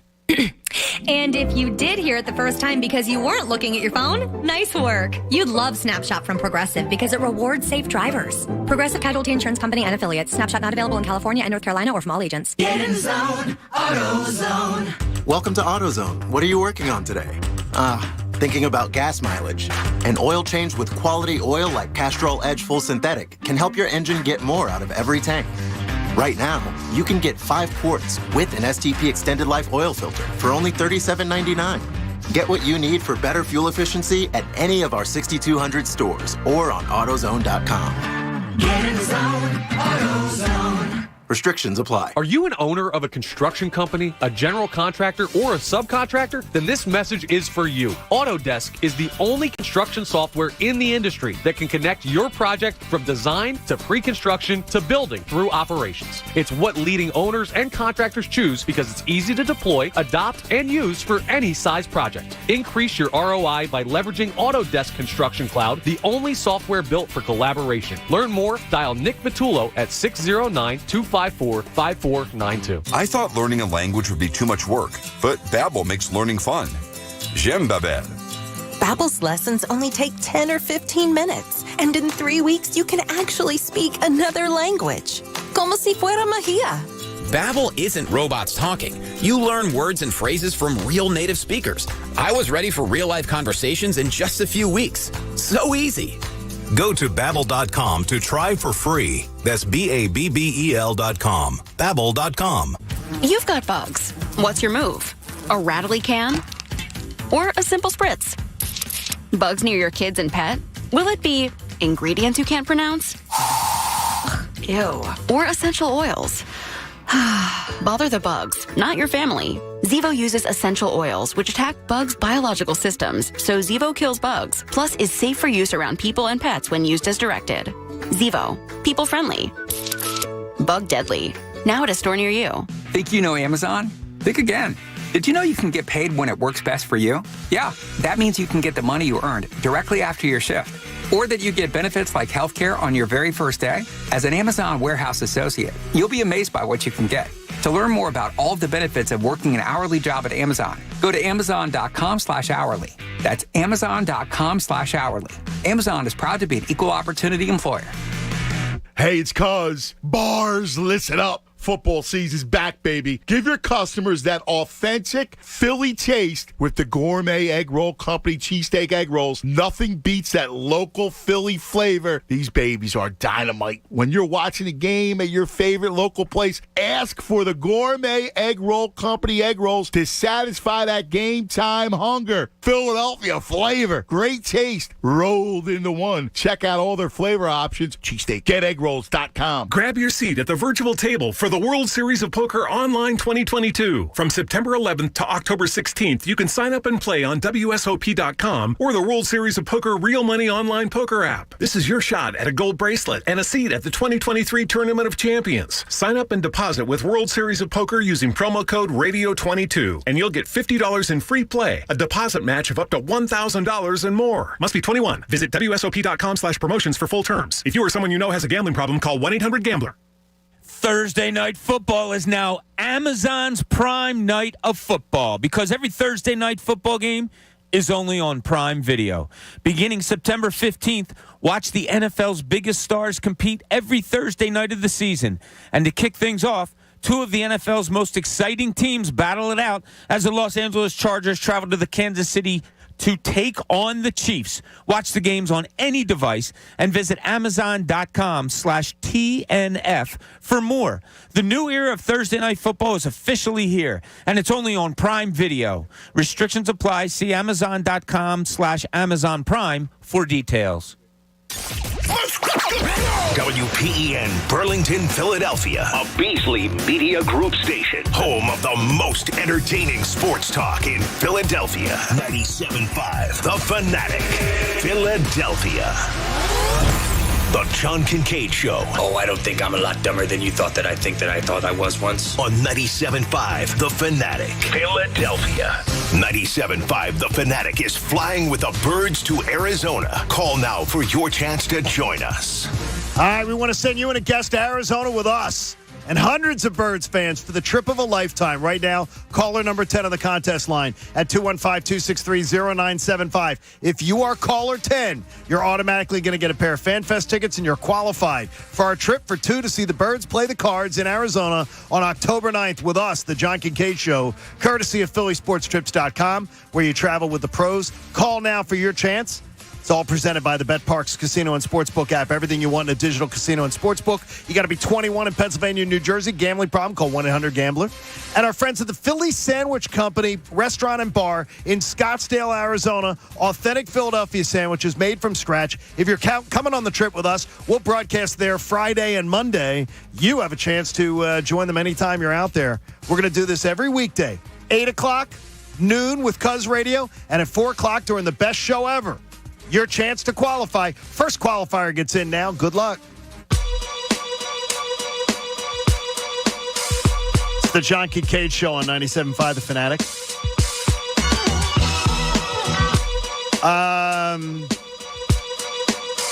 Do you know Damon? What's up, Dame? James. Yeah, Damon. I know a couple. Do you know Damon? Do you know Damon, the listener? He says he's met Egan and he's met Egan and he's met Jamie. Yeah, I know Damon. He's kept score this morning. Score on what? He said he's up in the morning. He sees our show every morning from usually until 8:30, and he decided to check Crossing Broad. And he decided to keep score on our show this morning. And he tried to objectively give a slash every time we were positive, every time we were negative. Oh, boy. What did the percentages come out to? Now, he said he did it. He tracked until we went to the jurors in the 7:30 segment. So he tracked around an hour and 45 minutes of the show. I think I'll be the most positive. No. He tracked for the whole show. Yeah. Every time we complimented an Eagle, every time we criticized an Eagle, or every time we criticized a coach or complimented a coach, what did it come out to? 70-30. Yeah, I was going to say what? Negative. I was going to say 65-35. His math, and he said my objective math was 60-40 negative. Wow, really? That's it? Yeah. That should have been probably the run pass. We need to be better. He said if I took out A.J. Brown and I took out Miles Sanders, it may have been more like 80-20. but he said it was 60-40. He was objectively sitting there having his coffee and he's doing some work, and he just put a slash down. Every time something positive was said, every time something negative was said, he said it came out like 60-40. And he says, I don't know what people want. That's sort of what I expect out of you guys. Well, I mean, 80-20 was the run-pass ratio, the pass-run ratio. So that, I mean, we're just trying to match the same energy as the Eagles. First 25 plays yesterday, how many times did the Eagles hand the ball off to a running back? Well, you told me the answer. Twice. You're out. Yeah. Twice. I can't. Correct. It was terrible. I just didn't like the play calling at all yesterday. But the only thing that saved him in the beginning was his mobility. Because if they didn't have that, they were going to be there were a couple jailbreaks. But they're also doing that because of the formations you're in. It's like they're blessing and they're cursed. Well, the offensive line was getting worked the first couple series. But if you're in a formation set up in a run formation, the defense doesn't do the jailbreak, sending 6 guys in a blitz. They know that if they just push him to the left, he's going to have trouble throwing the ball, and he's probably going to throw it out of bounds. His mobility, though, helps him to mitigate that and get to the right or move up in the pocket. But I don't know. I see blitz coming. I want draw play every time. I do too. I mean, and that you didn't see it once. You can see it coming. You see it coming. I didn't hear him audible much. Did you? Oh, God, I think he did, though. I think Nick Sirianni did talk about him audibling. Okay. That he did more. I just don't know if Sirianni has that trust in him to do it. And he said, he goes, sometimes we audibled into plays, and were they great plays? No. Okay. He said that. Hey, Martin Law is the law firm for injured workers. Visit paworkinjury.com. Jalen Hurts knew it, Pat. If we can hear that soundbite from Jalen Hurts. Jalen Hurts knew it after the game. And that's one of the great things. When you win in the NFL, you come away with a win and you still have your opportunity to get better. That helps. I think for us, we walk away from this game and we talk about the standard for ourselves, and the standard, it only rises. We know we didn't play to the standard that we wanted to play to consistently all, this afternoon. We know we didn't meet our standard, but it's a great feeling knowing you didn't meet the standard, but you still were resilient enough, had enough dog in you to find a way to win. So in terms of the conditions, very loud, very smallest stadium, low roof, kind of jam-packed in there, and those fans were out there. They were loud out there, but we were able to overcome. That's a great summation by Jalen Hurts. Yeah. And it is that when you got things, but he clearly leads with the headline. We didn't play to our standard today. We didn't meet the standard of expectation that we have for ourselves. That is the lead story. Whether people want to hear that or not, that's the lead story. And he admits it. And I don't care if people want to hear it or not. It's and the truth. Lane Johnson knew it. Absolutely. Nick Sirianni knew it. Yeah. So, I mean, no, but they won. So you should be really happy they won and everything. Yeah, we're happy they won. Everybody's happy that they got a win. I'm thrilled. It'd be far worse. It doesn't sound like it, though. It'd be very far worse. happy. You're just hearing it there, though. They didn't play to their standards. That's their standards. I mean, we're fans. Like, when I hear fans, overly critical, it's like, all right, they won on the road. Yeah, of course Jalen Hurts and Lane Johnson are going to hold themselves to a higher standard than most fans. I say the first thing, though, is if you looked at that game yesterday and you thought they played well, I'm going to tell you, I don't know what you watched. If you think that was a well-executed game plan, it wasn't. When your quarterback, by the way, the runs for Jalen Hurts were broken down as 11 times exiting the pocket due to pressure, is what it was. I'm reading one thing here, one breakdown here. 11 times he exited the pocket due to pressure. That's not good. Right there. The offensive line wasn't good yesterday. Not lining up to run the football out of a run formation is not good. Not even keeping a defense honest. But the run is not good. The rushing attack was good yesterday. It doesn't. I'm not going to bitch about that. Miles Sanders was really good yesterday. I'm not going to complain about the rushing attack at all. Miles Sanders. The complaint is that he didn't get the ball enough. Yeah, it's the play calling. But he's got a hamstring issue. Like, you guys asked me on Friday, what do you think his total is? I think I said 13 or 14 carries. What did he get, 13? I think he did. 12 to 15. And he had 13. So, that was completely expected. The other day? I think I set the over-under on. I think I set the over-under on him right around that number. I think I maybe said 11 and a half. Right. The props that we had: carries for Sanders 11 and a half. Me, Pat, and Jamie over. John had under. So and he we was took 13. So you won that one. Receptions for A.J. Brown 4.5. John had the under. We all had the over. You all nailed that one. Hurts yards passing 257.5. He was under. Just short. John had the over. We all had the under. I was 0 for 3 on my own props. This isn't good. Well, we were all 3-0, so that's all right. The Bet Parks app is not hiring me. Well, luckily you had a good Saturday. Oh, wait, no. I didn't, Pat. I had a terrible Saturday. No, I won more yesterday, thank God. Yesterday I won some money. Back. No. Yesterday was a 6 I think a 6-4 day. Lunch on John. Medium. Yeah, exactly. No, I didn't dig out of the Saturday hole, believe me. If you want another positive, and this is a big one, they didn't turn the ball over. Their ball security was really strong. Jalen Hurts, for all his problems, probably should have had a pick six at the goal Probably should have, but I think if you go through any NFL game, there's a probably should have had a fumble, probably should have had this. But that was one where it was like, dude, what are you looking at? There was 3 Lions defenders in front of the Eagles receiver. Like, that one was bad. Hey, with their incredible selection, expert guides, and totally low prices, you're going to always love what you find at Total Wine and More. Drink responsibly, and please be 21. So you can check that out there. Our friends at Total Wine doing a great job. Zach Berman is going to join us coming up here for his first appearance of the regular season. He comes up with us the day after every single Eagles game, so he'll join us next Tuesday after the Monday night game.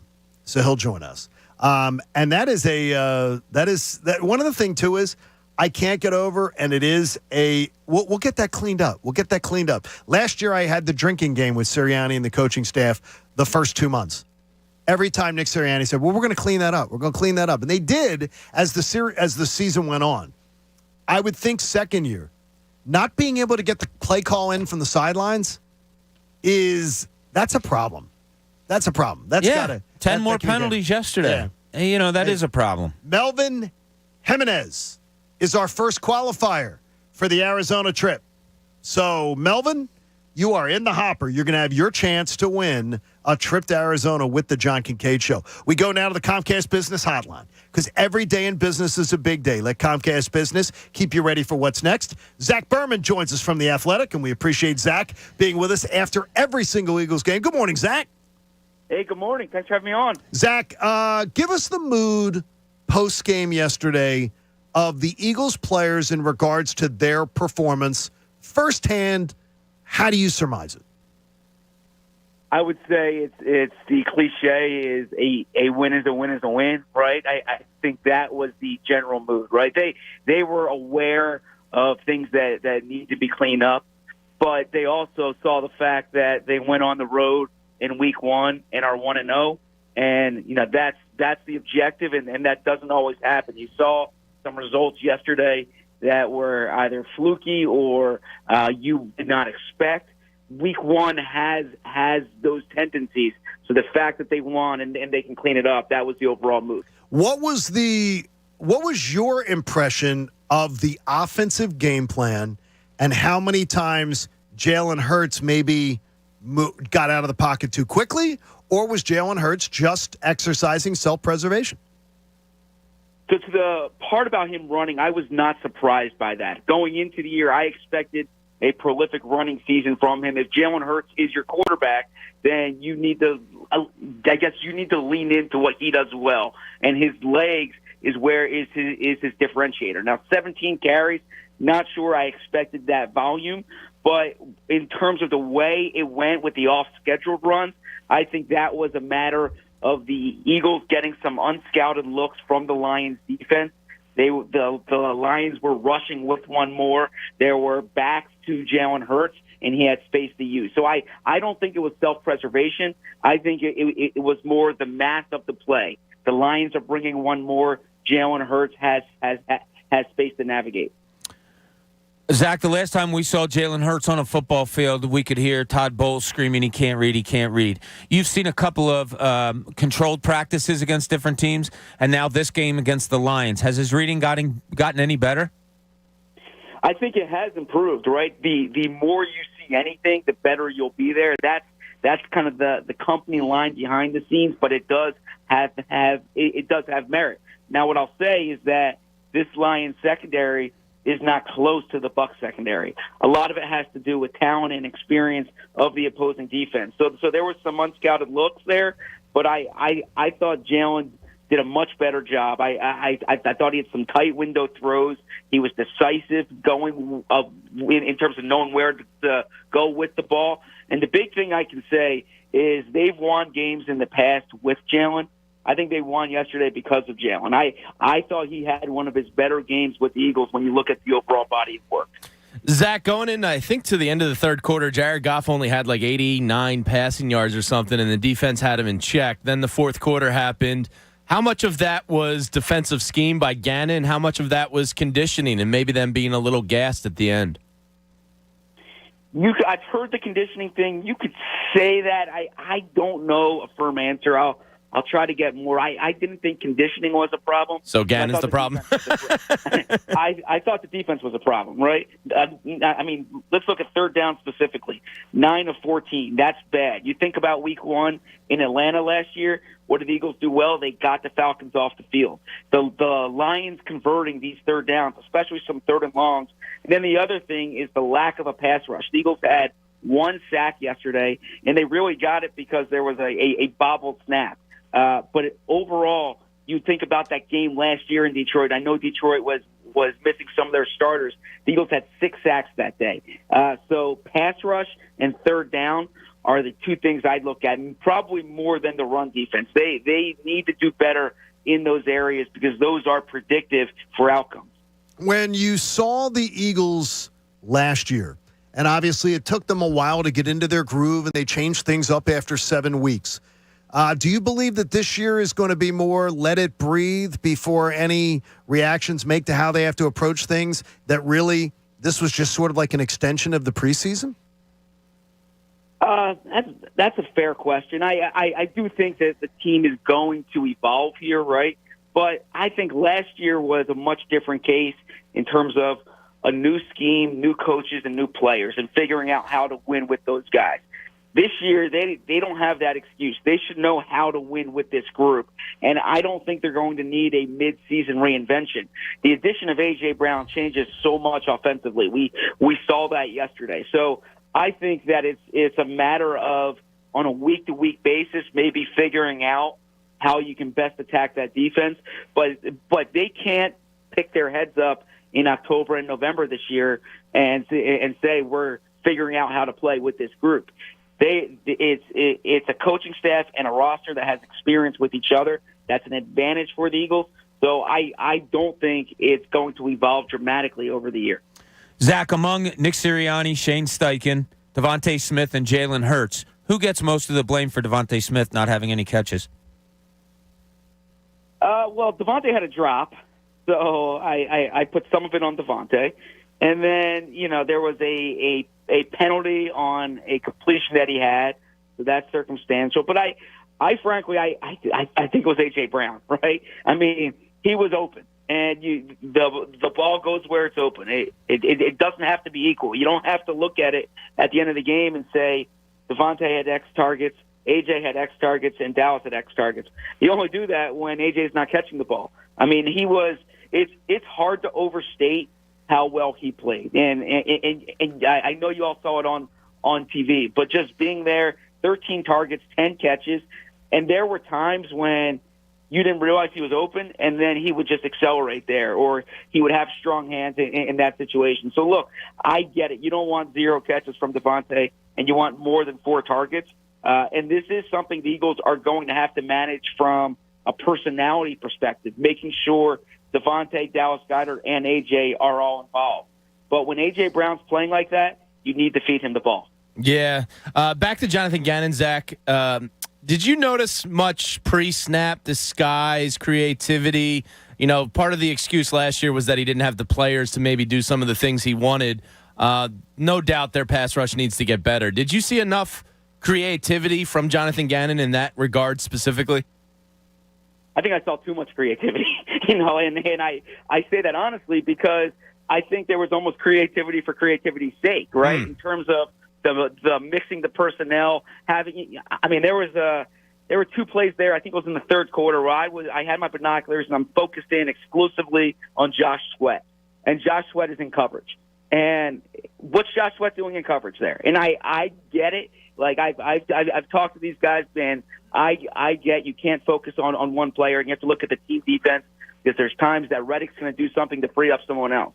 Well, you know what? It didn't free up other people yesterday. They need to figure out how to deploy their best players, and that needs to be the objective here. So I get the team defense argument, but that only carries water for me when the team defense is playing well. So, yeah, I did see creativity. I did see some pre-snap disguise. What I didn't see was enough effectiveness after the snap, and that's ultimately what they're judged on. Tell us about the not being able to get the play calls in time, the communication. Does that, in your opinion, is that affected by lack of reps and lack of preseason work together as a first unit and as a coaching staff?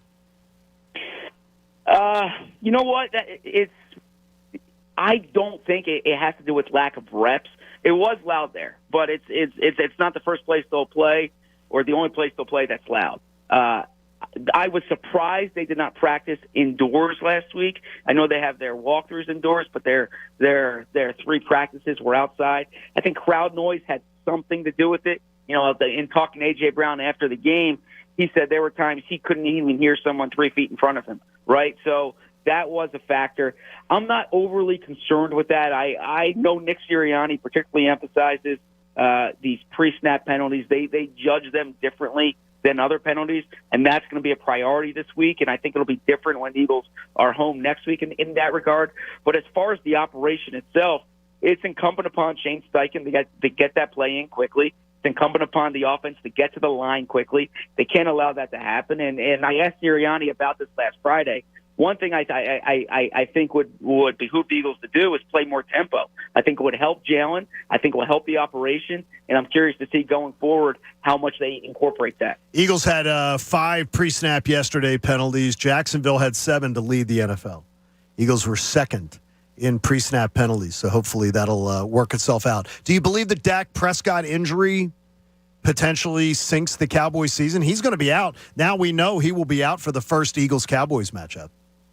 Yeah, I mean, I have a hard time thinking Cooper Rush is the answer there, right? So unless they do something that dramatically changes the complexion of the NFC East, the Eagles, if you thought they were co-favorites or even favorites before, you have to say this morning that winning the NFC East is the expectation. When Dallas is losing their top quarterback for as long as they are, the Eagles' schedule, which was already soft, gets softer now. To me, that was the biggest news of the night for the Eagles, other than what happened with them. Monday Night Football next week, Zach, so we'll talk to you on Tuesday morning.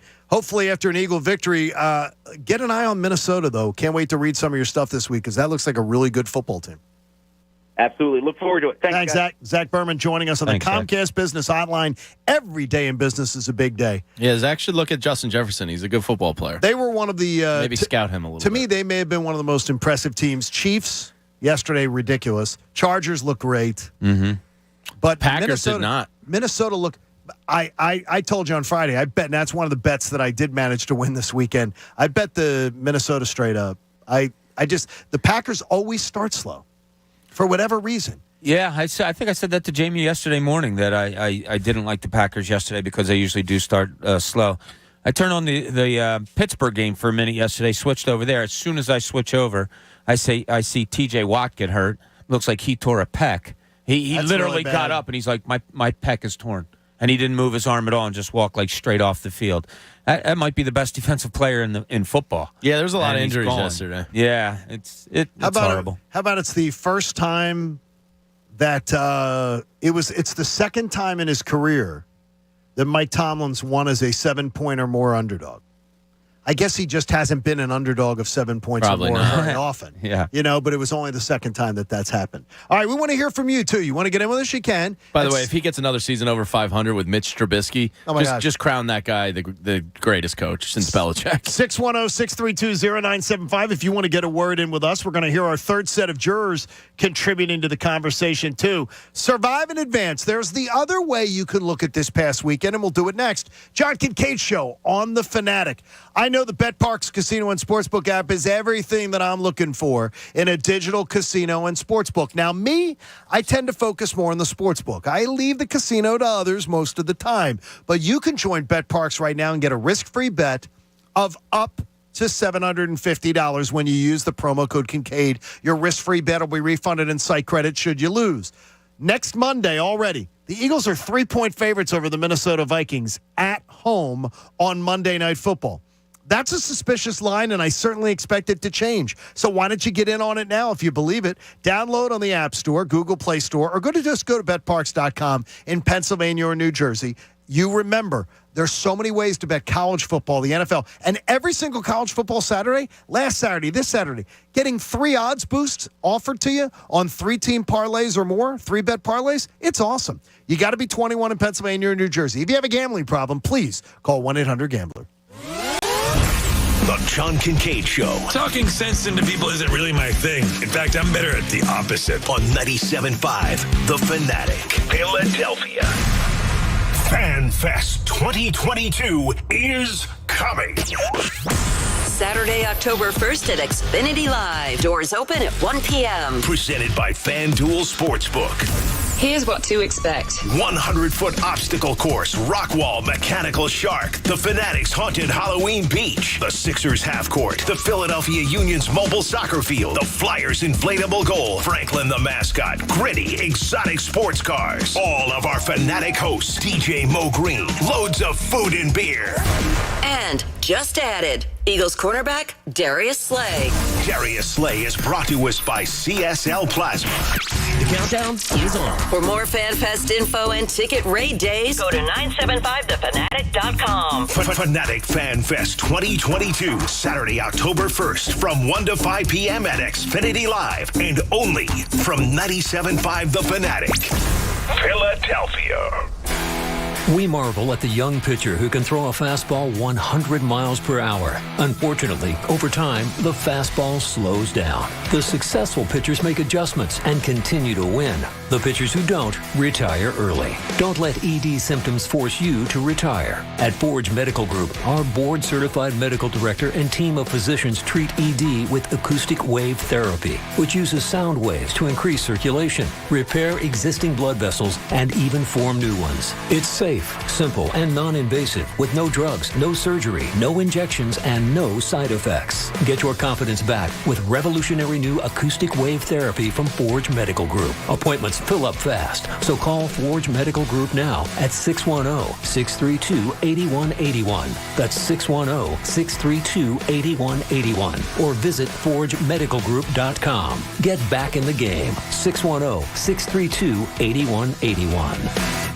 Hey, it's Cuz. Look up. Is your roof old, tired, maybe even starting to leak? Don't trust just any company that does a roof. No, trust Anthony and the true roofing experts at LaBruciano Roofing. Anthony! The only roofing expert that I trust. Anthony LaBruciano. His team at LaBruciano, one of the few roofers in all of the land that has earned the prestigious honor, Certainteed 5-star select shingle master. That means the best warranty in business for you. 50 years from the manufacturer, 25 years on the expert installation. Call now, schedule an in-person on-site estimate. You'll have the peace of mind you're dealing with the best. Call 610-265-ROOF. That's 610-265-ROOF. Or go to PARoofPros.com and you can check out their beautiful new 23,000 square foot showroom in Collegeville, where they're stocked with a huge variety of windows, siding, shutters, anything you need for your home's exterior. Trust me, once you meet Anthony LaBruciano, you'll see why he's the shingle master. Grab your seat at the virtual table for the World Series of Poker Online 2022. From September 11th to October 16th, you can sign up and play on WSOP.com or the World Series of Poker Real Money Online Poker app. This is your shot at a gold bracelet and a seat at the 2023 Tournament of Champions. Sign up and deposit with World Series of Poker using promo code RADIO22, and you'll get $50 in free play, a deposit match of up to $1,000 and more. Must be 21. Visit WSOP.com/promotions for full terms. If you or someone you know has a gambling problem, call 1-800-GAMBLER.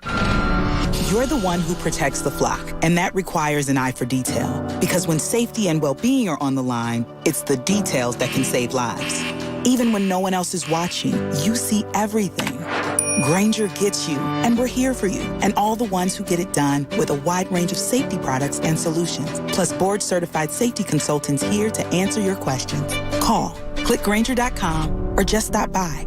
Grainger, for the ones who get it done. Mr. Clean, Mr. Clean. I hate the struggle of tough, greasy messes on my stovetop. So I just freak, wipe, and I'm done. When I'm frustrated with stubborn bathtub soap scum, I just freak, wipe, and I'm done. Mr. Clean Clean Freak delivers an innovative cleaning experience with a powerful, deep cleaning mist that starts working on contact to break down tough messes in seconds. Just freak, wipe, done. By now, you know that sound. It's the sound of the Home Depot. But what about those sounds? Those are the sounds of the Samsung Bespoke Refrigerator's Beverage Center with internal water dispenser and built-in pitcher with flavor infuser for crisp, refreshing water, making this the sound of savings on top brand appliances. The Home Depot. How doers get more done. Final days to save up to $1,201 on this Samsung Bespoke Refrigerator in September 14th. Offer valid August 25th through September 14th. See store or online for details. Think you know Amazon? Think again. Did you know you can get paid when it works best for you? That means you can get the money you earned directly after your shift, or that you get benefits like healthcare on your very first day. As an Amazon warehouse associate, you'll be amazed by what you can get. To learn more about all of the benefits of working an hourly job at Amazon, go to amazon.com/hourly. That's amazon.com/hourly. Amazon is proud to be an equal opportunity employer.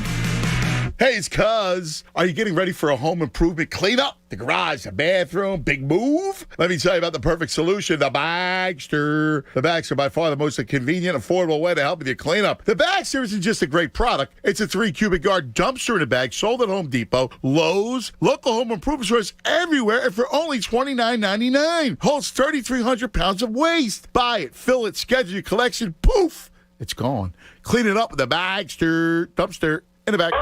Every drive starts somewhere. For First Trust Bank, our drive started in Philadelphia and continues to this day.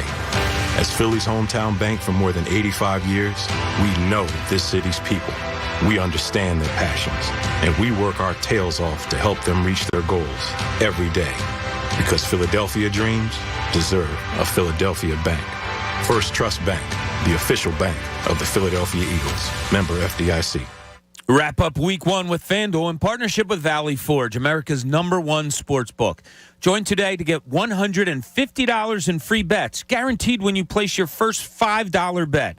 Sign up with promo code Bob to get in on the action. Turn game day into payday all season long. Now, you make that $5 bet, you get your $150 in free bets. What are you going to do?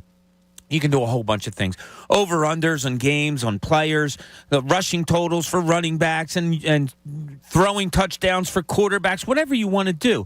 You can bet on more than just the final score. Wager on everything from touchdowns to total yards to catches. You can even combine your bets for a chance at a bigger payout with same-game parlay. Don't fumble your chance for $150 in free bets, win or lose. Use promo code Bob and make sure every moment more with FanDuel, the official sportsbook partner of the NFL. 21 plus and present in Pennsylvania. First online real money wager only. $10 first deposit required. Bonus issued as non-withdrawable free bets that expire 14 days after receipt. Restrictions apply. See terms at sportsbook.fanduel.com. If you have a gambling problem, call 1-800-GAMBLER. Now, back to the John Kincade Show. Are you a foxhole guy for the John Kincade Show? Then prove it. Tap the 97.5 The Fanatic app all morning long, before and after your commute. On 97.5 The Fanatic, Philadelphia. Football Monday on The Fanatic is presented by Pierce Phelps. Whatever it takes. Go to nopaybryant.com. Want to thank Pat from H&H Heating and Air Conditioning. What do you say, Pat? Pat's there right now doing the fall tune-up. Ooh. Fall winter tune-up right now. We had an HVAC dispute over the weekend. She turned it off Friday, and it was off all day Friday. And what do you mean turned it off? She shut the AC off because Friday was nice, and it was. She's a big. It's fresh air. Let's get some fresh air in here. Okay. Which I'm not opposed to. But then Friday night, it was kind of like humid again. Yeah, and we were putting stuff away in the kitchen, and I was like wiping, and I was like, "It's going back on!" And she doesn't understand that just because it's nice outside doesn't mean it becomes nice in the house. Yes. So I won. I'm a man. I put my foot down. That's right, Joe Cordell. There you go. Christina says This is Joe Cordell. It's nice about H&H. When they make an appointment to show up at a time, he pulled up into the driveway within 1 minute of the time. Yeah, and they send you a picture and a name and background. It's nice in this day and age. Yeah, I like that. Need that. Very, very much. I want to tell you here, good news, really, really good news, that the Eagles won. And it's just, if this would be like a contrary open. Okay, so this is contrary open compared to being critical. I always believe one thing first, and that's why I led with it today. One thing first, survive and advance in a road game. I feel differently about home games. And by the way, looked at my Park Sportsbook app. The Eagles are 3-point favorites over the Minnesota Vikings next Monday night. That seems strange to me. Interesting. You watch both of those games, that seems strange that the Eagles are 3-point favorites. And don't say, well, it's 3 points at home. That is the most cliched thing ever. That is not true. It is not a consistent 3 points every game. That is a home team just doesn't mean 3 points. It's a suspicious line to me that's the way that the game's being talked about. What would you have guessed before looking at it? 1.5. Oh. Eagles 1.5. I think it's about exactly right. Well, it's right there. And it's survive and advance when you're on the road in the NFL. And the Eagles did not do something that happened yesterday. The Eagles could have went the way of the 49ers. They opened their season on the road against a bad opponent in the Chicago Bears. They let a big lead get away, and they blew it. The Titans blew a game at home to the New York Giants that they had well in hand. That's embarrassing. The Bengals came out and wet the bed at home against the Pittsburgh Steelers and Mitch Trubisky. So what the Eagles did is what those teams didn't do. The Eagles took care of business, and that is to be applauded. Absolutely applauded. A lot of work to do.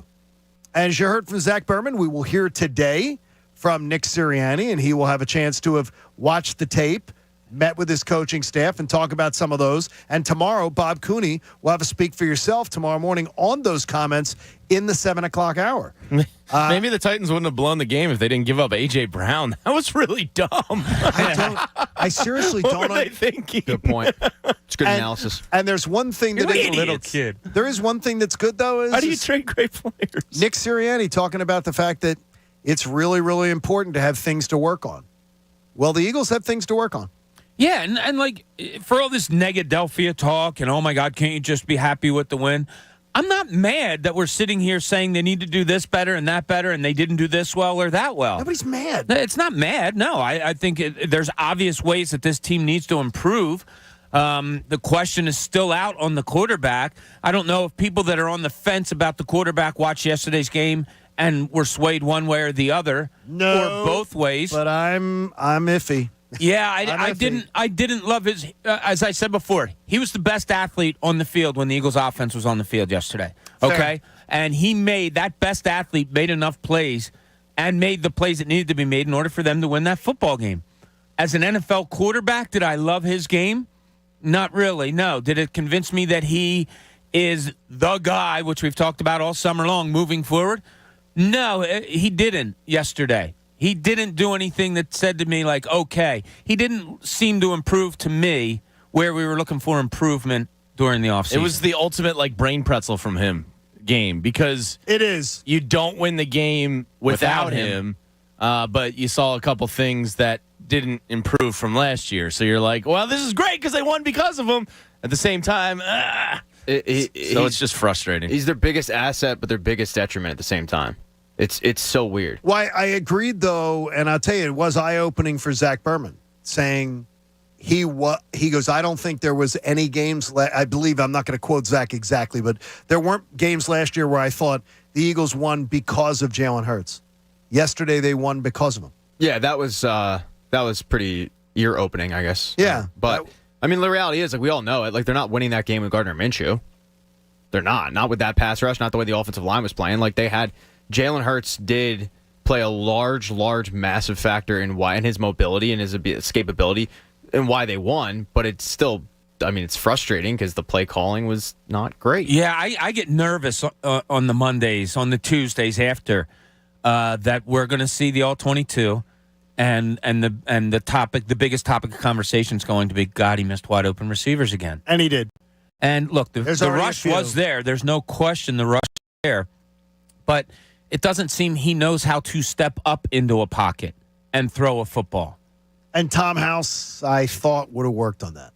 And maybe they did, and maybe it just didn't execute to the game. You remember what we were talking about? I think I brought it up in the offseason. I said, what concerns me is he had that broken ankle. So he got that taken care of. The one thing that he really needed to work on was pocket presence.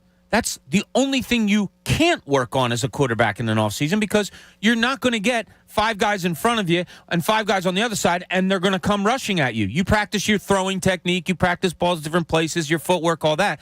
You can't practice, really, pocket presence. And I think he lacks there a lot. Hey, the all-new BetParks app's available in Pennsylvania and New Jersey. You can get that Eagles spread for next week already. Go to BetParks.com. You got to be 21 and in Pennsylvania or Jersey. Gambling problem, call 1-800-GAMBLER. Pat, let's check out what our jurors had to say. More of our juror contributions. Sure. So we will start out with our buddy Graff in media. What's up, Graff? This is Graff in media. It is pretty clear that the Philadelphia Eagles have some things to work on. Pre-snap reads, taking a look at the defense, recognizing where the blitz are coming from. It's not like the Detroit Lions did any crazy blitz packages or hit it or anything of the sort. So, Jalen Hurts needs some help in that regard. I don't know how you fix that, but him tucking the ball and running every time isn't nearly as effective as throwing into the blitz. And then obviously the defense had some issues earlier today as well. So hopefully we can get it together, man. Go Birds. I like what Graff had to say there, though, is that I don't believe there was any time yesterday when Detroit disguised the blitz. No, it was pretty obvious when it was coming. You knew it was coming, and they were calling it. Adam Amin and Schlereth were both calling it before the snap even happened. Yeah, the offensive line had their worst game in a long time. It was bad. It wasn't great. I think they had a worse game than the defensive line, who's taking a bunch of crap. I think the offensive line was worse. Well, in the run game, they were good. I don't know. The D-line was pretty bad. I saw a stat that Fletcher Cox and Javon Hargrave were 2 of the top 4 worst D tackles in the league yesterday against the run. Oh, boy. Oh, that's not good. Not good. I think Jalen Hurts probably hid a little bit of the fact of how bad the Eagles' offensive line was. But let's hear what our buddy Jeff has to say. This is Jeff, the juror, calling in. Everybody says, what a better way to start the season than 1-0 for the Birds. But I say a better way to start the season would have been with a much better defensive effort by Gannon and that defensive team. 35 points to the Lions. Ain't going to cut it next week against the Vikings. Running backs looked great. Jalen Hurts certainly looks like a quarterback can get the job done for us this season. And A.J. Brown. Wow, what a signing. Love having him here. Go Birds. There you go. I like the positivity. I think that there were as many negatives on Jalen as there were positives. I think they're all honest assessments. Yes, I really they are. do. And I think it's a very, as you can hear by the jury pool, it's very diverse. The opinions are sort of all over the place, sort of like that game left us. It was a big butt game. It's like you lay out all the good things, but this dump truck game. But that, and we'll move on to Karen. It was a J-Lo game. Cake. Karen, as we're moving on to Karen. What's up, Karen? Hi, juror Karen B. checking in after the Eagles-Detroit game. Just want to let you know, thought the game showed some rust from them not playing much in the preseason. Definitely not enough pass pressure, tackling so weak, and too many stupid penalties. Miles Sanders was a beast, and A.J. Brown as advertised. I thought Jalen Hurts was really good, but I'm concerned about him getting hit so much. It's only game 1. I don't see him making it through 17 games. That's a worry that I have. How do they hold up? Absolutely. That's too many runs. Too many runs, but 14 runs is too much. But as they said, A.J. Brown and Miles Sanders. Miles Sanders was a dog yesterday. To use Jalen Hurts, he's a dog. Yeah, he was great. Jamie and I are big proponents of his, and I do wish they would use him more sometimes. 2 handoffs to him in the first 25 offensive plays. I don't get it. I don't understand it. I don't know why you're not going under center more. Something that we questioned last year up until Game 7, and then they finally did it, and the running game took off. I think that's the league, though. Like, if you check out a lot of these Herberts and Mahomes, they're probably 85% out of shotgun, 90% out of shotgun. Like, I don't think there's much. There's not a ton of lining up under center anymore. Yeah, but they still run up with in run formations many times, those offenses. Yeah, but I'm not concerned about that, really. I mean, the new NFL is shotgun. That's the base formation. Yeah, when you have a prolific passer, I believe it is. Yeah. You don't have a prolific passer, though. I mean, they scored points. I didn't say that. You're talking about guys when they line up in the shotgun, it's because you have guys that are prolific passers. Or you want to base your play action out of shotgun. I don't think it plays to his strengths because it doesn't disguise anything you're doing. And Jalen Hurts needs a little bit of the disguise to help him along. It's obvious. Yeah, when they know he's going to pass, they bring the blitz and just jailbreak him. And it's just he's not going to line up under center much. So, like, I'm trying to nip this in the bud because I don't think we can talk about it every week. No, he's not. He's not. And he's just not going to happen. even in short yardage, they don't do it. I don't know why when you have Jalen Hurts. They did it at the goal line. On the goal line, they did. And Detroit was offsides on that. I don't know how that wasn't caught. Somebody sent a picture to us. Detroit's helmets were over the ball. Oh, is that right? That seems I seem to catch that a lot. Sloppy by the refs. Hey, you may not always need a new water heater, but when you do, choose our friends at Bradford White because Bradford White is here for the pro. Zach in Pottstown joins us. Zach, good morning. You're on the Fanatic. Hey, good morning. Long-time caller, first-time listener here. I got Thank you, Zach. 2 points on Gannon here before I don't hang up. One is we got to stop complaining about how Gannon's going to call the defense. He's not going to blitz. He's never done it. He's not going to start now. Like, this is on Graham, Sweat, Reddick, Fletcher. Get to the quarterback. Otherwise, this defense is going to get roasted. Okay. And second is, how is Jordan Davis at 22 snaps? Fletcher Cox had 39. Milton Williams at 33. Some Tua Satopo Popo, he's at 30? Like, Jordan Davis, that tells me he's fat and he's lazy. That's what that tells me. That's a bit extreme. That's big assumption. Ridiculous. That's crazy. But it is 22 snaps it jumps out. I think, that does. Yeah, especially with the other guys that he just gave. Hey, let's check out Cooney's Corner, and Bob couldn't stand this at all. Now, let's see what's in Cooney's Corner. Pat will tell you what I was yelling for the first quarter. I said, please don't do this.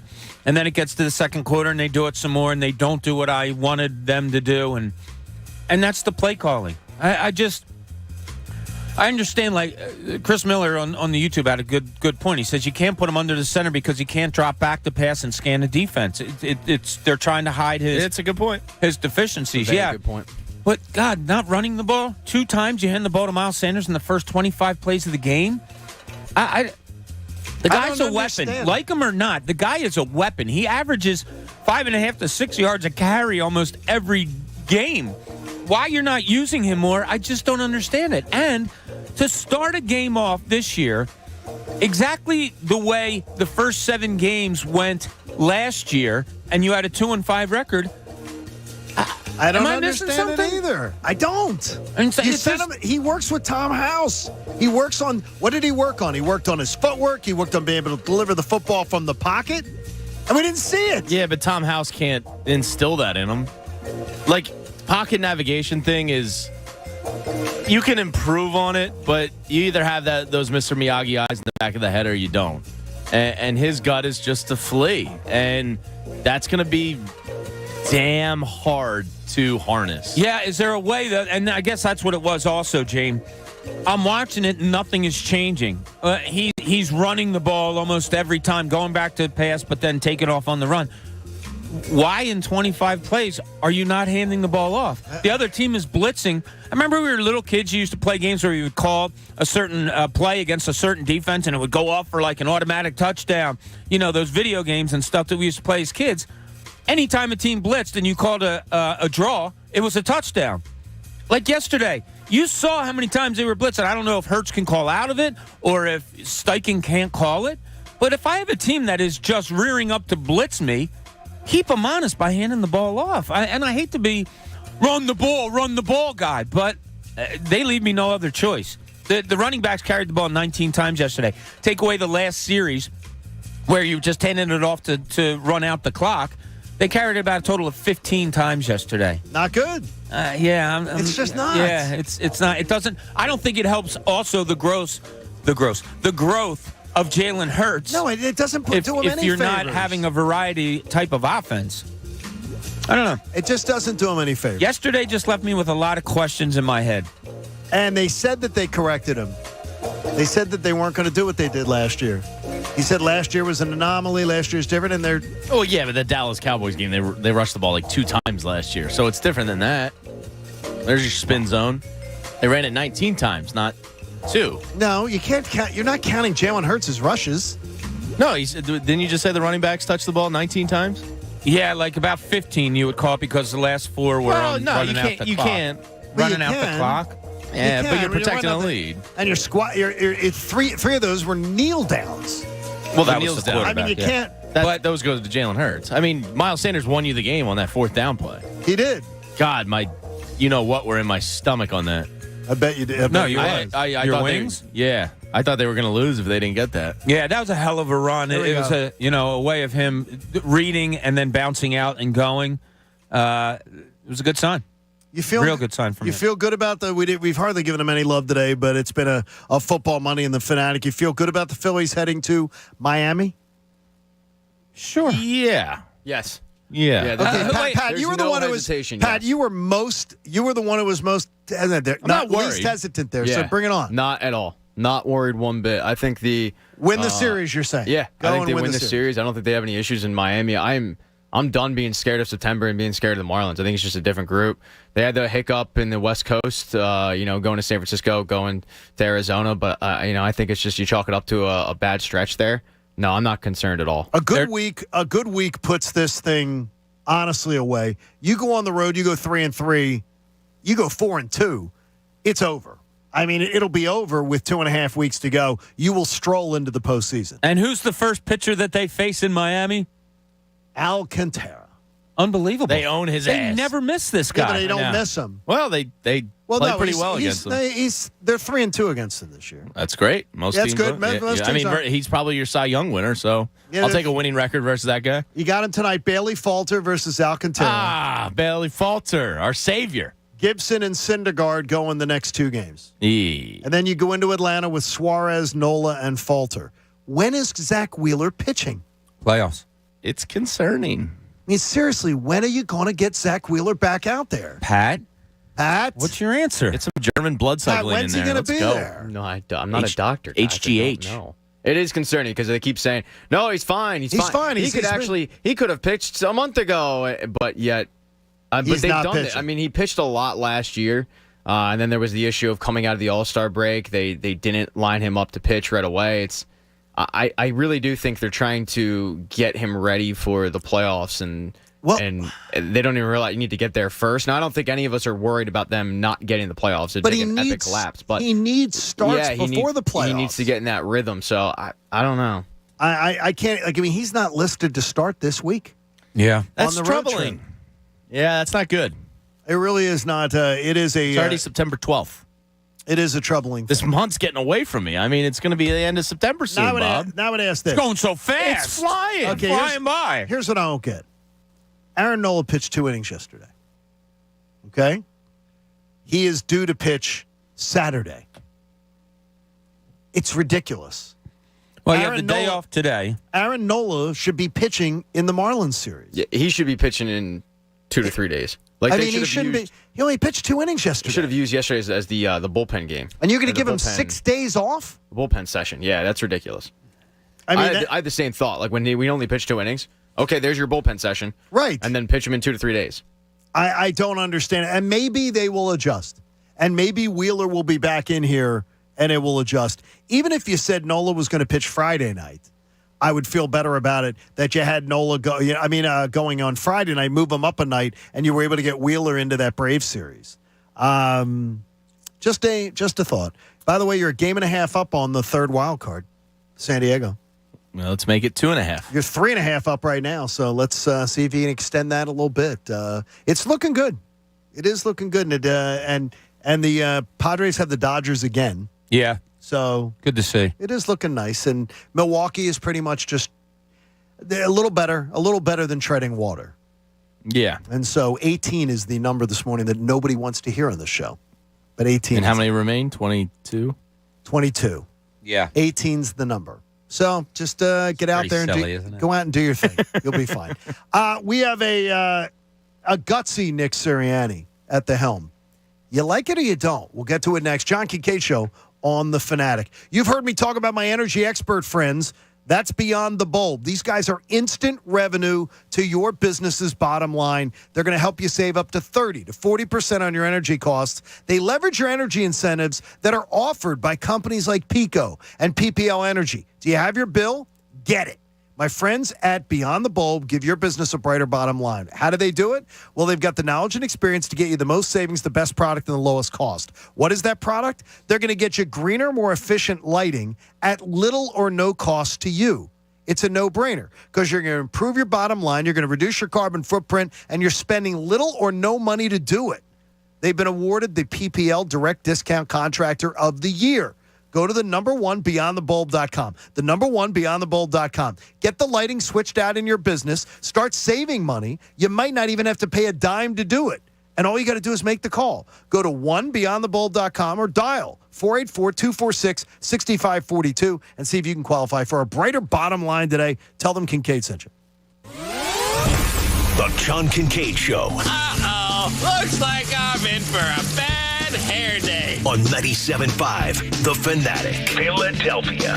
Hey guys, it's Andrew. Kick off week 1 with FanDuel in partnership with Valley Forge, America's #1 sportsbook. Join today to get $150 in free bets guaranteed when you place your first $5 bet. Just sign up with promo code Fanatic to get in on all the action and turn game day into payday all season long. I've already been telling you that I made a parlay wager for the division winners, and I have the Birds in it, so you can put that $5 down on anything, get the $150, and mess around with it. I got the Birds, Cincinnati, LA, Tampa, and I got Buffalo. That 5-leg parlay right there will score me just under $3,000. Bet on more than just the final score. Wager on anything from touchdowns to total yards to catches. You can even combine your bets for a chance at a bigger payout with that same game parlay. Don't fumble your chance for $150 in free bets. Win or lose. Use promo code Fanatic and make every moment more with FanDuel, the official sportsbook partner of the NFL. 21 plus and present in PA. First online real money wager only. $10 first deposit required. Bonus issued as non-withdrawable free bets that expire 14 days after receipt. Restrictions apply. See terms at sportsbook.fanduel.com. Gambling problem? Call 1-800-GAMBLER.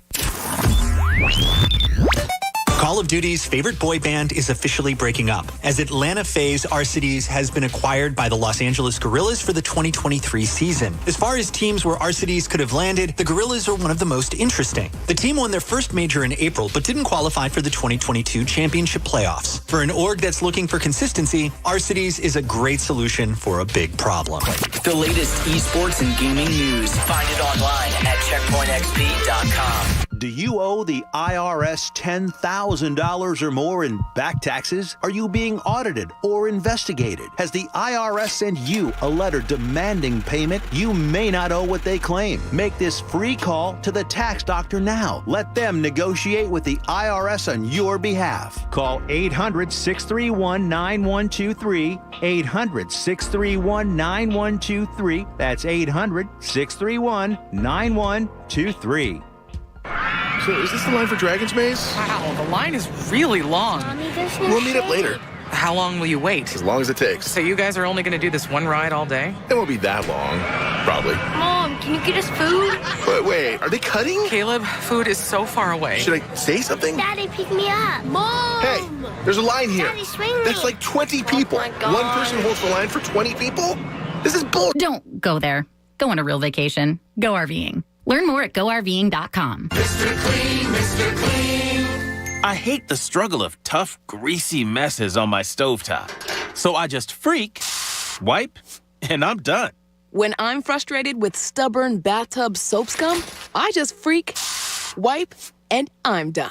Mr. Clean Clean Freak delivers an innovative cleaning experience with a powerful deep cleaning mist that starts working on contact to break down tough messes in seconds. Just wipe. Done. Are you an owner of a construction company, a general contractor, or a subcontractor? Then this message is for you. Autodesk is the only construction software in the industry that can connect your project from design to pre-construction to building through operations. It's what leading owners and contractors choose because it's easy to deploy, adopt, and use for any size project. Increase your ROI by leveraging Autodesk Construction Cloud, the only software built for collaboration. Learn more, dial Nick Vitullo at 609-254-5492.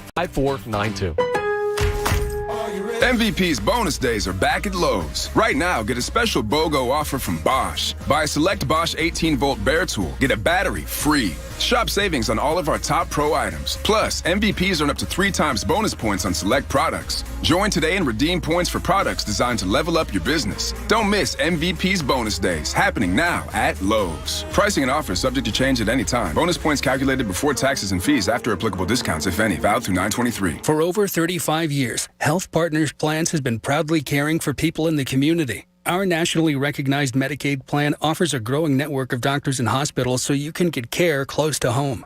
Health Partners can help you get the care you need, including doctor and hospital visits, prescriptions, immunizations, eye and dental care, and more. To learn more, please call 1-800-553-0784 or visit hpplans.com. Health Partners, trusted care where and when you need it. Hey, it's Cuz. Bars, listen up. Football season's back, baby. Give your customers that authentic Philly taste with the Gourmet Egg Roll Company cheesesteak egg rolls. Nothing beats that local Philly flavor. These babies are dynamite. When you're watching a game at your favorite local place, ask for the Gourmet Egg Roll Company egg rolls to satisfy that game time hunger. Philadelphia flavor. Great taste. Rolled into one. Check out all their flavor options. CheesesteakGetEggRolls.com. The New Jersey Transit Police Department reminds you that we all need to work together to keep our transit system safe. Be alert and aware of your surroundings. If something doesn't feel right, it probably isn't. Report suspicious activity to 1-888-TIPS-NJT or text your report to NJTPD. New Jersey Transit urges you to help us keep our transit system safe.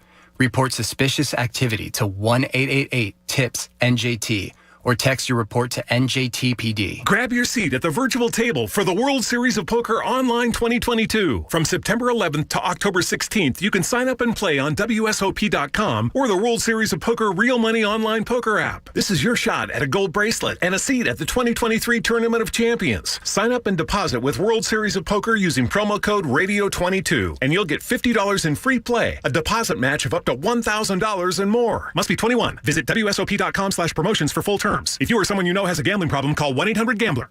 Thursday Night Football is now Amazon's prime night of football because every Thursday night football game is only on Prime Video. Beginning September 15th, watch the NFL's biggest stars compete every Thursday night of the season.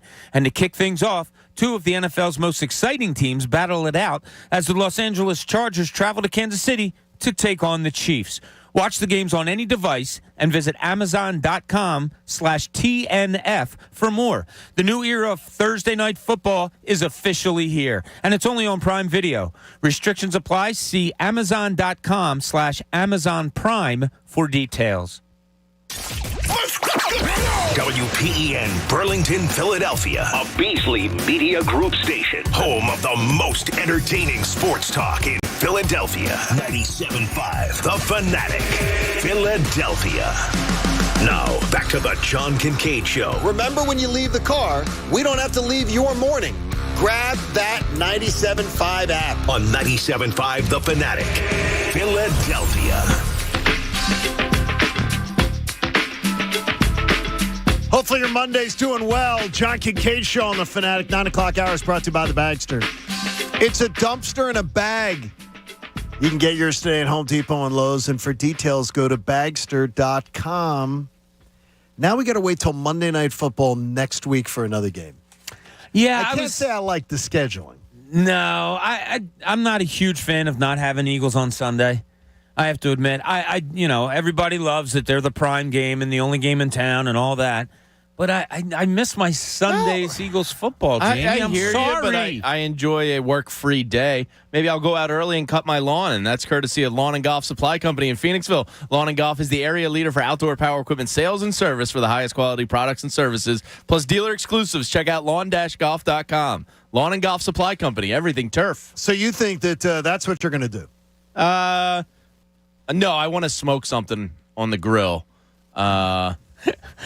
And maybe otherwise. But no, I want to do like a nice football spread and make some stuff at home and chill out with the girls. Now, the thing is, you do that to watch other teams play? Yeah. I bring the double TV up. I get the Octo box, which is basically like You love your Octo box. sports porn for me. Seeing Scott Hansen yesterday was just great. How'd he look? Was he good? Everything was the good? witching hour, man. Shirts were coming off. Oh, really? Oh, Yeah. Scotty was looking really good. So I'll bring up the second TV, make a whole day out of it. Yeah. Maybe spike the girls with melatonin so they sleep an extra long nap. Wow. I'm just kidding. It's aggressive. It's just you know what he says? He says he's just kidding. Just kidding. I'm not so sure he's just kidding, Bob. I haven't looked at the games yet for next week as far as I don't care. What's on. I don't either. Yeah. But it's not the work that I care about. Like, we all love doing the pregame show. It's work being an Eagles fan and follower. It is. It's like a day that you feel like you work after you watch an Eagles game, it was exhausting yesterday. Yeah. I don't think that was a pleasant watch. It's odd you say that because me and my cousins were kind of all together at my cousin Tim's house. Nobody was really stressed. The only thing we were sweating was our 9-leg same game parlay. Well, Pat said that Pat didn't have a doubt. Yeah, it was pretty enjoyable for us. We kind of had the same vibe. Like, it got tight at the end, but nobody was really, nervous. Yeah, I would say first quarter wasn't enjoyable. Second and third were, and fourth quarter wasn't enjoyable. But I still had no doubt they would win the game. Yeah, I had doubts in that fourth quarter. I didn't like the way it was going. Did I think they were going to lose? No. Did I have some doubts? Absolutely. Because we've seen it so many times before. And I saw other games around the NFL. My buddy Joe keeps saying, oh, look at that Steeler game. Look at that Carolina game. Look at the Houston game. It was ugly. There were so many games where it was like big orders and then someone's coming back and winning, and I'm going, oh, jeez. Well, and somebody said something, I don't know if it was on Twitter or not, saying, that was a huge game for the Lions because they're trying to rectify what was bad last year. They're coming off a Hard Knocks. They may have a little national notoriety now. Dan Campbell's becoming this. Everybody loves Dan Campbell, the tough guy football coach and all. So it's a huge game for Detroit. Not saying it's not a big game for the Eagles because it's their first game, but like we talked about earlier, I don't know, is it their fourth preseason game? Is it the fact that, you take it kind of easy in training camp and all that, and then you build. And, maybe Detroit built for this. Where the Eagles are still building for their season. I don't know. It was a comfortable game to watch, but it wasn't a fun watch. You're right, John. Yeah, I didn't think it was enjoyable. The pants were almost coming off with A.J. Brown's. Well, A.J. Brown was very fun. enjoyable. Yeah, that was, the most yards in an Eagles debut ever. Can you name who he eclipsed to get that? Wait, so I missed what you said. Most Eagles yards in a debut game, eclipsing this guy who had 141 yards. Terrell Owens? No, another wide receiver journeyman. Oh, really? I can't. Irvin Fryer. I can give you his college. Oh, go ahead. Did he have a problem in Miami? Yes. Did he was end a up with a Tennessee problem? volunteer. Did he end up with a problem in Miami later on? Crosswalk problem. Third round pick. Dante Stallworth. 141 yards. A.J. Brown eclipsed that for most in a debut. Dante Stallworth. They stole him from the Saints. Yeah, but he's that. I don't look. I look at AJ. I look at AJ Brown and I say, man, he's different. Well, he just is. Physically, you see the difference, and you also see those slant patterns. He can go deep. He can catch one short and take it to the house. He's got optionality at the wide receiver position. He can do it all. That guy's a stud. Does your siding crack under pressure? Well, A.J. Brown doesn't. If you have to replace a board, LP SmartSide products are designed to bend. Side with LP SmartSide trim and siding at lpcorp.com/pro. Cuz Radio takes you through the day today, and also the best show ever, recapping that Eagles victory. And remember, at noon and 4 o'clock today, your chance to qualify to go to Arizona with us. We had our first qualifier this morning, and you'll have your next chances to win at 12 and 4 to get onto the list to qualify here with the John Kincade Show. Frank in Philadelphia. Oops, sorry about that. Frankie, I hit the wrong button there. It's not Frank's fault. That's not good. That was me. Double tap. This is not good. Double tap it there. That was me. Frank, how are you? Good morning there, Phil. What's up, Frankie? Now, I think the Lions came out just like Bob said. Hard knock. They had minicamp. The Eagles had a lack of training camp, no contact, and that showed on defense. Couldn't tackle. It was just we got ran all over by DeAndre Swift. And he did, man. He was all over. And I think we'll be okay, but Jalen Hurts needs to improve, man. There you he go. has to stop thinking run first and pass that ball, man. That's all I got to say. There you go, buddy. Thank you, Frankie. By the way, it is I know that there are pieces that are up on it now. Jeff McClain, Bob, talking about Jordan Davis. He goes, when Jordan Davis was in at nose tackle, the Eagles' defense was effective on early downs and got the Lions consistently into longer third downs than when Cox was in. Yeah, when why didn't they Fletcher play Cox him more? There's no idea. There's no understanding of it. Jordan Davis was better than Fletcher Cox yesterday, period. They were more effective when Jordan Davis was in the game. He was better at run defense, that's for sure. They were absolutely more effective. But 22 snaps is forget Cox and Hargrave because he's always going to get out snapped by those two. But the Milton Williams and the other guy whose name I'm going to butcher, so I'm not even going to attempt, out snapping Davis is a little. Okay. Here's what I'm wondering about. Bring along a rookie slowly. Yeah. Appease a veteran who was mouthy last year. Fletcher Cox, who was very mouthy last year when he didn't like how things were going on. No. And he publicly called out his defensive coordinator and his head coach. I think they're over appeasing Fletcher Cox. I mean, they told you that with his contract. They said, still gave him a nice contract. Yeah, but they cut it. I mean, they cut his legs out. No, I got you. But I mean, it was and you can read Jeff McClain's piece. It was clear they were better when Jordan Davis was in the game yesterday. Well, then why isn't he getting more snaps? Here's one on the other side. Maybe the Eagles coaching staff questions his conditioning. Maybe. Could be. I don't know. I'm just trying to come up with a theory because it doesn't make sense. He was far better yesterday at putting Detroit into long third downs. When he was in the game on early downs, they were doing better than when Fletcher was. I'm sure somebody will isolate his 22 snaps, and I'll take a look at it. But I don't know, and I'm not calling out Jordan Davis's conditioning. I'm a big fan. He did have a pressure on the quarterback, and he was better against the run than Fletcher and Hargrave were, so... Hey, I don't know. Tonelli's Pizza Pub in Horsham. Tonelli's, make sure your game day is a dub every time. This and every game day make it the finest in the universe. You can order now at Tonelli'sPizza.com. Tonelli'sPizza.com. In the linchpin, Jamie Lynch wants to brag on a guy who gets far too much criticism sometimes.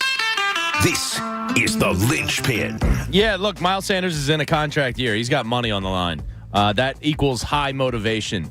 I thought he was excellent yesterday. I thought that was the best game we've seen from Miles Sanders in a long time. Close to 100 yards and a touchdown with only 13 touches. I think he's going to have a big year. The concern with him mostly is, can he stay healthy? Can he avoid these soft tissue injuries that have kind of plagued him the last 2 years? But from a running aspect yesterday, me and my cousin Steve just kept going. There's another 7 yards. There's another 8 yards. I mean, he was getting big chunk after big chunk. He really was. He was great yesterday. Sadly for my fantasy team, he was the highest performer on it, but nobody cares about that. Right. But he was great. And if he can get up to be that 17, 18 touch a game guy, I think you're going to get over 100 yards pretty much of production out of him every game. I think the sky's the limit for him this year. I do. I just hope he stays healthy. And it was good to see him get some red zone carries. I love that, too. You know, everybody likes to harp on, well, no touchdowns last year. I looked it up last year. He was 63rd in the NFL in red zone rushing attempts, which might say that the coach have concern about something. But it was good to see them feed him inside the 10-yard line yesterday to give him that touchdown. But I'm really optimistic about where he's trending right now. I gave a number out yesterday on the pregame show, John, that when Miles Sanders came back from injury, he got hurt here in Las Vegas. He did. Missed like 3 or 4 games. From that, the 4 times they gave him the ball, 15 times or more, his numbers were, I want to say he averaged close to 120 yards a game. The guy's productive. And yesterday, if you say, what worked best for the Eagles offensively? Well, throwing the ball to A.J. Brown did. And then you have to go to Miles Sanders right after that. Because I thought he was the second best Eagle. Yeah, probably. I'll give you that. Yeah. I would love to see him have the ball more. I would love to see. It's the first time the Eagles have had 4 rushing touchdowns from 4 different players, I believe, since 1961. That's incredible. Yeah, which is a crazy stat. And they clearly wanted to spread the love around the goal, get everybody involved there, which was no problem. That's cool to see. I like touchdowns. I don't care who gets them.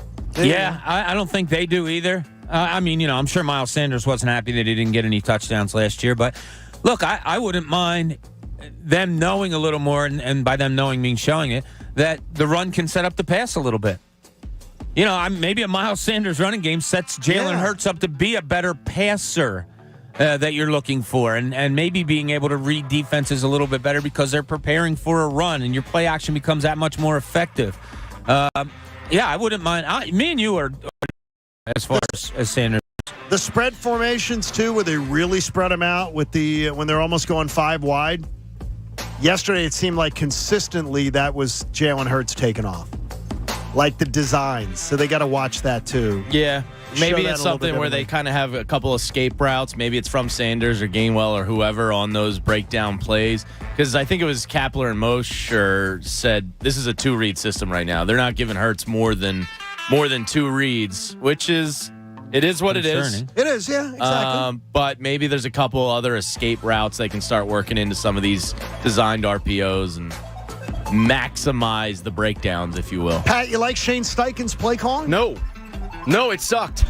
I think it did too. No, it wasn't good. I didn't think it either. One of the big negatives of yesterday's game was his play calling. I don't know how much of it was by design. I don't know how much of it was Jalen Hurts dealing with the blitz. But something needs to change. It wasn't evened up, and it was, I think, a big fear that all of us had going into this game was, what Eagles team are you getting? Are you getting the first 6 weeks of last season, or are you getting, the last 11 weeks of last season? And I think most of us wanted a mix, and we didn't get that. Don't you find it weird? Steichen takes over last year, has so much success running the ball, take it out of Jalen Hurts' hands. You win 7 out of your last 10 games playing that style of football. And then you start the league this year, you're calling plays, and you revert back to the first 7 games last year? It's terrible. I just found it odd. I'm not, again, they won the game. We all know that. But I just found it odd that it was, yesterday, did it not resemble the first 7 games of last year than it resembled It did. the rushing team that we've seen before? I don't know. I walked away feeling like it was fairly balanced. Did you? But it wasn't, because the runs, at one point it was 26-21 because I screenshotted the graphic. 26-21 rushes. But Jalen Hurts' rushes are part of the rushing attack. Yeah, but a lot of them are scrambling out of the pocket. That's not a rush, but they count it but as it's a an rush. RPO system. When it's an RPO system, if he but has that's not a But it's part of their run game. That's not a run play, though. But it's part of their run game. It's not a run play. That's a pass play. You got an old school mentality here. I do, absolutely do, because you're not going to win with that mentality. How do you know? You're gonna have, Nick Foles won with that mentality. You cannot have him run the ball. Nick Foles didn't run the ball 17 but times. They ran an RPO. But he didn't run the ball 17 times. He took the pass option. Yes. Jalen Hurts doesn't That's have? what you need to do. You don't need There's several ways to skin a cat. Sorry, PETA. Why are you skinning cats? Yeah, You're a I never got that. I don't like You need to throw the ball. The RPO has to be. I don't disagree with you, but the RPO, like rushing attempts from Hurts, is part of the Eagles' running game. Do you think that they win that game if Nick Foles is the quarterback yesterday?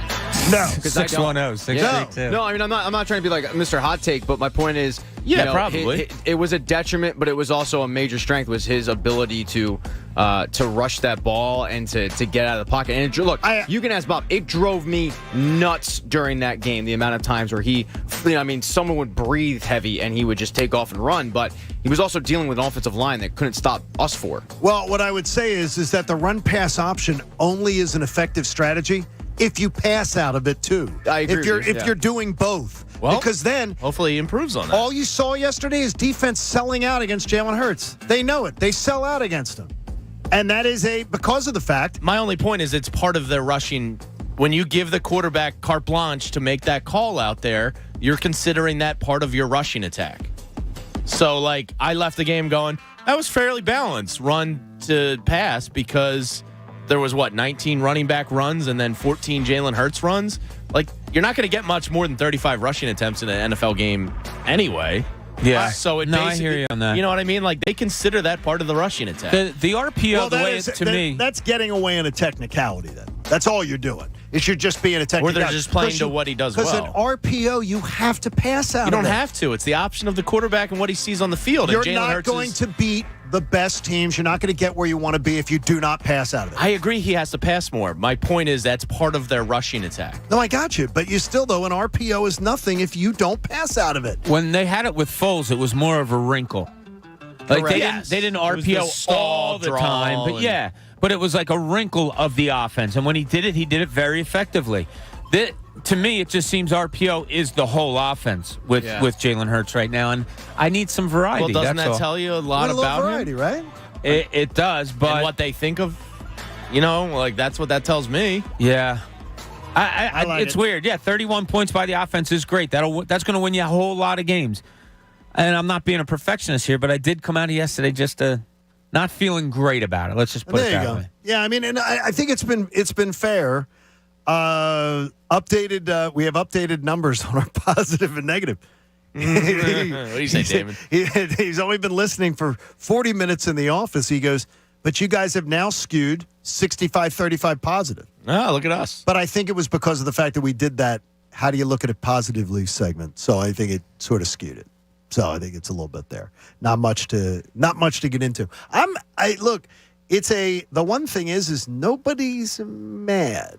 No. That's the false narrative that people try to push. It's hard to be. You're mad that the Eagles won. No, nobody's mad. Went on a road and won. No, nobody's mad. And we laid it out. I mean, the division and some of the games that went down yesterday. There was some craziness yesterday. Yeah. It was weird. I mean, it was really odd. I'm looking at that Cincinnati team. Pat and I wrote that was the game that was on next to the Eagles when we were at timeout on Pine. And Joe Burrow was unrecognizable the way he was playing. The guy that just led them to the quarterback last year, and all I'm seeing is throw interceptions and getting sacked and looking horrible. I saw a funny tweet. It was like maybe Joe Burrow's superpower was his appendix because he just had his appendix removed not long ago. Ah, so maybe his appendix was everything. I mean, it's weird the way that the way there were teams yesterday. Again, the Titans. Blowing that game at home to the Giants. Honestly, what were they doing trading A.J. Brown? Figure out your cap. How do you trade a player like that away? They weren't going to pay him? Yeah. Now, it's too early. We may be, No, he's a top 15 receiver in this league. Okay, that's fair. Yeah, absolutely. You don't trade those away easily. He's not going to be a 155 yards a game guy. No, but he's probably consistently going to be 80 to 100. Hopefully Devontae Freeman goes up and introduces himself to Jalen Hurts today. If Devontae Freeman's lining up a wide receiver, we got bigger issues. Devontae Smith, hopefully he lines up and says, hey, Jalen, I'm right here. I'm available. Now, the one thing is Zach goes, he had a drop. He did. He did. But what does that mean? You don't give him another shot? He had 4 total targets yesterday. He did catch one that was taken away by a penalty. Yes. I said last year I wanted the guy targeted double-digit times. I mean, I think he's that good. Is it also a case... Look, you can't fault Jalen Hurts for targeting 13 times at A.J. Brown the way he was playing yesterday. No. You can't. But do you get nervous about, and we heard about it in training camp. Keep throwing to the guy. Yeah, well, there's got to be some variety. I think it's very odd that Devontae Smith didn't catch a ball yesterday. It's odd. But A.J. Brown was just... That's Pat's theme. It was a butt game. Now, would you admit, though, it's not good? No, it's that he not didn't good. catch a ball. It's not good that they're not even targeting him that much. Well, yeah. I mean, I know you do whatever you got to do to win each game. I mean, if it's a 2-read offense, the read is probably A.J. Brown 1, and then a combination of Goddard or Smith 2, and didn't seem like a lot of times he was getting to that second progression yesterday. It was either take off and go or throw to A.J. Brown. So hopefully that's something they improve on. Now that they watch the film and get back to practice, and you're going to need some points to beat the Vikings, so hopefully they improve on that. You're going to need some significant points. Vikings are good, man. Well, it's still Kirk Cousins, and I know he does well against the Eagles. He does. We'll see. So you're not that. I think it's going to be a good game. When you watched them yesterday, you don't think they looked significantly better than the Eagles? I think they're not significantly. No, I thought the Packers were terrible. Packers were. I don't know what's going on with them. It was pretty bad. They got rid of their best wide receiver, and they have bold strategy. Connor, catching passes. And their Connor quarterback out there doesn't seem happy. Yeah. How's he doing? Not well. Not well? It's not working? Baseball's a sport. There you go. Hey, Connor won a tournament. Softball. Connor won a softball tournament this weekend. He hasn't bragged about it more than I would say 2 of the 4 hours we've all been together today. And so I had to break it down and say it was a tournament. You didn't win a championship of a league, right? Tournament? Yeah. How many teams were in it? 4. What? You have a trophy for a 4-team tournament? How many walks did he take? I don't know, dude. I couldn't get over the You have a 4-team tournament? The sleeve on his leg to play softball. What was that there for? He said to protect him when he slides. What? Because he doesn't want to scrape Why his wouldn't knees. he wear long pants then? If you're worried about softball. scraping, I mean, no, so he can't. Don't tell me there's something he can't do in an amateur sport. I don't know. I mean, my gosh. Congratulations on your success, Great, Connor. congratulations on that, Connor. We're all proud of you. Really, really, really proud of you. All right, coming up, the verdict. We've heard a lot of things today. We'll summarize them and get into some more. If you want to get in with a late call, too, you can at 610-632-0975. It is a Football Monday on the John Kincade Show. You're listening to 97.5 The Fanatic. I know the BetParks Casino and Sportsbook app had me in its web all weekend long. Now, Saturday, the wheels fell off on my college football wagering. Just fell absolutely apart. In the NFL, I found the individual player performances are the way to go. Whatever way you choose to wager, you're going to find so much flexibility, so many great odds boosts, and so many fun ways to play on the Parks app. Go to betparks.com. You can get a $750 risk-free bet if you're a new customer. And you use the promo code Kincade that'll be refunded to you in site credit should you lose. It's a great way to get your year rolling. They also have all the casino games, too. All your favorites right there, and you can get out there and win yourself some cash with that. It's the sportsbook and casino app all in one. Be responsible, everybody. You got to be 21 in Pennsylvania or New Jersey. If you have a gambling problem, would you please call 1-800-GAMBLER? The John Kincade Show. God, I am so sick of this crap. Is this the show? On 97.5 The Fanatic, Philadelphia. Football Monday on The Fanatic is presented by Piers Phelps. Whatever it takes, go to nopaybryant.com. On the south side, we got 6 poly panels. And please, make sure they're flush. Kwame is converting everyone on the block to solar power. Please get a crew to wrap up 202 South Duane. He needs more certified installers before the sun sets on his business boom. Well, let's pick up the pace. We got a long day. Indeed can help him hire great people fast. I need Indeed. Indeed you do. We instantly connect you with quality candidates whose resumes on Indeed match your job description. Visit Indeed.com/credit and get $75 towards your first sponsored job. Terms and conditions apply. By now, you know that sound. It's the sound of the Home Depot. But what about those sounds? Those are the sounds of the Samsung Bespoke Refrigerator's Beverage Center with internal water dispenser and built-in pitcher with flavor infuser for crisp, refreshing water, making this the sound of savings on top brand appliances. The Home Depot. How doers get more done. Final days to save up to $1,201 on this Samsung Bespoke Refrigerator in September 14th. Offer valid August 25th through September 14th. See store or online for details. MVP's bonus days are back at Lowe's. Right now, get a special BOGO offer from Bosch. Buy a select Bosch 18-volt bare tool, get a battery free. Shop savings on all of our top pro items. Plus, MVPs earn up to 3 times bonus points on select products. Join today and redeem points for products designed to level up your business. Don't miss MVP's bonus days, happening now at Lowe's. Pricing and offers subject to change at any time. Bonus points calculated before taxes and fees after applicable discounts, if any, valid through 9/23. FanFest is the biggest party of the year for Philly sports fans, and FanDuel wants to send you there. Now, new FanDuel customers can get a pair of tickets to the Fanatic FanFest courtesy of America's #1 sportsbook. Just sign up with promo code FanFest. Make your first deposit and place a bet of $25 or more to get a pair of FanFest tickets for October 1st at Xfinity Live. That's promo code FanFest. FanDuel, make every moment more. Must be 21 plus and present in PA. First 300 new users only. Minimum bet $25. Restrictions apply. See terms at sportsbook.fanduel.com. Gambling problem? Call 1-800-GAMBLER. Hey guys, if you're excited about football season but can't get excited about your game in the bedroom, you should do something about it. Stop suffering from low testosterone or ED. Just call Iron Mountain Men's Health today. You've heard me talk about Iron Mountain Men's Health for a long, long time now. Dr. Avidan Appel specializes in treatment for men's sexual health. It doesn't matter whether you're 20 or 70 or somewhere in between. You'll get a customized treatment plan that's right for you. ED can be an uncomfortable subject to talk about, but once you speak to Dr. Appel, you'll immediately feel at ease. If you've tried pills or other treatment plans and they don't work, it's likely because you weren't prescribed the right plan. Visit IronMountainMen'sHealth.com to set up a free consultation or call their office at 215-659-3770. That's 215-659-3770. Tell them I sent you. Iron Mountain Men's Health, the leader in men's sexual health. The weather this time of year is more unpredictable than my fantasy football team. Wait 5 minutes and it'll change. The weather or my team? The weather. Your team stinks. I can't believe who you drafted in the first round. A new system from Pierce Phelps will keep you comfortable no matter what the weather does.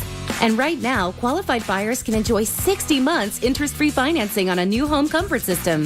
Visit nopaybryant.com to find a Delaware Valley dealer near you. Bryant.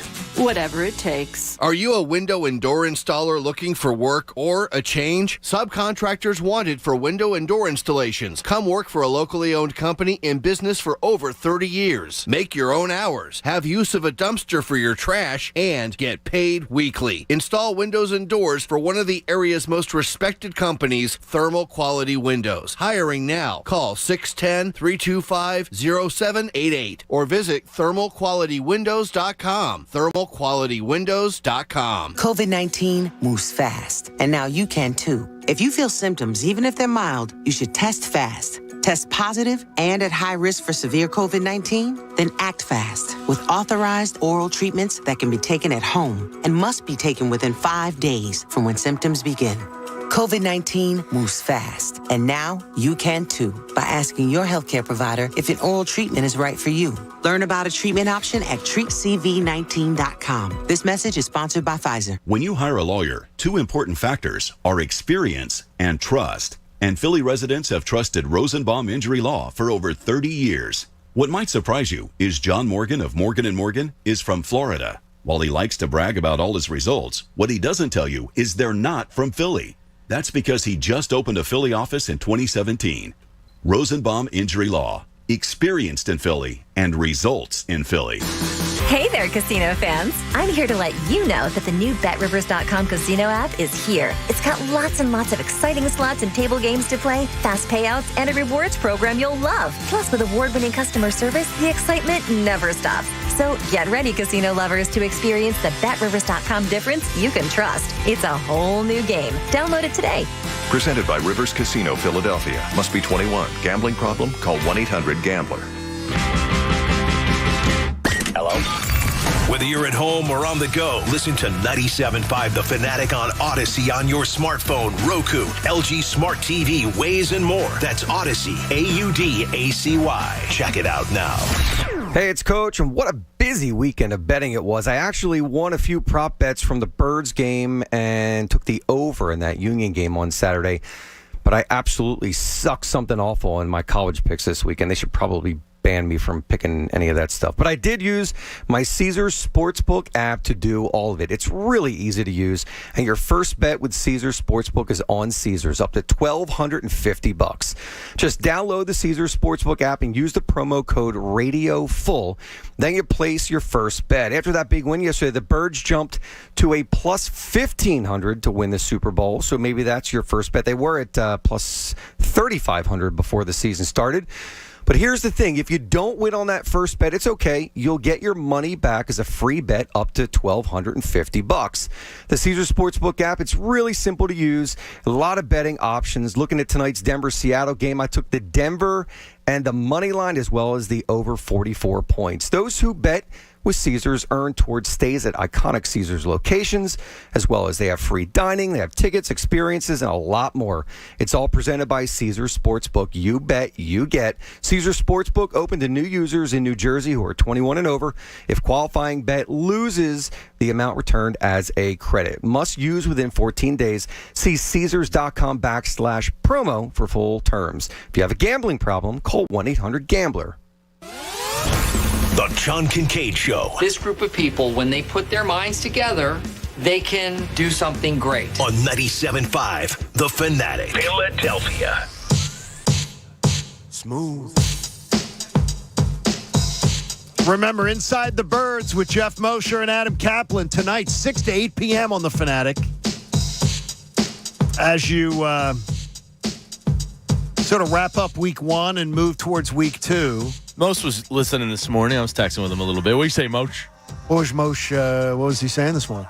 We were just talking about the game yesterday in general. And what was the number that the analytics have already been done on Jordan Davis? Yeah, my buddy Gabe just sent me this number, and it's courtesy of, let me just get this correct here, Shane Half on Twitter. The Eagles allowed 2.9 yards per carry when Jordan Davis was on the field, which was only, albeit 22 snaps. They allowed 10 yards per carry when he was off the field. Now, I saw a number earlier this morning that Javon Hargrave and Fletcher Cox were two of the worst 4 defensive tackles in the entire NFL yesterday in yards against the run. So they were ineffective. Jordan Davis, it looked like, was shoring up the run game, and that's why they drafted him there. They did. That's what it was there for. So in terms of that, albeit a small sample size, he was effective. And, I don't think 22's – what's wrong? Oh, no, I said earlier that he was invisible. No, the only thing is, though, is how many times did they run the ball in those 22 is what we got to find out. I don't know. The only thing is, though, is that it's, Pat, I don't think it's that you're wrong because your premise and Bob's premise was you weren't hearing his name.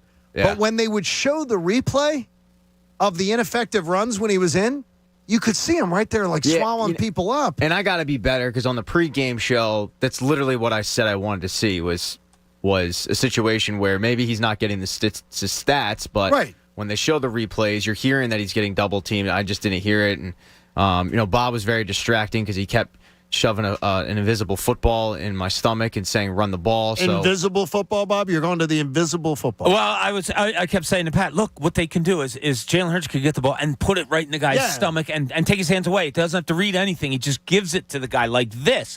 So I kept putting it in Pat's stomach. Did you guys notice the play? I said it to Pat. It might have been the 3rd, 4th play of the game where Jalen Hurts faked the handoff and there was no running back in the backfield. Oh, no, I did see it. Yes, absolutely. It was like the 3rd or 4th. Pat, remember we're sitting there and I go, did you see that? And I acted like I had a ball. We were all fooled. Like he went like this. Fooled. Like he had the ball in front of him and he went like that, like he's faking a handoff to somebody and nobody was there. It was kind of strange. I think it was he fooled them. He fooled somebody. He fooled us. Yeah. By the way, the Fox crew was not good camera-wise yesterday. No, they got faked out. Especially early in the game, they got faked out quite a few. The one was a really nice play. It was a play action from the Eagles where Hurts kept it and he ended up going bootleg out wide. But it was a really good sell on the handoff, and me and the cameraman both bought it. Oh, that was a play that Pat said the same thing to me. He goes, "Oh, I thought he handed off." I thought he handed it off too. Exactly, it was a good sell by Hurts, and he took off. I think it was like a 7 or 8 yard gain. They got most of the names right yesterday, though, on Fox. That was cool. They even worked in a gesticulation. Yeah, I didn't like that. A lot of people on Twitter were thinking testiculation. Yeah, not good. Big word. Big word, too. Let's check out our final jurors' contribution of the week, Pat, and look at some of them. That come in thanks to our personal injury law firm of Flager & Associates, who cares, prepare, and win. Visit FlagerLaw.com. Yeah, we're going to start this segment off with Matt. This is Matt. Too many defensive mistakes, poor gap assignments on the run defense. Too many times DeAndre Swift got out and got what he wanted. Also, too many Jalen Hurts runs, but some really good runs for first down. A.J. Brown, monster game. Welcome to Philadelphia. Appreciate the 10 catches in the $155, but we really need to make sure that Devontae and others get the opportunity to get more. Yeah, yesterday's fine. Now just move on next week and have a balanced game plan. Have a balanced game plan. You know, like Justin Jefferson was one of the talk of the league yesterday. Adam Thielen, I don't think, had a catch by the time he had 200 yards. So is that being discussed there? You know what I mean? It's just be happy with A.J. Brown's performance. Let's hope it doesn't spread to next week. Yeah, but they played great. What? The Eagles played pretty well. No, they played great against a team that was in the title game or in the playoffs last year in the divisional. Well, they didn't look like that team in the title game last year. No, they didn't. They certainly didn't. Where we go next, Let's Patty? find out what Noah thinks of the game. Hey, guys, this is Noah, and all I have to say is thank God for A.J. Brown. Man, he was absolutely awesome in this game. Everything we wanted to see and then some, and I am so pumped that we get to watch him every Sunday. I am a little concerned about the defense, though. I really wanted to see Jonathan Gannon dial up the pressure in the second half when we had that big lead.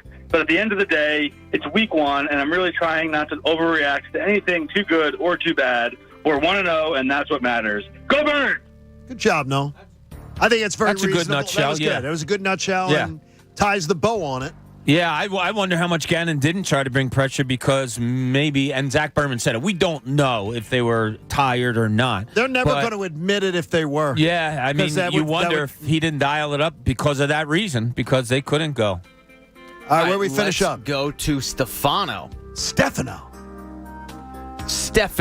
Stefano DiMera. Either or. Well, yeah. Look, if it's a good call, he's Stefano. There's an S, there's a T, there's an E, there's an F, there's an A. He's Stefan. Anyway, here he is. Stefano. This is Stefano with the John Kincade jury. It's a win, but should have been handled a lot better. Questionable play calling early, but I thought that the offense adjusted well enough throughout the game.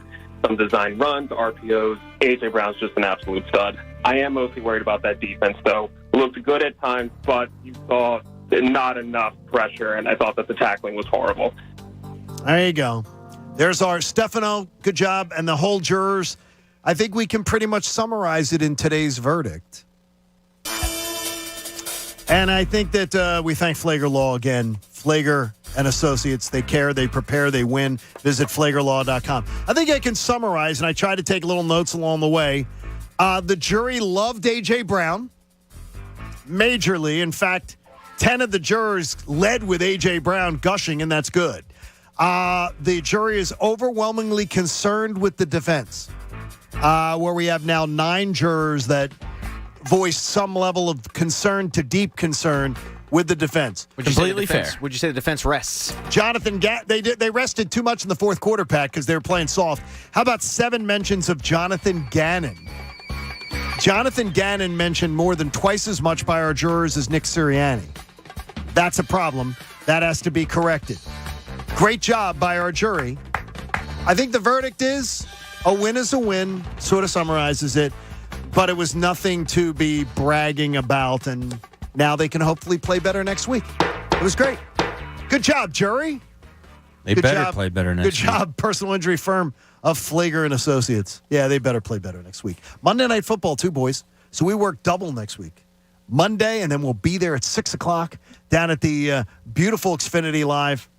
Be a lot of fun. On the Victory Beer Hall stage, I believe. And it's going to be crazy. Yeah. It's going to be a little nuts. I think people are going to get a little irrational next Monday. I think that's good. Yeah, I think we're going to have to be down there a few hours before we actually start the pregame Just to show. get in there, I think we're going to have to. Yeah, it's going to be, Pat, but yeah, that'll be fun. Pat, you're good at keeping things reasonable and rational, so we're going to count on you for crowd control, or is that Bob? Crowd control? I mean, just to keep the crowd in a very normal sense. Just whatever keeps the paychecks show. coming, I'm really happy to do it. Well, calling all Temple alumni, don't miss the Temple homecoming game. And when the Temple Owls battle Rutgers this Saturday at 2 at Lincoln Financial Field. For tickets, visit owlstix.com. Did you have fun down there Saturday, Pat? I did, yeah. Saw a couple Lafayette fans, told them that they were going to get it. Those Leopards had no chance. And, now Temple's rolling. And they're on a winning streak of 1. Is it a streak when it's 1? When you're in a rebuilding year, absolutely. Kurt Warner's son and came EJ. in, and, EJ Warner, and looked really good. Live as one class with EJ. Yeah, he looked good. So hopefully he can build on that momentum, and they can right the ship and make that 1 winning game streak push it to 2. Is he a freshman? Yeah, Yes. he's a true freshman. You think it's going to be EJ on Saturday? I wouldn't throw him in there against Rutgers. I wouldn't either. But I'd let him come in relief again. I mean, considering DeJuan Mathis has more fumbles this season than completions. It might be completions. Yeah, he hasn't been good. EJ came in the other day and did his thing. I don't know whether it's going to be able to do it against Rutgers, but good luck and get on out there. He did something that I didn't see on Sunday from Jalen Hurts. He stood in the pocket. Yes, he did. Got hammered, but delivered a 25-yard strike. Kid's got brass ones. Yeah. And he's got good pedigree. Yes, he does. Good pedigree. Andrew in Phoenixville joins us on The Fanatic. Andrew, good morning. Good morning, gentlemen. I just wanted to say you guys put an awesome pregame show on yesterday at Timeout. It was awesome to see you guys. Yeah, thanks for coming out. Yeah, thanks for coming out. You guys could not have been any nicer to us, to everybody at the bar and at the restaurant who came out. So you guys keep up the awesome work every morning. So thanks, buddy. Wanted to definitely say about the Eagles game, Jalen Hurts, as you guys said multiple times, has stayed way too many times in the pocket and, run out of the pocket too many times. Really didn't seem like he trusted his receivers to get open as quickly as he wanted them to. In the first quarter, I'd say, he definitely did not, no one trusted the run game. Like Miles Sanders even got the ball in the first quarter. If at all, maybe once or twice. But it seems like we need to have a much better balance of throws versus run game. The defense definitely gave up a lot of key runs and plays to the Detroit offense. Not to say that Detroit's not a good team, but it was just a closer game than I wanted to. But I have a feeling that they're going to iron out the issues and come out next week pretty better, much better than they were yesterday. I want to see it at home too, Andrew, and good job. I want to see that defense on their home field, because there's nothing like Eagles fans really react to that. Yeah, hopefully. The defensive line is a major concern of mine. I don't know if they can get to the quarterback. I don't know if Detroit blocked really well yesterday. I don't know if we're relying on aging players in Brandon Graham and Fletcher Cox too much. Well, that seems obvious. Yeah, we'll see. But if Dalvin Cook eats him up next week, I think Fletcher's days as a starter could be in jeopardy. Yeah, I mean, you're talking about 6.5 yards a carry yesterday by the Lions, and they got through that first line rather easily. Like it was. They really did. Yeah, hot knife through butter, I think, was in it. Yeah, it wasn't an analogy. Didn't look good. Now, I don't know what more you can. If you don't get defensive line play, I know what kind of defense you're talking about in front of the home crowd, yes, John. Exactly. I don't know if you can get it. I really don't. I don't know if we can get one last Cooney's Corner in, but we're going to try. Let's get a shoehorn and see if we can fit it in before Anthony.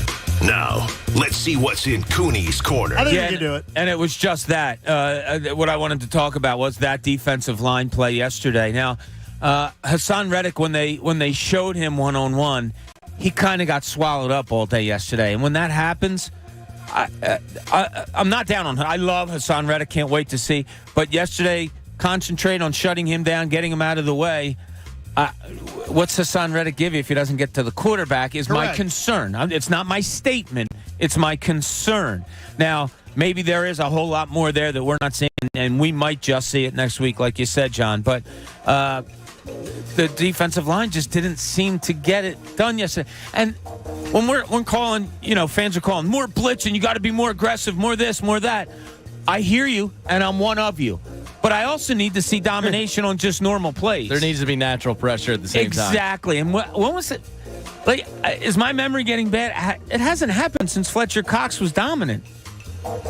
It's not good. I mean, they were second worst in the league last year at sacks, and that was with a minimal amount of blitzing. So it looks like as of right now, the only way they can really get there is to blitz. Yeah. And I don't know how much. That's scary. Yeah, that's kind of a scary statement. I mean, you saw the impact the Lions' defensive line had yesterday. Like, they were good, and the Eagles' defensive line was not. And the scary thing, somebody put on Twitter that Bradbury is allergic to tackling. I didn't notice. I did notice. Fine. Coverage is fine. I didn't. Yeah, if that's the case and you're blitzing, you better have corners that are able to tackle. That's why the Giants. That was one of the things they were down on about him, is that they didn't think he was really. He shied away. Not shied away. I don't want to use that term. It's unfair. That he wasn't really aggressively adverse. Right. Yeah. Exactly. Let's not say he was aggressive on the tackling. I think that's fair. Yeah, he wasn't aggressive. But that's where my eyes are going to go. This game on Monday night is that defensive line. I'm going to go home and watch the game again today. Yeah, and Dalvin Cook's good. Yeah, I'm going to concentrate on the defensive line when I watch the game today and just see what it was yesterday. What was the performance, and maybe how good Jordan Davis did play, and why did he only play 22? I didn't hear Hargrave much yesterday. Josh Sweat, as Zach Berman told us, was dropping into coverage. Reddick was dropping into coverage a decent amount, too. They put Fletcher Cox at the end a couple of plays. Yeah, I mean, I guess he wants to try out his new toys, but didn't seem to work yesterday. What did you think? And that's good. We'll put a bow on that one. What do you think of gutsy Nick Sirianni at the end? I want to know your reaction when you're watching the game when he went for it on 4th and 1 at the end of the game. I was for it because I thought they were going to get it. I was against it. I was screaming, "What the hell are you doing?" I didn't have any. I didn't have much faith in the defense at that point to get a stop. Yeah, I was with Jamie. So you wanted to go for it and give them the ball on the 40? Oh, I'm sorry. No. At the end. So I was alone. Okay, so you're with us. No, yes. I was with you. I wanted to punt. Wow. I thought if you punted, I would have taken the delay. I would have taken the delay game. Now look, it worked. Nick Sirianni's smart. Nick Sirianni, He made a call that worked, so I got to give him credit. He believed in his team. But to me, I take the 5-yard penalty. I run the clock down to 104. I take the penalty, go back 5 yards, give the punter a little bit more room, and then I punt the ball. And there's no question in my mind I would have punted the ball. Yeah, Look, I could run through. The thing you just laid out. Sorry, Bob. That's exactly what I'm like, this is a no-brainer. Yeah, that's what I would have wanted to do. I could run through traffic on a busy highway and make it through, and you could say, oh, that was smart. You made it. All right, you made it. But it wasn't smart. Oh, yeah, okay. I don't think what Sirianni did was smart but it at sealed all the yesterday. game. It sealed the win. The 4th and 1, I got to tell you, that call at the end of the game, I don't think it was dumb at all, but I think it was a gutsy call. Yeah, he went for the win. And he trusted. I loved it. His offensive line hadn't had a great day, though. Yeah, but Miles Sanders had. He had. But it was, Brian Dable goes for 2 to win the game there. That's gutsy. Yes. If he doesn't get that blows up in his face. Yep. Same thing. Nick Sirianni, the guys on the sideline were probably like, hell yeah, coach. Here's someone who's gutsy, Anthony Gargano. It's always gutsy. I loved it. I thought it was. So you would, when you saw that, you said go for it.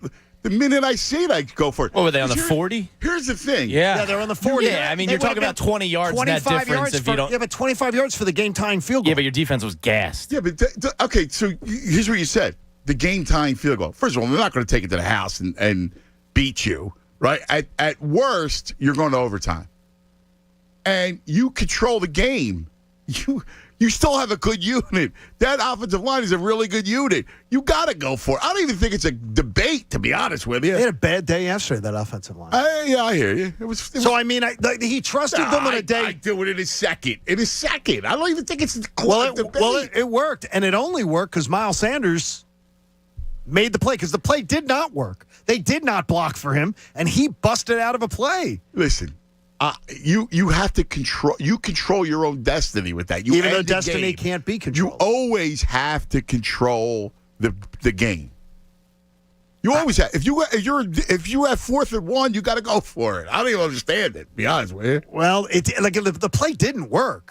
Miles made it work. No, really, he was stuffed. Well, that's part of that's football. Sometimes it's the guys up front, and sometimes it's the back. Oh, I know, but that's called football. I understand, but he trusted them on a day when they weren't playing well, and then the play didn't work. Miles made it work. Miles shrugged it off at the end. Again, there are many reasons why a play will work or won't work. The odds are you have the ball 4th and 1. You need a yard. You got to try to go get it. Whether it's your line gives you the push or whether it's the back making a play. That's why you do it. What'd you think of the effort yesterday? Effort. Yeah, guys don't want to talk to me because I have a completely different perspective. No, we do. We're going to hear it on Cuz Radio. I am not freaking out. Nobody's freaking out. No. I hear it everywhere. I hear, oh, my God. It's been a little too much negativity from me, too. Listen, it's week 1. It's a glorified preseason. Did I like some of the blitz? I didn't understand Gannon, right? If you ask me to lead with the negative, it's him. Gannon, that defense, I don't even understand what he's looking at. Where was Hassan Reddick? He got played by Johnson, who's the Lions offense coordinator. Played him all day long. Played him. With that offense, with Goff, that's a horrible performance by Gannon with his scheme. He had 88 yards after 3 quarters, passing, though. Running. And then in the fourth quarter, he was hard. He dashed. Did you see his split schemes got? They were horrible. The guys bumping into each other. Do you think they were gassed? No, I don't think they were gassed. I thought it was scheme related. I thought the Lions had their way. Gannon's running a jet package, right? Let's send my guys up. Let's send my guys up all day, and then they worked you. 3 quarters over. And I thank Steve for sending in the number. 3 quarters through the game, 3 quarters in, Jared Goff was the worst starter passing the football in the NFL yesterday. He stinks. And then in the fourth quarter, doll hands. He chewed it up. Yeah, Goff stinks. He chewed it up. You know what that is. He stinks. That was a hell of a catch by St. Brown over Slay. The problem is that then you get soft, right, in the fourth quarter. And up 17. It bites you. Can't do that. All the time. Yeah, it only prevents you from winning, right? That's always that. But again, I take it as it was a good win, man. It's the offense. Listen, I could pick at Hurts all day long, right? Like, well, there's the Brown throw that should have been a touchdown that he misses. Should have been pick six. You got to go, it's one read and he's done. But that's who he is. He's going to make plays with his feet. He's going to. But wait a minute. I thought you were out on Hurts, though. I'm not in. Okay, so but you're. But I feel at least the sense I'm getting is that people expected a whole other different Hurts. I expected It's what he is. What he is. Like, you don't change. A quarterback's not going to change overnight. Like, that's just not going to happen. Did you like the play calling offensively? I had no problem with it. Yeah, I had no problem with it. I heard you guys. I don't. Well, we're going to hear Cuz Radio today. And we'll they're find an out RPO more. offense. He's going to run. I mean, that's what it is. That's but what if you don't they're pass telling you. an RPO, But that's what it's not Jalen an Hurts RPO. is. That's what he is. They're trying to get the best out of him. Here's the problem: is that you're expecting an offense with a different quarterback.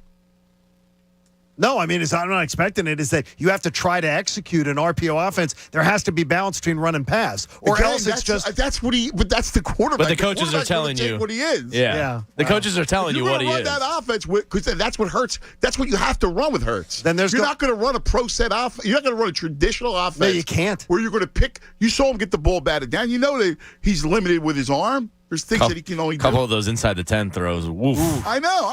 But again, he's a horrible red zone passer. He doesn't turn it over, which is a big plus. Yes, right. Hey, Cuz Radio comes your way. He's got 4 hours to just load this thing up with him and Chunas getting you ready. And we have plenty coming up here all week long on the John Kincade Show, getting you ready for Monday Night Football next week. Hey, support life-saving cancer research. Join us and our generous partner, Window Nation. Make a donation today to the American Association for Cancer Research. Go to 97.5thefanatic.com/AACR because cancer research saves lives. We look forward to having you join us tomorrow. Cuz Radio's next here on 97.5 The Fanatic. Want to remind you that the APGA Tour is returning to Montgomery County for the second year, September 20th and 21st at Bluestone Country Club in Bluebell. The APGA Tour, a diversity-focused golf group competition. It's got rising professional golf circuit pros, primarily of African-American players. So come on out and show your support for the expanded field of 54 players, including 4 Philly area competitors.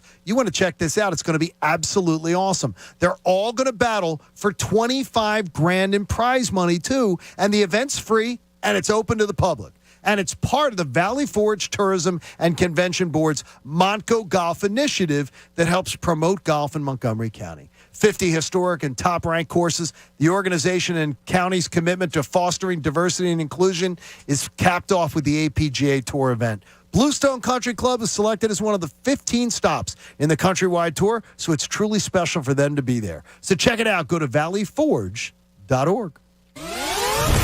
The John Kincade Show. They're like the family from hell on acid that's on steroids. On 97.5 The Fanatic, Philadelphia.